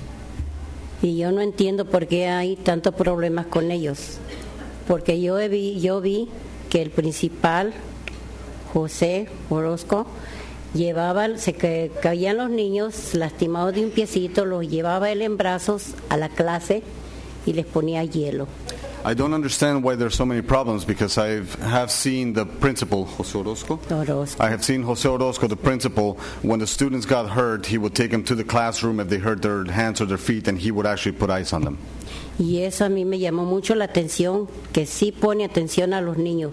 No es cierto que hay agravios con los niños, porque los niños sí lo quieren y lo adoran, porque yo tengo un nieto y he aprendido mucho. And so that actually caught my attention, that he was so attentive with the children, and so there are no problems with the children, and I see that because I have a grandson, and he has treated him very well. Así que yo no sé por qué tanto problema y agravio con el principal y la maestra de kinder. So I don't know why there's so many problems, so much aggravation with the principal and the kindergarten teacher. ¿Por qué quieren cambiar la mesa directiva? Si yo estoy viendo que la mesa directiva ha progresado desde que ellos entraron.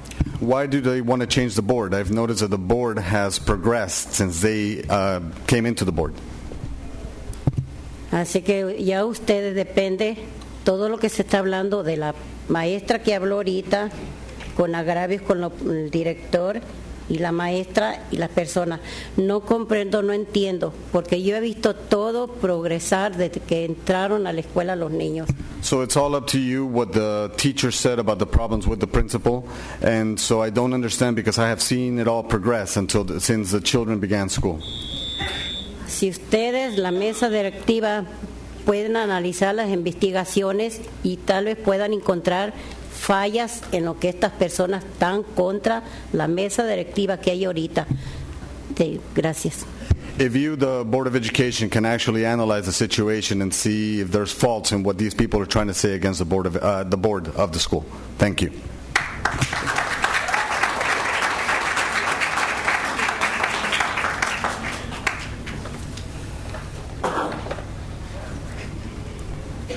My name is David Villascusa. I have 2 kids at Promise Charter School. I made this move by choice. I moved them to this school.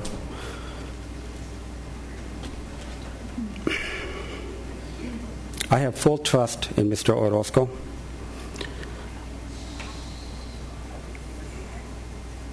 God, it is difficult to find out that our system is broken down and it's in dire straits, Mr. President.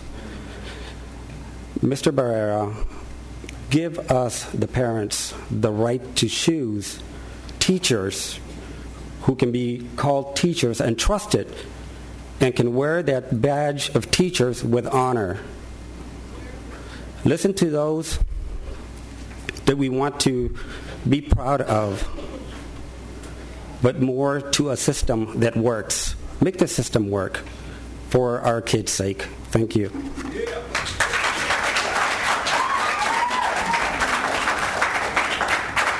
Okay, thank you to the speakers tonight. So I've got a motion on the table, and was my motion seconded? Yeah, I did make a motion. It was seconded. Any comments? Well, before we vote, are you planning to resign? Yes. Yeah. Okay. I just wanted to know whether you'd vote or not. As soon as possible. Okay. There seems to be a lot of concern about democracy raised tonight. And, of course, Churchill said democracy was the worst system except for all the rest. And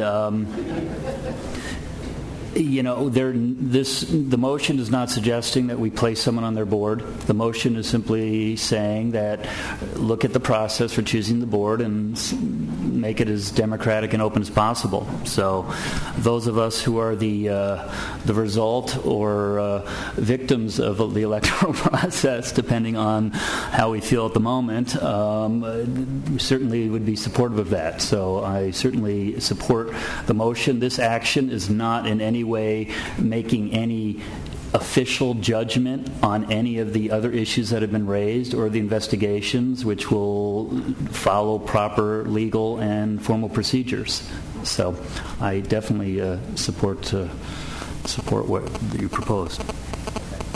Any further comments, Dr. Rowe? Sorry I missed, but in terms of legal counsel, is there any problem with this taking this action in light of the current investigation from a legal? I mean, I support the idea, but I just want to know from a legal point of view. No, you can take the action. All you're doing is directing staff to engage in some discussions with the charter schools. Okay, great. Mr. Beiser. Now that Mr. Barnett has stalled so John Evans can come back, I call the question. Okay. All right, please vote on the motion. Okay.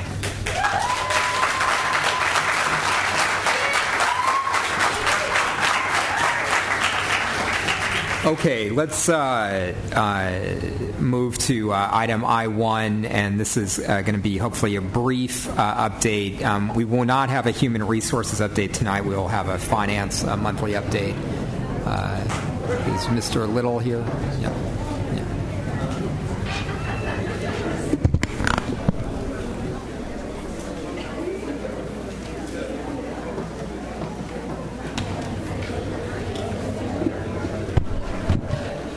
Good evening, board members. As President Barrero mentioned, this will be a brief update. This is a monthly update, budgets versus actuals through the end of February, and as you know, we just brought the actuals through January 31st to you on March 10th at the second interim. So this is just an update of what's happened since second interim on March 10th. So this is our remaining balance in the unrestricted fund, general fund unrestricted, and as we would expect, as we move further along the year, the reserves become a larger portion of the balance. So here we see the $61 million worth of reserves, which is the federal jobs bill money, the $30 million from this year, and all of our prepaid expenses and stores. We still have the excess teaching pool and the excess staff pool and the certificated salaries. That's why that is negative. And the other thing worth noting is probably there's a little bit still in the services and other operating expenditures which yet have to be billed out from PPO. On the restricted side, again, we still have to move some salaries into restricted, the jobs bill being one of them, and to expense the PPO and expenses out to the unrestricted side. In terms of trends, again, we're on track. This is unrestricted spending as a percent of the total GFU expenditure budget, and as you can see, we're consistently trending spending lower this year than last year on the unrestricted side of the house. So that is what we would hope to do. And on the restricted side, we're trending higher. So we're spending more of our restricted money more quickly this year than last. As we noted in our second interim report, we still anticipate borrowing. As you know, the state is deferring about $7.2 billion worth of K-12 funding in the spring. That's about 25% of all of our funding. So we'll need to borrow about $70 to $75 million from our state schools facility fund to get us through the rest of the year. So we anticipate doing that, and we'll update you once that happens next month. And then finally, just some risks that are on our watch list. We went over these briefly at second interim, but we have some revenue concerns with respect to the NHA contract that total about $2.75 million. Transportation fuel increases of about $1.1 million. In our out years, we are adding in a few more excess formula teachers of about $1.1 million. And then we have some health and welfare risks that total, in total, about $4.5 million. And you can see that for the current year, once you factor out the opportunities, we're about a $7 million risk facing us currently. And then into 2011, 2012, we're looking at another $3 million. So we'll continue to update you these as these become actualized over the next few months. And then just looking ahead, as you know, we're going to release the SBB tools to the central office to complete their budget development for next year, work with the schools to complete their SIPSA developments. We hope to complete all of that budget development by the end of April and bring the board a draft budget in May. And then, of course, we'll wait for the governor's May revise, given all the news out of Sacramento. Our first reading officially will be, I think, June 14th is the actual date. These two dates are wrong. So June 14th will be the first reading of the budget, and then the final budget will come before the board on June 28th. And that's all I have. If you have any questions. Questions? I have one question. Yeah, Mr. Burnett. Just to clarify under the risks and opportunities, so you're saying in this current fiscal year that ends June 30 that you see a net potential risk or shortfall that we have to find of just under $7 million in this current fiscal year? In this current fiscal year, yes. These were numbers that were not factored into the second interim report. So we may have to find $7 million more in this year in order to pay all the bills because of these additional risks. Correct. That's correct. Thank you. Okay. Thank you. Thank you, Mr. Wood. Okay, item I3. This is our Prop S update, and I wonder if we could move this along. We had a discussion of this at our last meeting about accelerating some projects. I guess if there are no... let me just ask if we have a motion. We don't have any speakers on this item. I second approval. Oh, we've got one speaker on this item. Okay, we've got a motion and a second. Becky Breedlove? She's not to speak. Okay, all right. Thank you, Becky. Thank you. Okay, any further... I'm sure you are. Any further discussion? If not, please vote. Okay. Just want to make a comment that we're able to make this acceleration of the projects because our Proposition S projects have come in so low. We've had a lot of low bids, so we've saved a lot of money. We were concerned at the beginning. We've saved quite a bit, and we're able to move things forward. So thanks to the staff for that. Absolutely. Okay, item I4, and this is funding options for the Downtown Library School project. Superintendent? President Barrera, this is a examination of where the funding flow is for the library project. There's been discussion of moving money between the CCDC redevelopment funds and Prop S. We have considered that over time to enhance the flexibility at the point in time we were. This would be a pursuit of using Prop S funding to the optimum maximum amount to support the library charter school initiative that the board approved some time ago. Okay. Well, I guess can we have a motion? Mr. Bosser. I'm happy to make the motion. Go ahead. Do you have the correct wording? This is just. This issue is just to fund the library with, or the school portion of the library with Prop S funds, and to change the policy of using redevelopment money. So to go back to the original plan, that's what the proposal is. I would so move the motion. We've got a motion, and we've got a second. We've got one speaker, Elizabeth Nagy.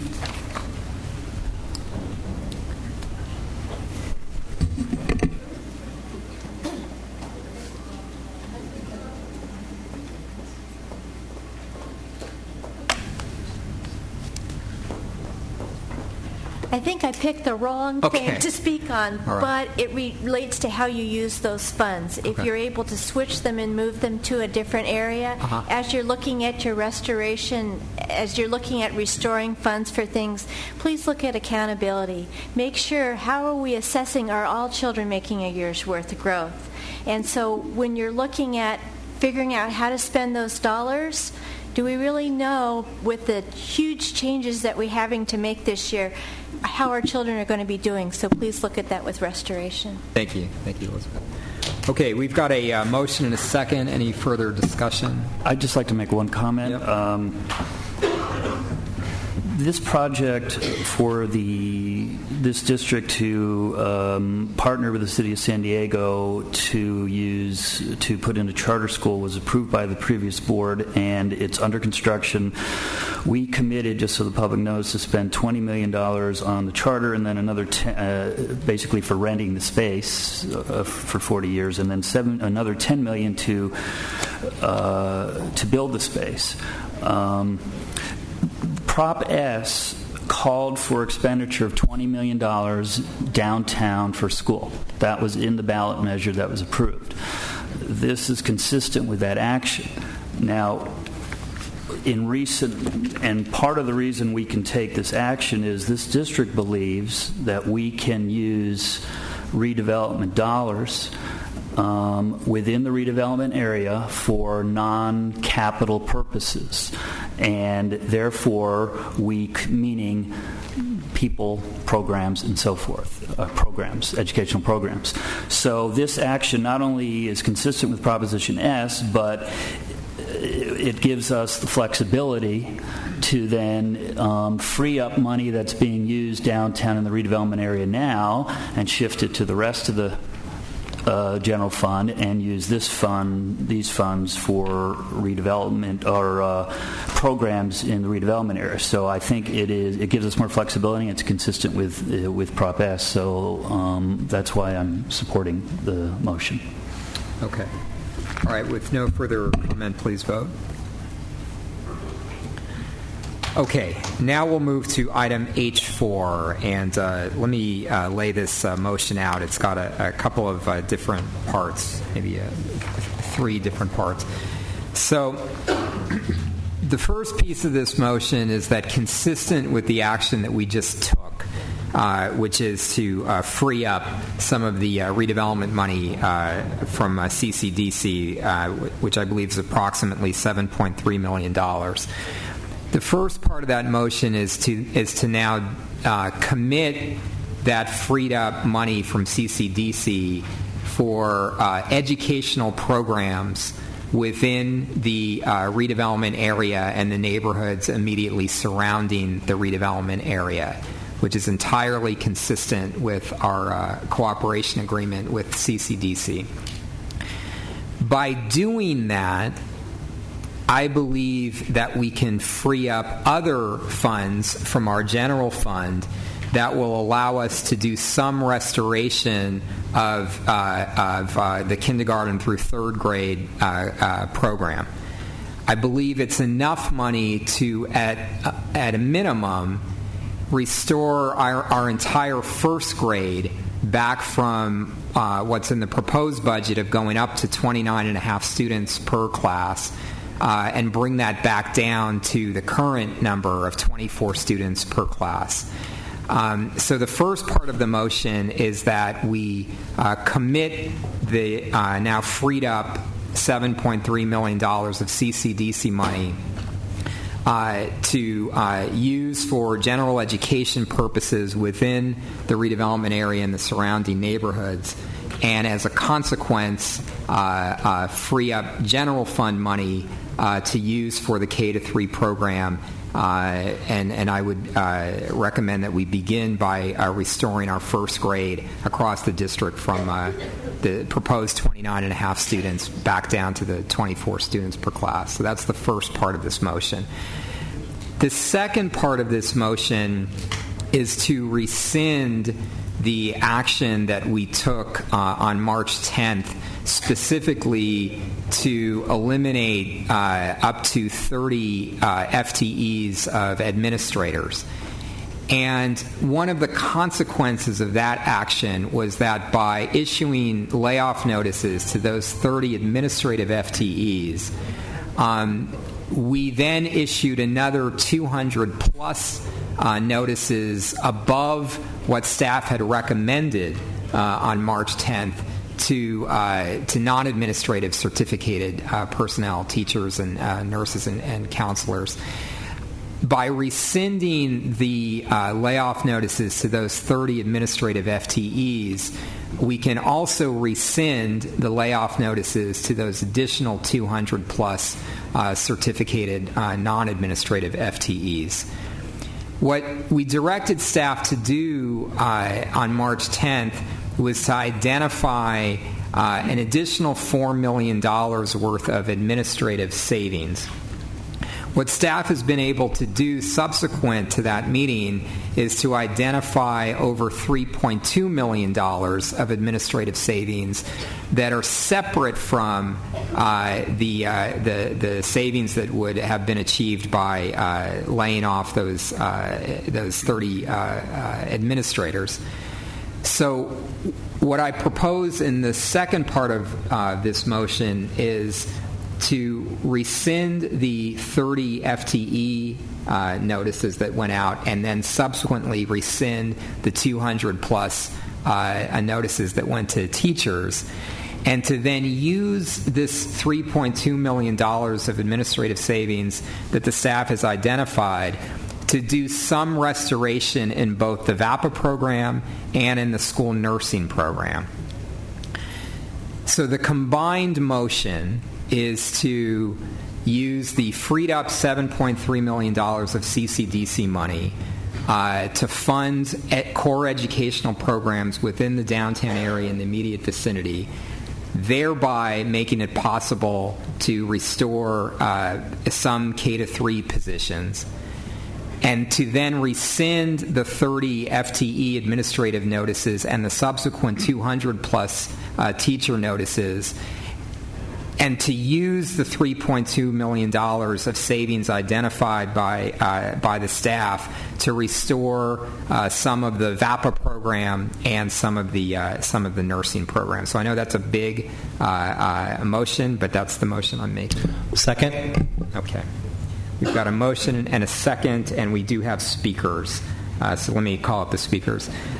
Lisa Alonso, Joseph Frescatori, April West, Steve Lutbeg, and Lucille Park.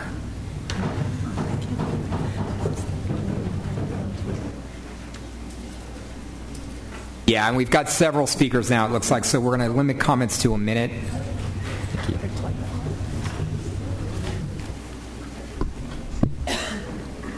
Good evening, trustees and superintendent. I'm April West. I'm an elementary instrumental music teacher in the VAPA department, and my understanding is that the directorship of the VAPA department is up to be cut. Maybe not if this passes. Is that correct? The part of the 30, yes, that's correct. Yeah. Okay.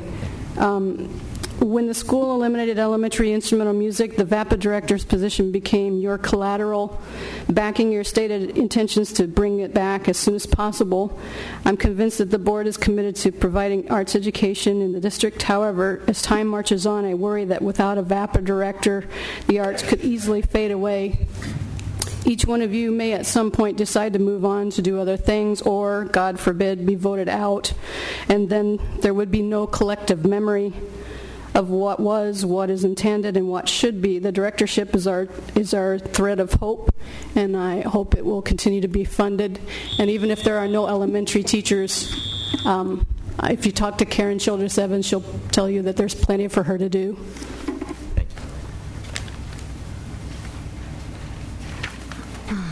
Good evening. My name is Lucille Park, and I'm a music teacher in the VAPA department, and I thank you, school board, for your support of music and the arts over the years. First, I ask you to restore the VAPA director position. We need this position to lead, guide, and direct music and the arts. Karen Childress Evans has done a great job, and I ask that you save this important position. Secondly, as you know, music is a core curriculum subject required by the Ed Code. And this is a big thing to ask, but I'm going to ask you to reinstate and to restore all 29 FTE music positions in the VAPA department. I say this, and I do say this because if you restore only a few positions, and believe me, we and the children of this district would be grateful for that. But if only a few are restored, how can all the students be taught? How can 11,000 kids, the current number being taught by 29 FTE, be taught by only some teachers? A partial VAPA department won't meet the needs of all the kids. Some students will be left out, and it's just not fair. So I ask you to please keep equal access to music curriculum for all the kids and restore the 29 FTE music teachers in VAPA. Thank you for your consideration, and I really respect what you all are having to do. I would just like to point out real quick that Lucille Park was just named Music Educator of the Year for San Diego School District.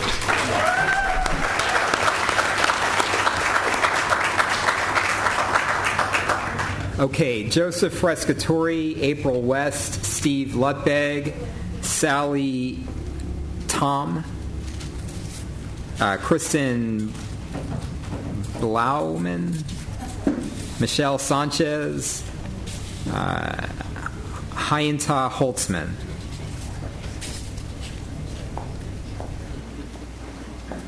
Please go ahead. Good evening. I'm here to read a letter from Kathy Viena, who's a school counselor at Jefferson Elementary. She writes, Dear Mr. Barrera, I was happy to see you have a proposal to restore a portion of the nursing and the VAPA services. While I applaud you for trying to restore these services and doing what's best for the student, it disappoints me to see that there's no mention of restoration of counseling services. This is particularly disappointing given that the latest contract requires the district to provide 1 day of counseling per site. Many sites have completely dropped counseling. What is going to happen at those sites? I have facilitated 72 student study team meetings at Jefferson so far this year. By the end of the year, we will have met over 100 students. This is only one of my responsibilities. Who is going to do this next year? Who will do the student groups and the classroom lessons? Who will meet with the parents and make home visits? Who will provide information to homeless parents and to the parents of suicidal children? This is a very needy school. A student needs to have food, a place to live, a feeling of protection before they can concentrate on instruction. Hierarchy of needs is to be very explicit about this. School counselors prepare students by helping them meet their social and emotional needs. Thanks. I felt at the very least the boards should provide matching time for school counseling. Okay. Thank you very much. Thanks a lot. Yeah. Good evening. This has been a marathon of a meeting. Sure has. It is going on. My name is Kristen Blackman, and my address is on file. I am a school counselor at Mark Twain High School.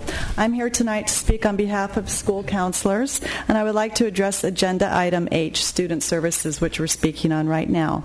Last night, we learned that there's a possibility the board might be asked tonight to rescind pink slips for nurses, the VAPA program, and approximately 30 FTE administrators.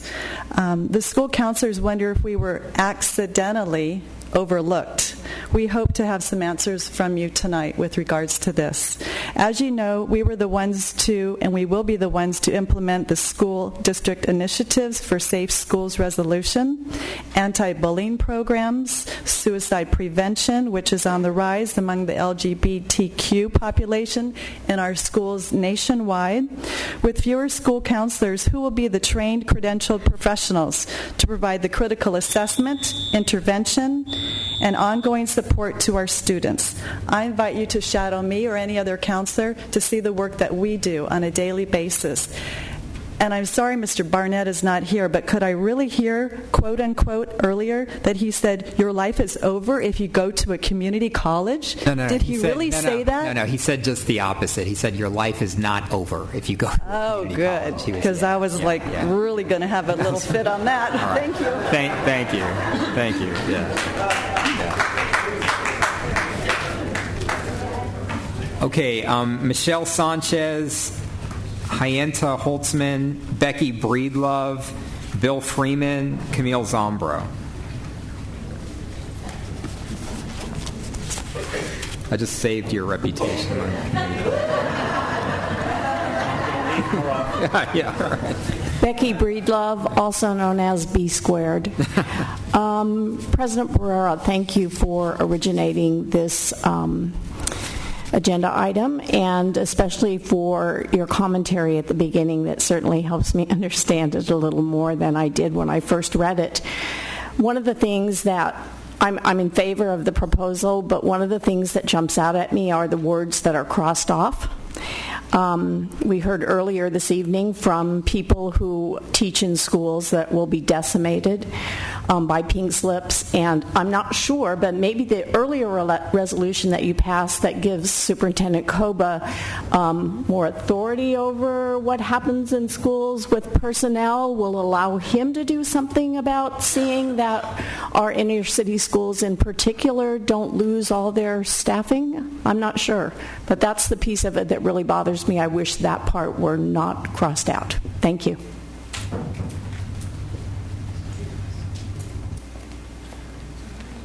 Bill Freeman, President, San Diego Education Association. My address is on file. We have spoken to hundreds of parents around the city over the past 2 weeks, and they are appalled with the decision to lay off educators. They understand the human impact of your decision, and we hope you do. 3 teachers at an elementary school in this district are leaving to go to another school district. They are tired of the games that are played every year with their lives. Since the issuance of the layoff notices, I have had educators, parents, children, and 2 administrators in tears. They are all devastated about what will happen to their students. Interesting enough, not a single one of them has been concerned about the county superintendent. They were focused on what we should all be focused on, the students. It has been very difficult trying to explain to young educators why this has happened again. The fact of the matter is that there is no reason for this to have happened. Yes, the state is in a fiscal crisis, but your number counters have decided to provide cushions for them to use in the out years by eliminating educators without any regard to the damage to our students. We hope that you rescind all layoffs. Thank you.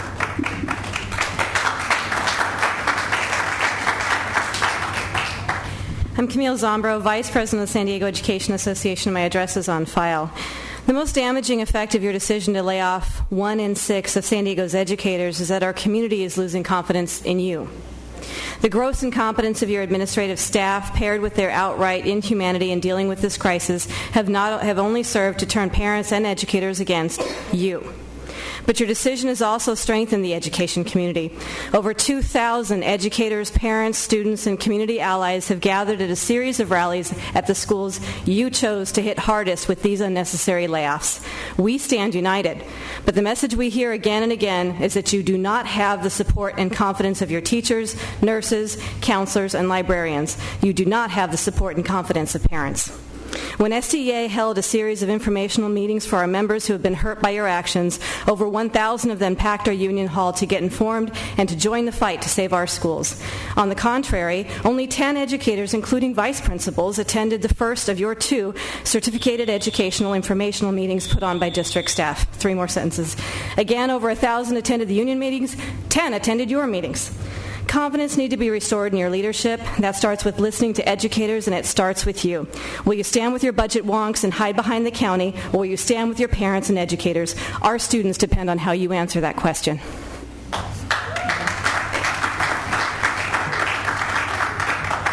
Okay, we've got a motion and a second. Any comments? Yeah, I'd like to introduce an amendment to the motion, which has many different parts. I mean, the motion does, not my amendment.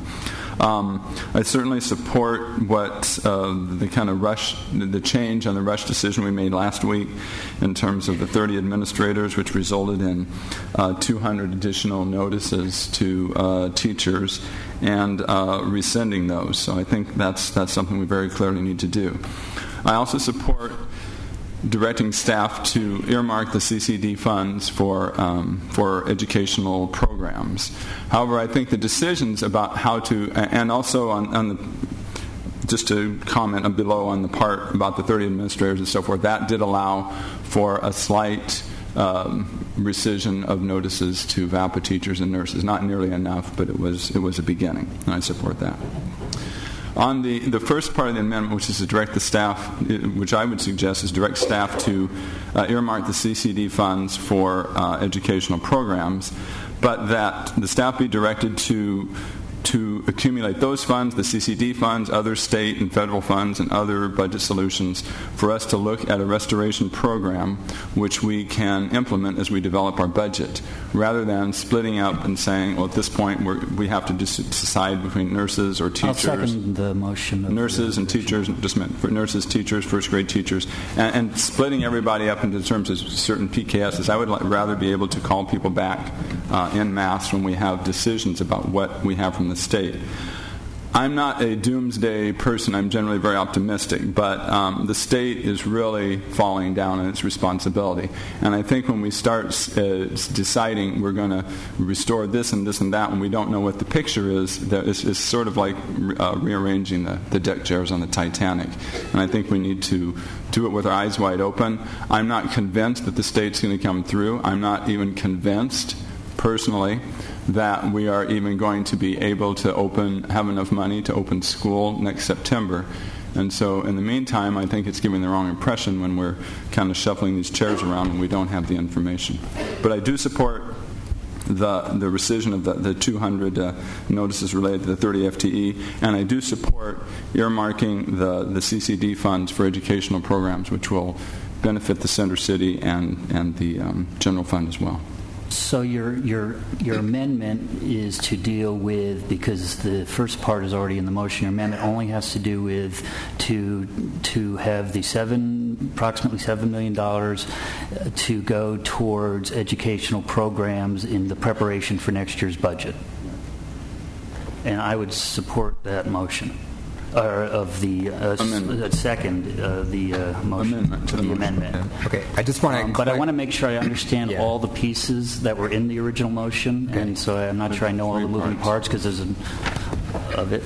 Okay. Can you break down? Just do you want me to go back to the original? Yeah, motion just the key elements. So I just make sure there were three. Okay, yeah. So number one is to use the $7.3 million that we just freed up from CCDC to fund general education programs within the redevelopment area and the adjacent neighborhoods, and then subsequent to that, to use the money that would be freed up from the general fund to restore K-3 positions. So your first part of the motion is actually the same as the amendment if you separate it. I think that's where the difference is in the amendment, if I could clarify. Okay. So I think, just my understanding is the difference is Dr. Evans' amendment is not committing that what would ultimately be the freed up $7 million, not committing that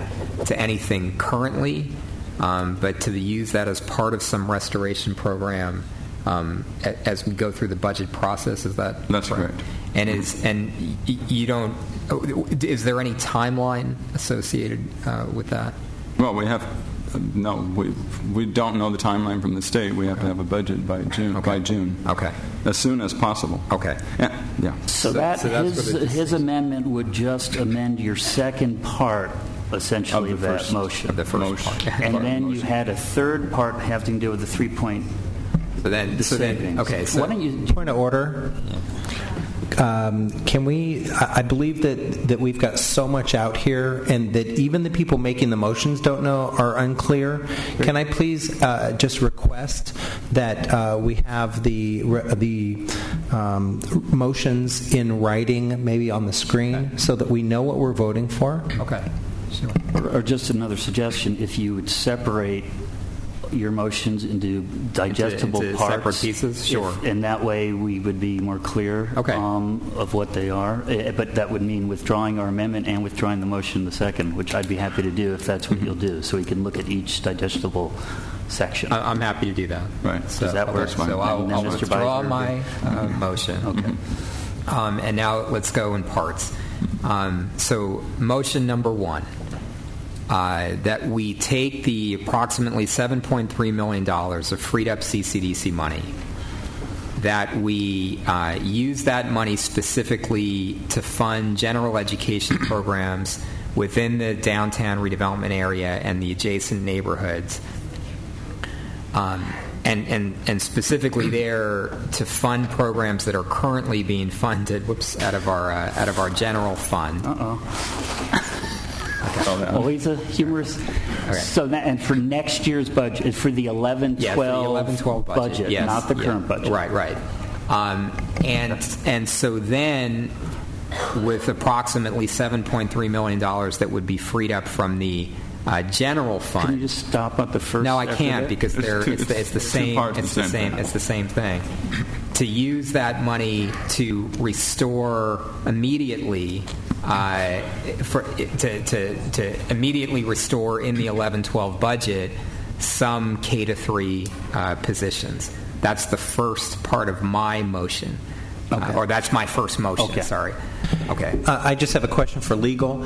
In terms of the expenditures of CCDC money, is it within our purview? Is it everything above board to use CCDC money for general education programs within the service area? You can use the CCDC money for educational programs in the redevelopment area. Thank you. Second the motion. Okay, so we've got a motion and a second. Okay. And now I will, just on that part, introduce my amendment. Why don't we just vote on the motion? And that way, make it simple. Okay, well, I understand. I agree with the concept of using that money. It just has to do with the time. Well, if the motion fails, then there can be a new motion. Okay. So, you're welcome to make an amendment, but I'm just saying, I'm not going to. I'd rather not at this point keep it. I'm not going to second it. I'll propose an alternate motion then. Okay. All right. So why don't we vote on comment? The first motion? I need to make a comment on it. I just had, unfortunately, a friend of mine whose friend had short-term amnesia, and meaning they can't remember what just happened a few minutes ago. Or just a few minutes ago, Mr. Little told us that in this year's budget that we're in right now, the one that was approved by the previous board that will end June 30, that we're going to have about a $7 million shortfall right now in this year's budget. And so we're talking about taking money that is in our piggy bank and allocate it to the following fiscal year, the same amount of money, $7 million, and we think we have already a shortfall in this year. Well, what I would say about that is this process of where our ending balance is going to be at the end of this year is something that is constantly changing and will continue to change, between now and the end of the fiscal year. So what Mr. Little is identifying are risks that were not identified on March 10th when we made the vote, and that were not part of the March 15th submission to the county. However, between now and the end of the fiscal year, we might very well identify additional, money to the positive. That's going to end up, it's this process of what these guys call puts and takes that will continue to go on back and forth between now and the end of the fiscal year. So what I suggest is we stay within the framework of the second interim report that we submitted to the county on March 15th. And this is what we've just done is we've freed up additional money in the use of the CCDC money that was not identified as available to us when we submitted the budget on March 15th. But every week, we're going to come and we could have updates on where our ending balance is. Could be to the worst, could be to the better. Generally, the history has been it ends up to the better. Between the time that we submit an interim report on March 15th and where we end at the end of the year, we're generally better off than we were on March 15th. So I propose that we stick with it. I opposed the layoffs at the last meeting because I felt there was another way to submit a budget to the County Office of Ed, and it meant showing that we would find actual new revenues or cuts to have other cuts in order to make up for those. This is basically robbing a piggy bank that we now have said we can use. It's sitting there in this year's budget. If we can identify new money, new cuts, new true savings, and I believe we can, and I'm willing to support applying those savings to restoring the layoffs that I opposed. But this is given both not just what Mr. Little said, but the fact that there's no tax extension on the June ballot, the fact that everyone's saying the fiscal situation is irrational to do that tonight until we know what our budget's going to be. And so I can't support this motion.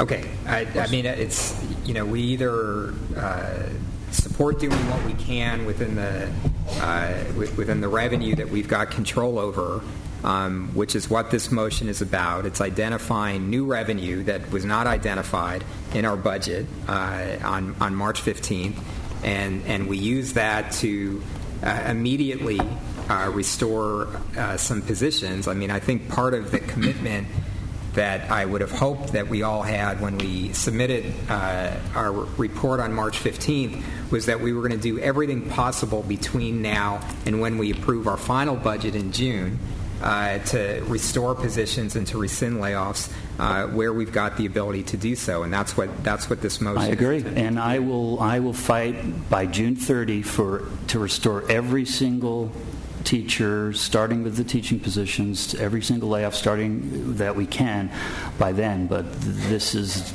anyhow. Okay. Well, I respect what Scott's saying, and he's trying to put the numbers together. But from my perspective, what I see is that this is $7.3 million that can go to cover the cost of 100% of teachers, especially in K through 3.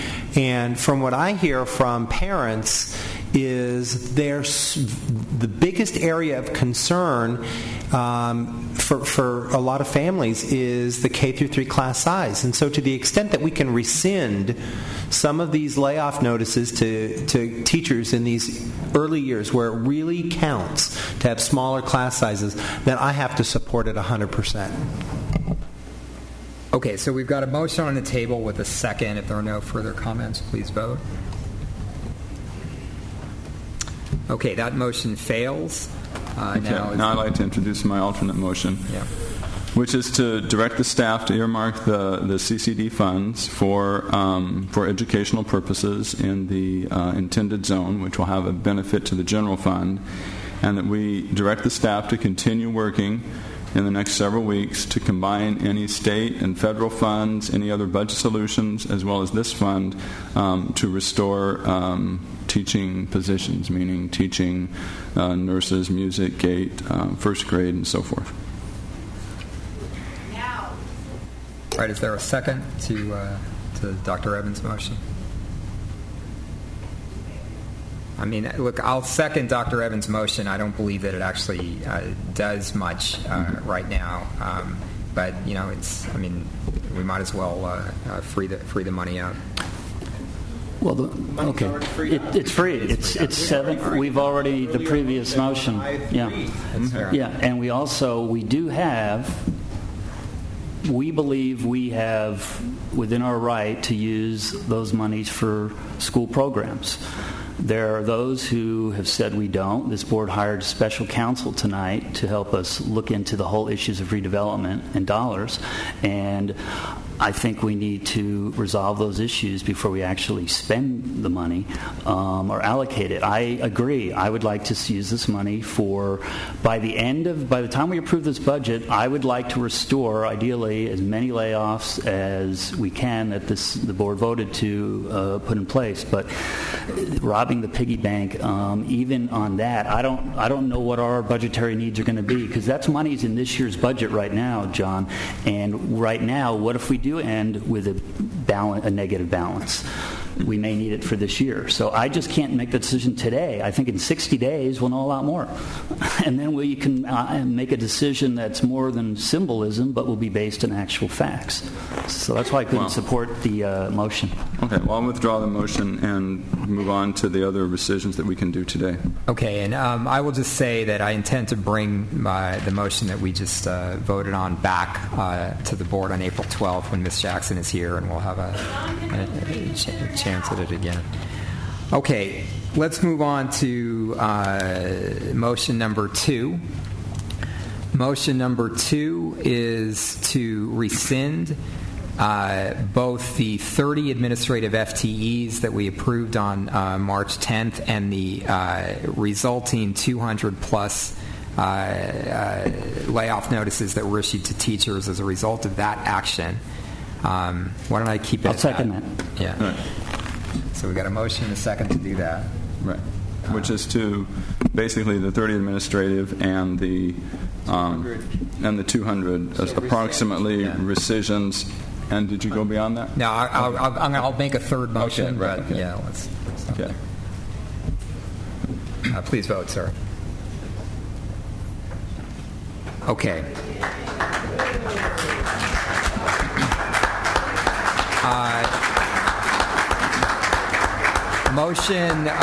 Motion number 3 is to take the $3.2 million that the staff has identified in additional savings and use that money to immediately restore and thank you to the counselors for being here, because I will say some combination of VAPA resource teachers, nurses, and counselors, and look to the superintendent to come back to us with a specific breakdown of how to use that money. That's my motion. Second, and I want to thank Mr. Koba for working on this for months. Thank you. I want to clarify, the staff has come forward with $3.2 million, of which $1 million is ongoing. So meaning $2 million of that, $2.2 million is one time, according to the memo that they handed us out tonight, unless that's incorrect. I'm sorry, Mr. Stover, could you comment on that? Yeah, we have a new list of the reductions. Certainly, the business reorg is ongoing. The contracts can be put into next year as well as this year. Mr. Little would have to speak to the summer school set aside. I'm not familiar with that one. Utilities could be the budget could be reduced again next year, and the area superintendents could be ongoing as well. Question on the area superintendents of this figure. This shows 193,000. Now, is this reduction based on the one that's already in the interim budget that we approved, or in addition to the interim budget that we already approved? These are in addition to the interim budget that we So that would bring the net number of area superintendents to what? To 4. There was one vacancy, 4.5. one on the list, and then 2 more. So there would be 4 total. Four area superintendent positions. Okay. Eliminated. No. Well, how many? What would be the remaining? There'd still be 6. 5 plus the assistant, so 6. And there'd be 6. There's 10 now. Well, the interim budget that was proposed, I thought the superintendent called for 6. The one that you prepared. So so you're saying it's 5. It reduces it by 1 net position from. So this is 1 net plus half-time support and so forth. Okay. So anyhow, it's $1 million in actual ongoing savings. It's $1 million. If you want to, and I support that. If you want to add the additional area superintendents that are in the budget for next year, then we could probably bring that up close to the $3 million figure. And well, my motion is for the entire $3.2 million that's outlined. That's even though there's $2 million or one-time revenues. Well, I think Mr. Sover just said that it's very potential that in addition to the $1 million that there could be more additional. But regardless, regardless, my motion is for the $3.2 million that's identified here. Okay. So, and do we have a second to that? I second. A second to that motion. Okay, any further discussion on that motion? If not, please vote. Okay, that motion passes. All right.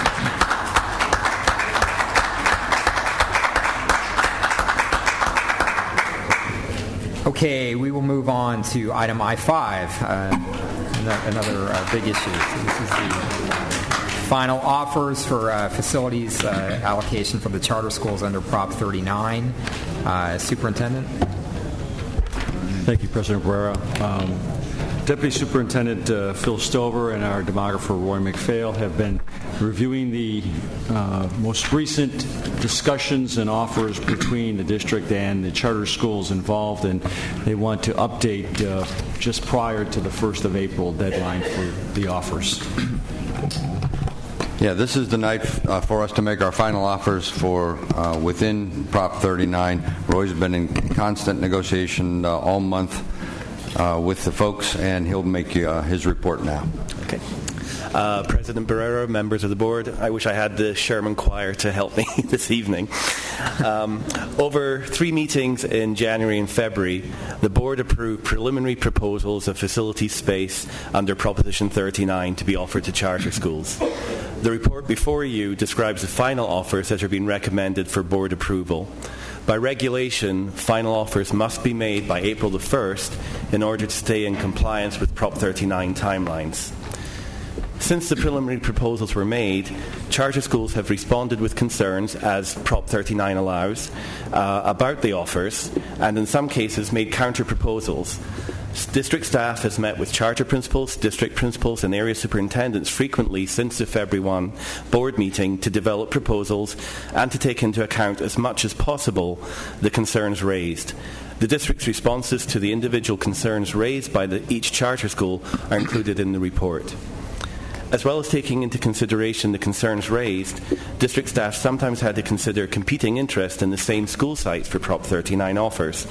As some charter schools declined preliminary proposals at specific sites, this permitted the district to make final offers that met some of the concerns raised by the charter schools, and this resulted in our final offers being different from some of the preliminary proposals. The final offers recommended to the board are the result of following Prop 39 regulations, balancing the concerns of charter and district-run schools, and the board's directions in January and February. There are some cases where not all concerns raised and directions recommended could simultaneously be met. For example, not every charter school could be offered space in the precise location that they proposed, and Prop 39 directs us to consider location, but it's not a requirement to offer space where the charter school requests. Also, as mentioned in the report, on further analysis of a couple of the high school locations we made as preliminary offers, while they were valid offers, the logistical complexities of finalising space on those campuses were just too tight to house both district and charter schools. In these cases, we are recommending placement at two district middle schools in an arrangement that will keep the two populations as separate as possible, which was one of the board's concerns. The final offers recommended in the report are as follows: Arroyo Paseo at Wilson, Health Sciences at Bell, Holly Drive at Webster, Ifton High School at Morris, Innovations Academy at Adams, King Chavez Academy of Excellence at Memorial, and San Diego Global Vision at Normal Heights. Charter schools have until May the 1st to indicate whether they accept the final offers or not. There will be more meetings in the month of April between charter and district schools as they consider their decision, and we ask that the board approve the superintendent's recommendations laid out in this report. Okay, we've got several speakers on this issue, so I will call them up. Lisa Berlanga, Esther Omogbehin, Courtney Young, Susie Fahey.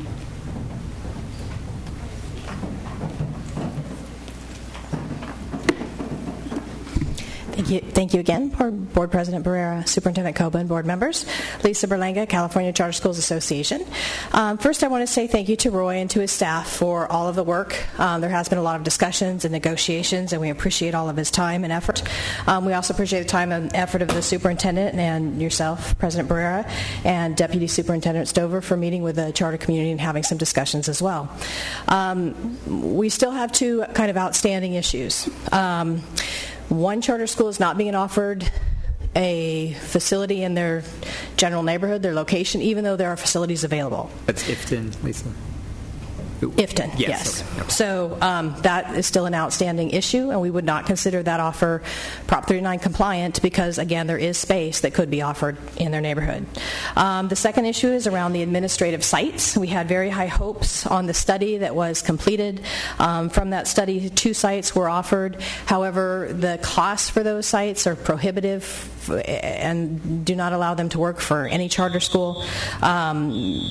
Charter schools, we went from $275 a square foot now to $31,000 to $33,000 a month. Charter schools cannot apply for SB 740 funds as they could in a commercial facility, so it's not possible. So those are our 2 outstanding issues. Innovations has a great idea for scripts that would be cost neutral to the district. I'm glad to hear Roy say conversations will continue. I hope they can over the next month. But again, want to reiterate, CCSA does not consider those 2 offers Prop 39 compliant. Okay. Thanks. Good evening, President Barrera, Superintendent Koba, and members of the board. My name is Estelle Mugbenyan, Principal, Horace Mann Middle School. I have just come by to say thank you very much for agreeing not to co-locate a charter school on the Mann campus. Our students need the support. We appreciate the fact that they do different levels of secondary education, and their developmental needs are vastly different. So thank you again for your support. Yes, good evening. My name is Susie Fahey, and I am a vice principal at Horace Mann Middle School. And I, too, would like to thank you for considering the environmental needs of young adolescents and not placing a high school charter on our campus.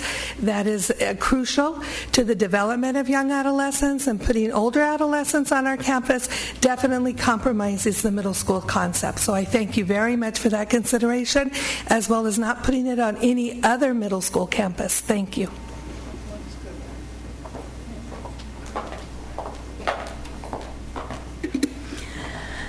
Hello, my name is Courtney Young, Vice Principal at Mann Middle School, and I, too, am here to show you my appreciation and gratitude for preserving Mann Middle from the addition of a charter high school.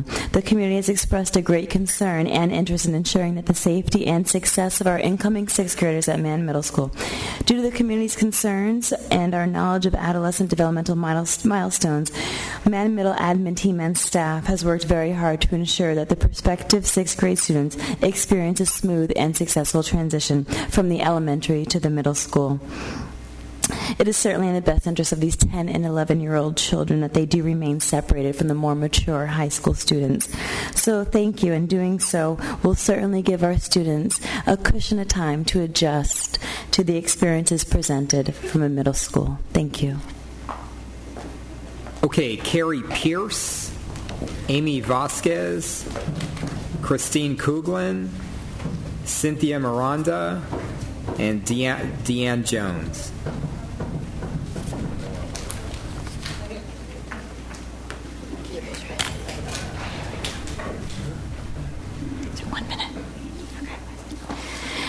My name is Carrie Pierce, and I'm a math teacher at Ifton University Prep Neighborhood School in City Heights.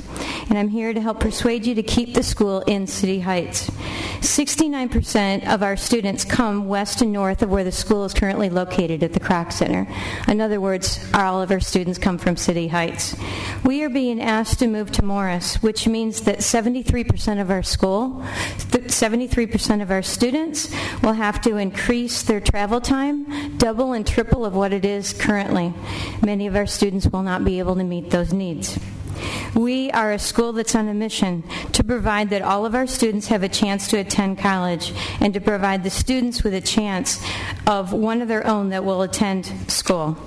I was part of the original City Heights pilot program. I know what education can do to that city and that area, and this is the one impact that will help this community. City Heights serves the City Heights students. We serve a diverse population. I am asking you to reconsider. We're doing good work. We do have A through G requirements only. We work hard at that school, and our class sizes are below 20. Thank you. Thanks very much.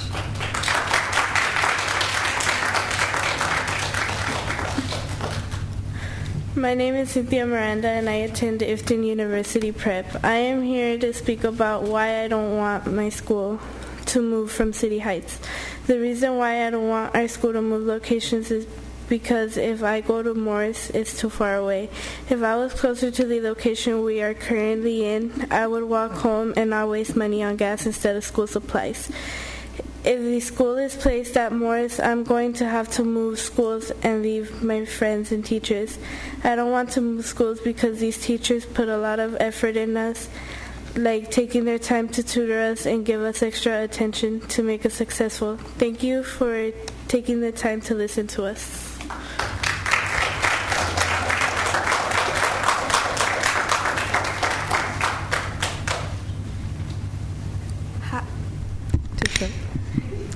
Hi, my name is Luis Rodriguez. And I'm Amy Vasquez. We are currently a student at Ifton University Prep High School. We come here to convince you to keep our school in City Heights. We love our school because we have small classes, special attention from teachers, and all my teachers help us to prepare us for college.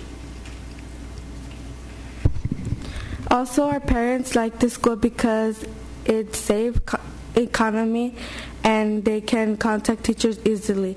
You may not know, but it takes me 20 to 30 minutes to walk to school. If we moved to Morris, I would have to move to a different school. If I stay here, I know I would do well. As you know, right now it takes me 30 minutes to walk to school. If we moved to Morris High School, I wouldn't be able to go to Ifton anymore, and I wouldn't get any support from teachers. Another thing is I know my parents have a peace of mind that knowing our school is close. It's close enough for us to walk safe home. The reason I say this is because we don't always have the luxury to getting picked up or dropped off from school due to our parents' schedule. Because of this, it takes me and my sisters about an hour, 30 minutes to get home. Okay. Thank you. Thanks very much. Thank you.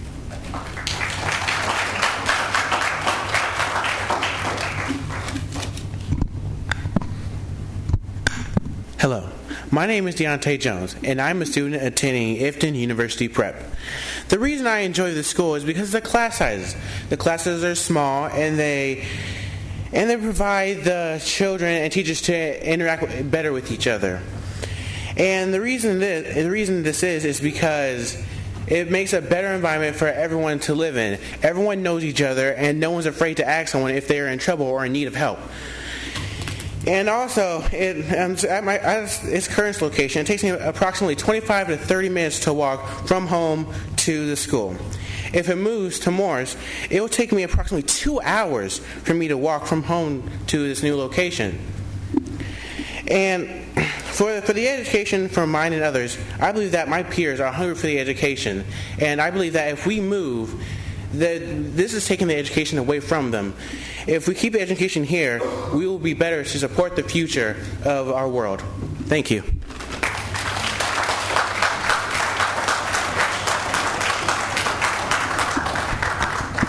I'll keep this short since it's almost tomorrow. I'm Christine Kuglin. I'm the director of Innovations Academy. I've spoken before about our facility needs. We're a third-year charter school, and we're growing and strong. We currently have moved 3 times in our 3 years, so we've located ourselves in 3 different facilities. For over a year, I've had multiple realtors scouring the city for a facility that will work for our students since they have 0 outdoor space, and they're kindergarten through 8th grade students. Our offer at Adams is not enough space for our current population. So if we're offered 10 rooms, we currently occupy 12 classrooms plus administration and special ed. The Adams offer would make it impossible for me to move there, at school there, because I would have to do something illegal, which is telling a portion of our students they can no longer return, and we're not allowed to do that because we're a public school. So the Adams offer just simply doesn't work. At the same time, there's a site up in Scripps that we are willing to take and move our population to that is a school site that is empty, and we're willing at Innovations Academy to work with the district so that the district doesn't have to spend any extra pennies, and we'll be able to use a site that currently no one is using, and we won't impact another school like Adams, and take their space and their time and their energy. Thank you for hearing me. Okay, Ayan Ahmed, Sumaya Hassan, Nemo Haji, Wilson Nakario, Ikra Farah,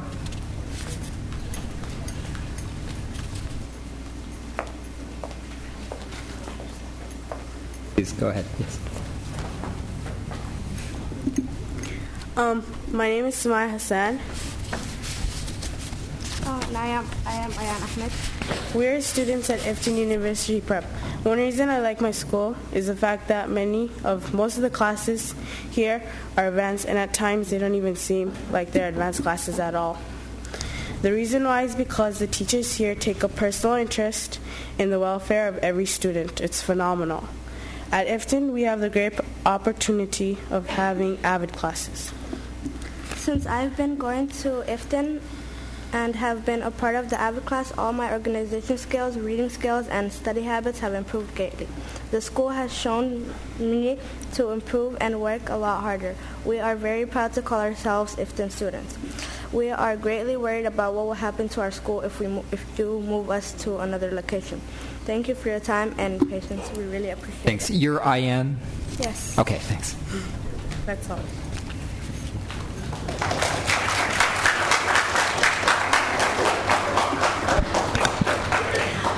My name is Nemo Haji, and I'm the 9th grade English teacher at Iftin University Prep. I am here today to address the issue of our school being placed on the grounds of Morris High School. We as a small staff have created with our students a strong foundation in the past month through many, many trials and tribulations. This move out of City Heights will not only hurt our students, but will also hurt us as teachers. Students whom in the summer did not know each other are now tutoring each other to gain a higher level of understanding in subject areas. As they have grown together, we have grown as a family, providing that attention they need to grow at rates exceedingly more rapid than they could in any other school. These students are not just our students, but our part-time children. The respect and genuine care they give to us teachers is reciprocated every day. Students who before were just a number in a large classroom or known as that troubled child in the back of the room are running with smiles to present their A-plus papers to us between periods. They care because we care, something that has been rare in their prior educational career. The negative factors that accompany being placed at will greatly upset a first chance to get A to G classes and go to university. Thanks. So please, Iftin cannot leave City Heights. Thank you. Thank you.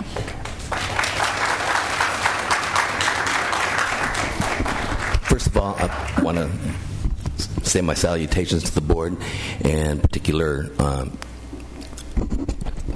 the work done by staff. Friday we met with the superintendent, and there are other options available in City Heights. Morse is a little far away. I think it's farther away than what we have now. There are other options. I know that people have spoken out about having a high school on a middle school campus. I am a middle school principal at heart. I've been at 4 different middle schools. I've led one to a National Blue Ribbon School, the other a school to watch. I'm very aware of what can happen at a middle school, not that that's where we would end up. But you have other options in City Heights. Please keep us there.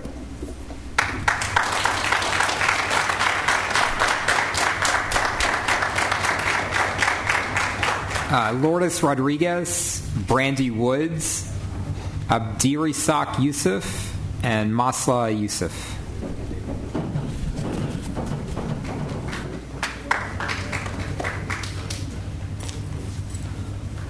My name is Maslah Yusuf, and I reside at 4457 Market Street.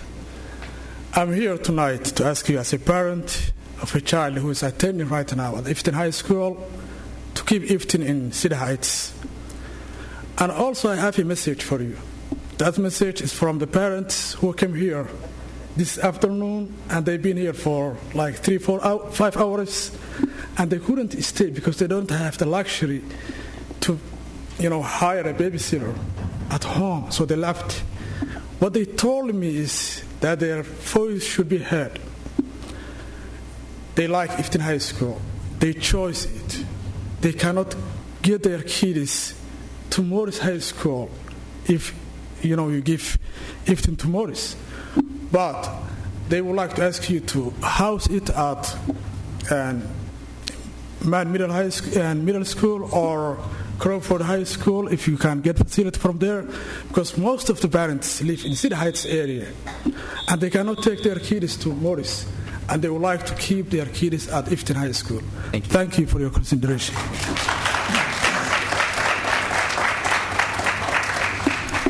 Good evening. My name is Brandy Woods, and I am here representing Iftin University Prep. I am a parent, and my concern is that this school not be moved out of City Heights. I have seen the students there from the beginning of September as being a parent that participates with the school, and have seen the acceleration of the students, the entrance of the actual teachers, and the involvement that they have with each of the students.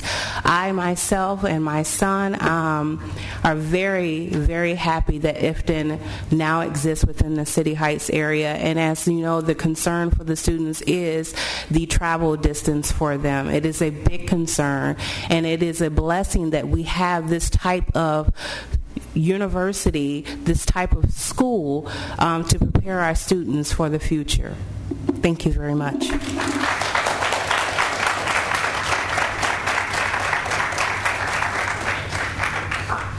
Good evening, board members, President Richard Brera, and Superintendent Bill Kolba. My name is Abdulrazak Yusuf, and I'm one of the parents of Iftin Charter School tonight. Thank you for you coming, for the parents, for the special events, for the future of our kids. I like to express my view on the relocation of the Iftin High School, because I support the idea to relocation on Iftin High School. I came today here because I like to students and faculty at Iftin. I don't want our school to move. Iftin University Prep should be kept in City Heights. If it's moved to Morris High School, most of the students currently attending this school will not be able to attend. Iftin is very helpful to all the students. They get plenty of extra help to prepare for for universities. Please, I'm requesting you not to relocate Iftin High School to another area. Thank you. Thank you.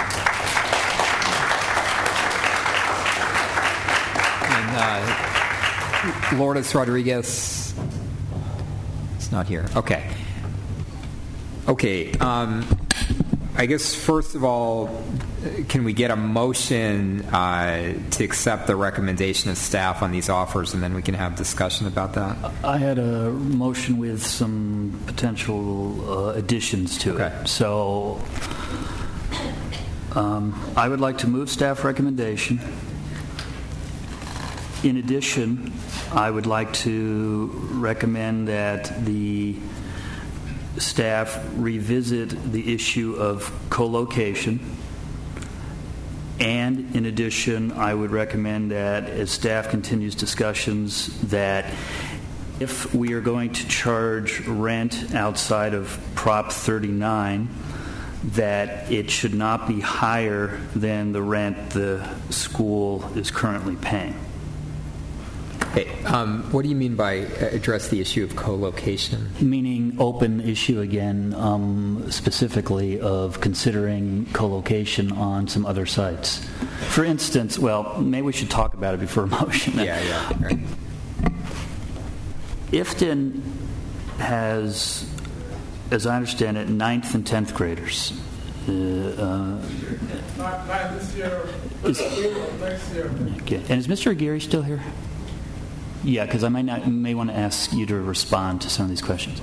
Right now, what I see here is that right now it's 9 and 10 at Ifton. Are they looking at adding grades? Yes. Yes. And that would be up through 12? Yes. Correct. Okay.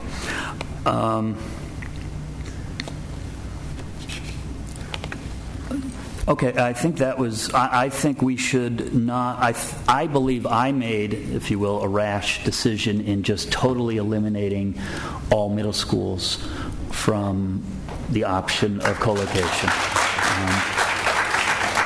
Having 2 teenage daughters, I personally understand the concerns about mixing older students with younger ones, but I think we need to look at it more on a case-by-case basis, maybe look at the demographics of who the students are, maybe even male to female ratio, the size of the school, instead of just making a blanket decision saying we absolutely should not co-locate under any condition of a higher of a charter high school with a middle school. So I believe we should reopen those options, and so that's one thing.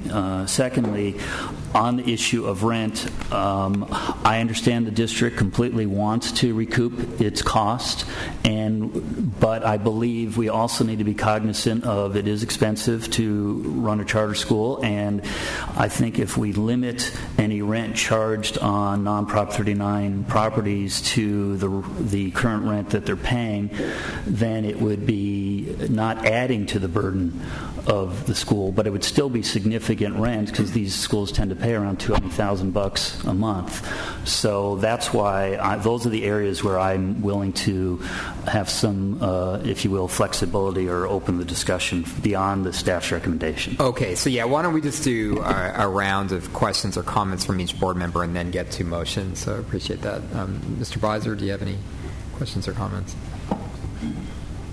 So, Mr. Barnett, you said, Mr. President, I believe another board member just mentioned that charter schools right now are paying $200,000 a month in rent. Is that correct? No, about $20,000 a month is so 200 plus. It depends on the charter school, and that's to their private facilities. It depends on the charter, but that's.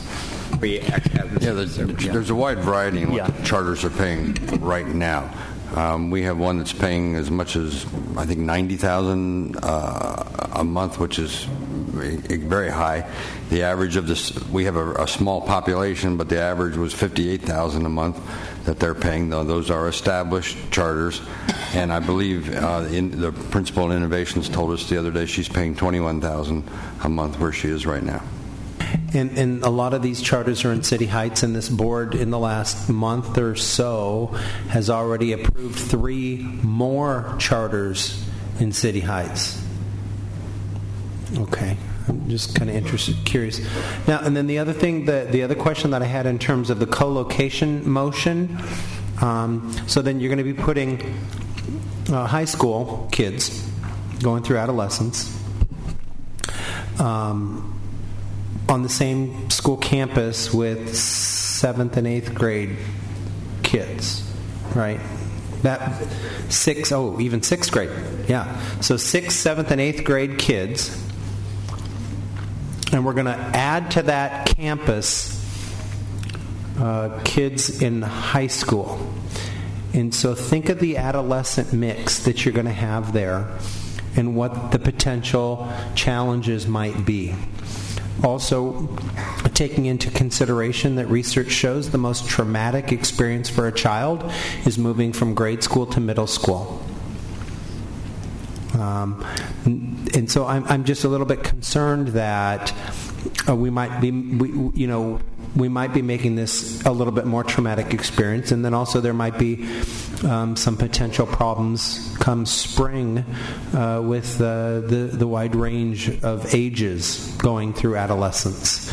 And as a middle school teacher with 7th, 8th, and 9th graders, sometimes we have concerns and problems. Just today, with some ninth graders going through adolescence, mixing with 7th and 8th grade girls. And then there's other potential problems too. So I have some serious reservations about that. I think that might be a big concern. And then there are other issues too that I think Ms. Jackson brought up the last time we had this debate and discussion for a long time. But I think we should continue to talk about it and figure out that what we do when we make this decision, we need to look at the broad range of issues. And we need to be very careful that we're making decisions based upon our core values and core academic beliefs about what is good for kids and what's a good learning environment for them. Thank you. Just one question on the co-location issue. Today we're at the 29th, and it has to be submitted by the 1st. So when talking about revisiting, it would mean that tomorrow we'd have to come back. You would make a decision and write it up. And we'd have to come back for approval. We'd have to come back for approval. I think we have time. So we'd have to have a special meeting before Friday. Now, I believe if we make an offer, but if the charter then school says, well, the district might have some other options outside of that if both sides mutually agree, that you can continue discussions. So we would go ahead with the offer, but we would investigate other possibilities. Right. That was my original intent of the motion, was to approve staff recommendation, but to at least say, let's look at a case-by-case basis, totally agreeing and understanding all your issues. And by the way, going from grade school to middle school is also probably the most traumatic adjustment for parents, I found, as well as the students. But and certainly teaching middle schoolers would be traumatic as a teacher, having one of them right now. But so my intent was to say, these are the offers, but let's at least look at case by case on the co-location, and then on the rent to put that as a criteria for negotiations, was that they're paying should pay no more than they are currently paying in their private location. And then that would be my motion, again, if you like it. Superintendent Eda. I'm sorry. A couple of considerations for the board. We've tried to put the charter school populations closest to their neighborhoods. We try to be sensitive to the capacities of the schools they could be sharing with. And we try to be sensitive to the costs associated by anyone. If you recall, we originally had Ifton, I believe, out at Mission Bay. We had another school out at Madison. We brought them closer. I think Mr. Beisler pointed out to one of the issues. We have this very disproportionate concentration of charter schools in one general sector of the district, and that's from City Heights down into the southeast. If you want to move same-age kids, middle school kids to middle school or high school to high school, we don't have the capacities in that part of the town, which forces them to a longer distance. We also have the Prop S modernization of the next few years, which are going to limit capacities on our own high school campuses we need to consider.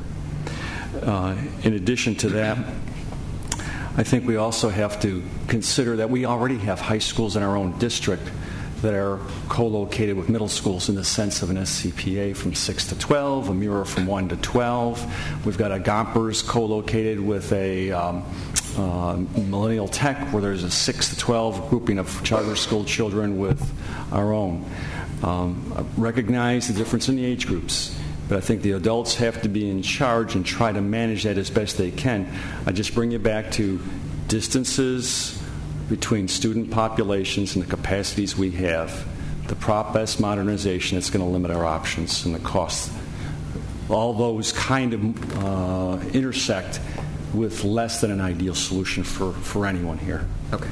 So let me just ask a couple of questions. So Ifton, what's the analysis that led us to offering Morse, but not offering Crawford. Right. Yeah.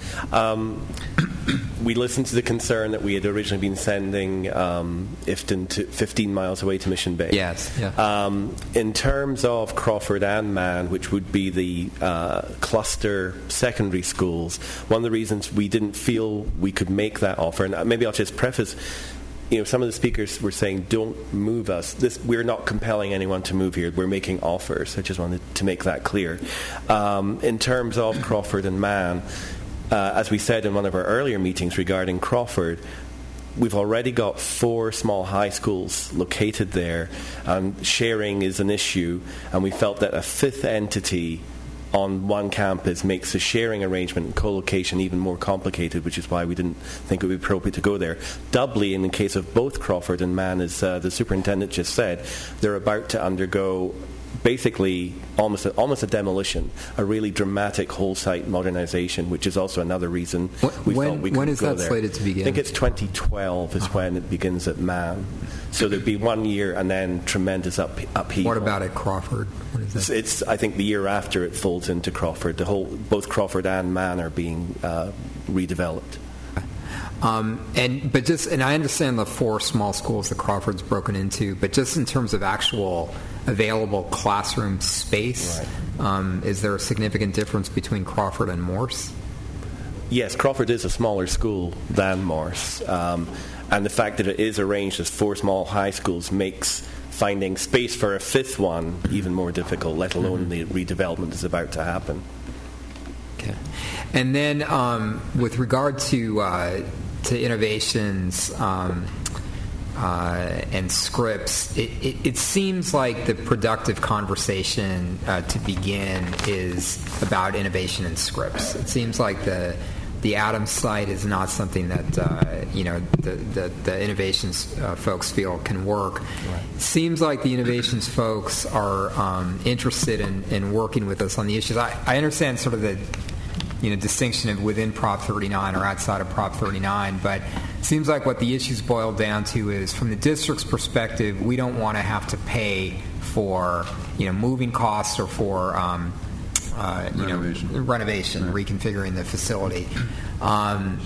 It seems like from the school's perspective, they don't want to have to pay exorbitant rent. So it seems like there might be able to, we might be, well, I guess my question would be to the superintendent and Roy, do we think that we could begin negotiations with innovations on the use of scripts where we could maintain some of the space for district needs on scripts at the same time as locating innovations on that campus? Yeah, we've begun developing already. We met with the folks several days ago, and we've begun developing a list of criteria that would protect the district's interests and be able possibly to work with innovations as well. They are not the only charter that has expressed an interest in scripts. We must point that out as well. But they have expressed a lot of willingness to work with us. We have 4 or 5 criteria we think are very important that might match their criteria as well. And so we have indicated to them we will be happy to meet with them and discuss it. Okay. Yes. Okay, so as I understand Mr. Barnett's motion, it's to accept the staff recommendation, but then additionally to begin conversations where we can have some flexibility on this question of co-locating high school students, and it sounds like particularly probably the Ifton students. We've got 2 middle schools in the area. We've got Mann and Wilson, and so part of your motion, it sounds like, is at least explore those possibilities at those schools.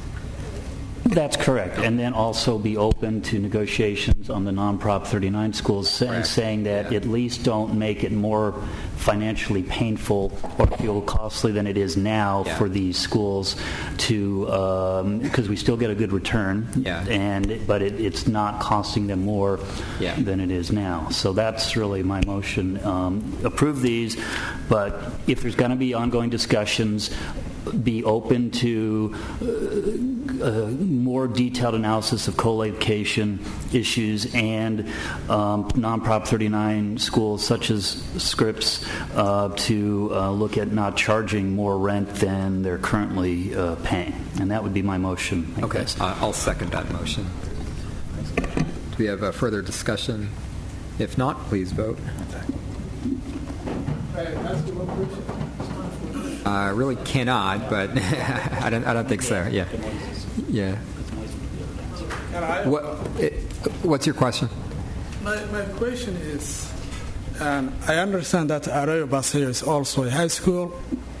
Yeah, I'm sorry, you guys. We can't do that right now. Yeah, talk to Moises. We're not talking about Arroyo Paseo right now. No, it's high school, and you let it at middle school, which is Wilson. Okay. So is that correct that Arroyo Paseo is a high school is being offered the Wilson site? Is that correct? Yes. That is correct. Yes or no? Yes. Okay. So you could also Iftin out middle school. I hear you. Okay. Thanks very much. Okay. No, we are not done. Yeah. Okay. Well, first of all, we've got I-6. So this is the OE monitoring report on asset protection. Can I ask if we... I move to approve. Motion to approve in a second. Any discussion? Well, I'd rather continue it because it's an issue. Well, okay, that's fine. Never mind. Okay. Please vote. Okay, so now let's go back to the items that were pulled from our consent agenda. Yeah, I pulled G3, and that had to do with the fact that I believe we should not, at least right now, proceed with that additional contract. I'd like to continue it until the new general counsel comes on. And is that... Sorry, which is the redevelopment? If it's the one I pulled, the redevelopment analysis... Isn't that it? The delinquent? That's the redevelopment analysis. Yes, I'm basically saying let's continue that because it's spending money on an area where I think we might have already earlier in some other actions on looking at redevelopment issues may already be spending money, and also let the new general counsel look at it. So let's just continue it for 30 days. Is there any downside, staff, to continuing it for 30 days? This proposal is for a phase 2 and phase 3 for the project that's already going on, based on some further analysis. I'm not aware of anything critical that would be problematic by delaying it. Okay, so we got a motion to continue. Do we have a second? Second. Okay. All in favor of continuing it, and let the new general counsel make a determination and bring it back in 30 days. Yeah. Okay. Okay, item E28, we have a speaker, David Page. Is David still here? Yeah.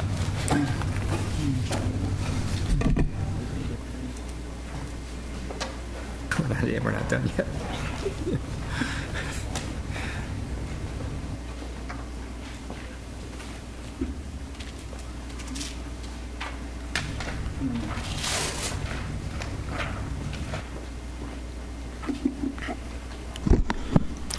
My name is David Page. I'm here as the District Advisory Council Chairperson for Compensatory Education. The item here is regarding the consolidated applications, Part 1 and 2. I've got grave concerns over how this process is being handled. Typically, this is a two-part process. One item's heard in the January timeframe, one in the June timeframe. There's always a first reading and then a second reading. In this case, you're being asked to cover a resolution. Under this new hierarchy of a Accountability Office.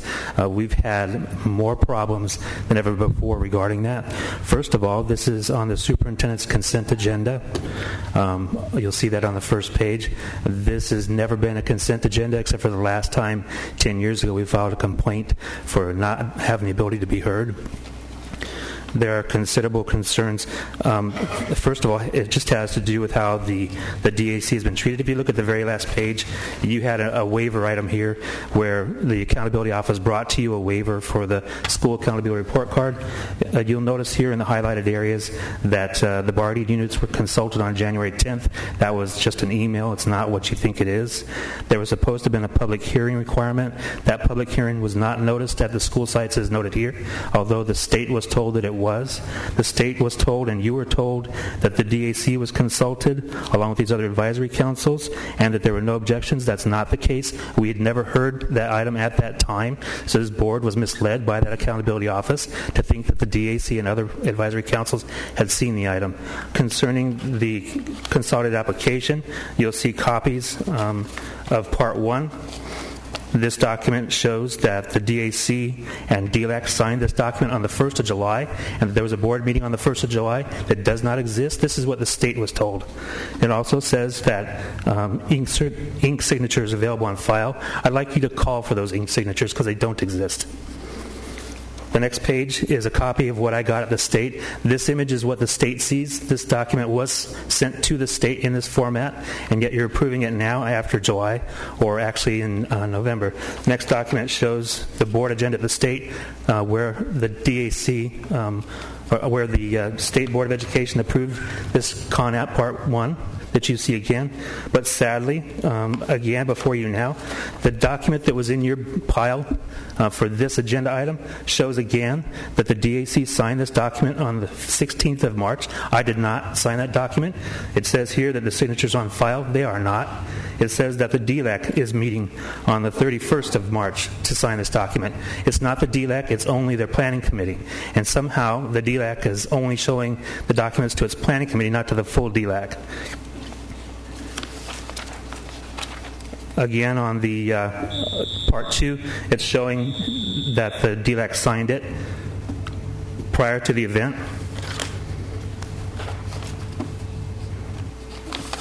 And I submitted what were the answers from Ron Rohde, who is head of the Accountability Department, to my concerns that are posted with this document to be sent forward to the state. It's sad to me that this was done. It's not necessary to forge my signature or the DLAC signature to have this document approved by the state, and yet that's what we've come to here as to how we deal with the DAC. They tell you misinformation and send it on to the state for the sole purpose of being compliant, not for actually being involved in parent involvement. Thank you. Okay, thank you, Mr. Page. Is Mr. Rohde here? Yes. Yeah, Mr. Rohde. Could you respond? We have contacted Mr. Page and responded to his issues, and in most cases we are in disagreement with some of his interpretations, and some of those are confirmed by the California Department of Education in information they have provided us. In a couple of the instances, for example, with the SARP, we've told them it was a clerical error, and it was, obviously we take full responsibility for that. With regard to the CONAP, the CD actually has documentation that it was submitted on September 14th. 2010 and not on July 1st. That's what we have an email confirming that date. So again, that's in disagreement with the dates that Mr. Page has indicated. And that, again, there were no signatures implied or suggested that were signed, that we sent him an email that said that we had to submit it based on requirements from the CDE, because if we had not submitted it, it could have jeopardized receiving funding, and that again, we sent him an information that said we are submitting this, but that there's no signature for the board at this point, or approval date for the board. There's no signature for the DAC or the DLAC at that point. The CD also indicated to us that it's quite permissible to submit both parts of the CONAP at the same time, so there doesn't have to be this dual submission process. And perhaps lastly, by certifying that the document has been electronically submitted, that the only thing we're certifying with that is that the district representative has signed that. In that case, this was our deputy superintendent. That checking that box on the CONAP does not indicate any signatures from any other advisory committees. So I think we, again, have some areas of disagreement that obviously need to be resolved. Okay. Yeah, what I'd suggest is that Superintendent and Mr. Rohde sit down with Mr. Page and go through some of these issues to just see if we can, if we end up that, we just don't agree, we don't agree, but at least, give it a shot at resolving these. Okay, aside from that, then, can we get a motion to approve E28? Scott, move approval.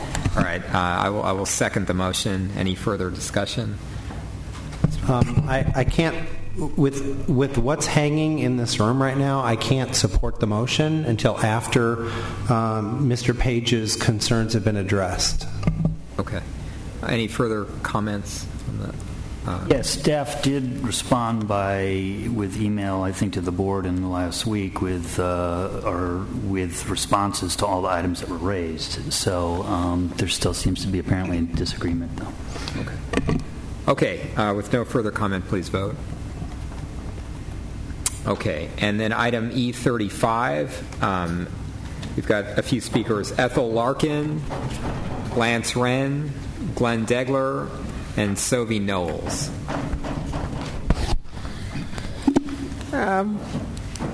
Good evening, almost morning. That's in regard to our painters, our saw cutters, and the floor tech position. I'm just going to cut to the chase at this point. We're in agreement, and we would like you to approve this. Thank you, Ethel. Okay. It's been a long day. All right, that's the best thing we've heard tonight. Okay, Glenn. I'm up next. This is 3 reclassifications, and they're all justified. They've all went through legal. They've all been approved. I know you already had prior discussion, so I won't bother reading my statement. I hope that you support it. Thank you very much. Thank you, Glenn. Move to approve. Call a question. Yeah, we've got a motion, and do we have a second? Second from Mr. Beiser. Okay, please vote. Okay, great. Now, we have several public speakers that weren't allowed to speak before the meeting. No, weren't we supposed to make a motion waiving our ending time after 10 o'clock? Isn't that in the bylaws? These folks, so I'm going to call out names. If you're still here, you certainly have a right to speak. Lynn Barnes-Wallace, Leah Cook, Rick Jackson, Rose Lardisabal, Aaron Porras, Barbara Burley. If I've called your name, please come up. I'm just going to read the names. Leslie Wilkinson, Katie Anderson, Patty Peisner, Jameson Ginsburg. I'm here, but thank you. All right. Well, thank you for sticking around. Lori Schmersel, Jerry Nupper, Dennis Guildhouse, and Teresa Drew. No, we've got a couple. Yep, come on in. Sure. Point of clarification before we begin on those managerial positions that were restored. Yes. Was the athletic director included in that? Yes, okay, he was. I would just like to still comment. Okay, please do. Bruce Ward. I'm happy to be up to say I know I could do this, so I'll go ahead and speak. My name is Jerry Knoopel. I've served as a teacher and coach and athletic director in the district for the past 33 years. In that time, I've seen the health and physical education athletic department go from 5 leadership positions to 1. All the leaders were excellent, but Bruce Ward is the exceptional one in having to deal with as a single resource that at one time was handled by 5. The public has been told that there were no cuts to the athletic program, and yet at one point you wanted to eliminate this infrastructure and foundation of our program. Bruce in his office serves as a line of communication between the athletic directors and coaches, the CIF, coordinating council, board members, legal office, principals, the public, other schools, and athletic directors from other schools, just to mention a few. They also complete the Master City Conference athletic schedule for every sport in the district, which in itself is a monumental task. Bruce encourages and supports professional development so that we can put into practice the most current strategies, policies, and techniques to best serve our students. The professional development to be provided is put an NFHS, last comment, and an ASP certified instructor on every high school campus in the district. This means that we as a school district can certify our own coaches and ensure that they know everything we and you need them to know through our blended course offerings. So please, no more cuts in an already strapped athletic program. Thank you. Thanks very much. Yes. Hi, I'm Lori Smerschel. You have heard with previous testimony that the impact that Bruce Ward and his department have in supporting the physical education, health, and athletics for our entire district. A department of 4, mind you, for our entire district. As usual, though, it is not about the impact on our kids, it is about the numbers. So I would like to share some of those numbers with you. $100,000 NFL grassroots grant, $939,000 in the Charger Foundation grant, $2.1 million in state grants. What do these numbers represent? They are some of the monies that Bruce, Rita, and Brenna have helped us secure to provide better education, better facilities, and continued professional development, all greatly impacting our kids. Bruce serves professional organizations, CAPERD, APERD, the High School Sports Association, California State Athletic Directors Association, which he'll be serving as president next year. He has been the conduit of current relevant information for our students and staff. As a Master's Certified Athletic Director, Bruce sets the bar high. For future reference, please consider this when you are considering eliminating positions. You are not saving money by eliminating this position. You would be eliminating vital resources. You would be eliminating funding that we otherwise would not have. And you would be cutting the very heart of our existence. Thank you. Thank you. All right, I'm gonna go ahead and read it since I've been sitting here for 7 hours. My name is Rick Jackson. I'm from Madison High School. I'm athletic director there. We have very limited athletic budget already in our district. We in PE and athletics are not asking for more because we can't survive without more, but we cannot survive without Bruce and his staff. With approximately 10,000 student athletes in our district participating in athletics, it's essential that we have a strong, bold, and committed leader. And that's Bruce. With the added responsibilities of the ADs in our district, as a teacher who teaches biology a full day and then does my athletic stuff after school, it's important that we have his support when we need it. He affects a lot of kids, including the CIF transfers that Jerry mentioned. Bruce has extended his duties by running intramural athletic programs in many of our middle schools. If we lose Bruce, then these problems will probably not be far behind. Our kids deserve to have great leadership. You can see by the support that Bruce has tonight, with all the people that have spoke, how much we value his role in our district. Our district cannot afford to lose him or his staff. I liken it to being in an airplane and having him as the pilot and his staff as the crew, and if they were to parachute out, we'd go for a little while, but sooner or later it's going to go bad. So thanks a lot. Thank you.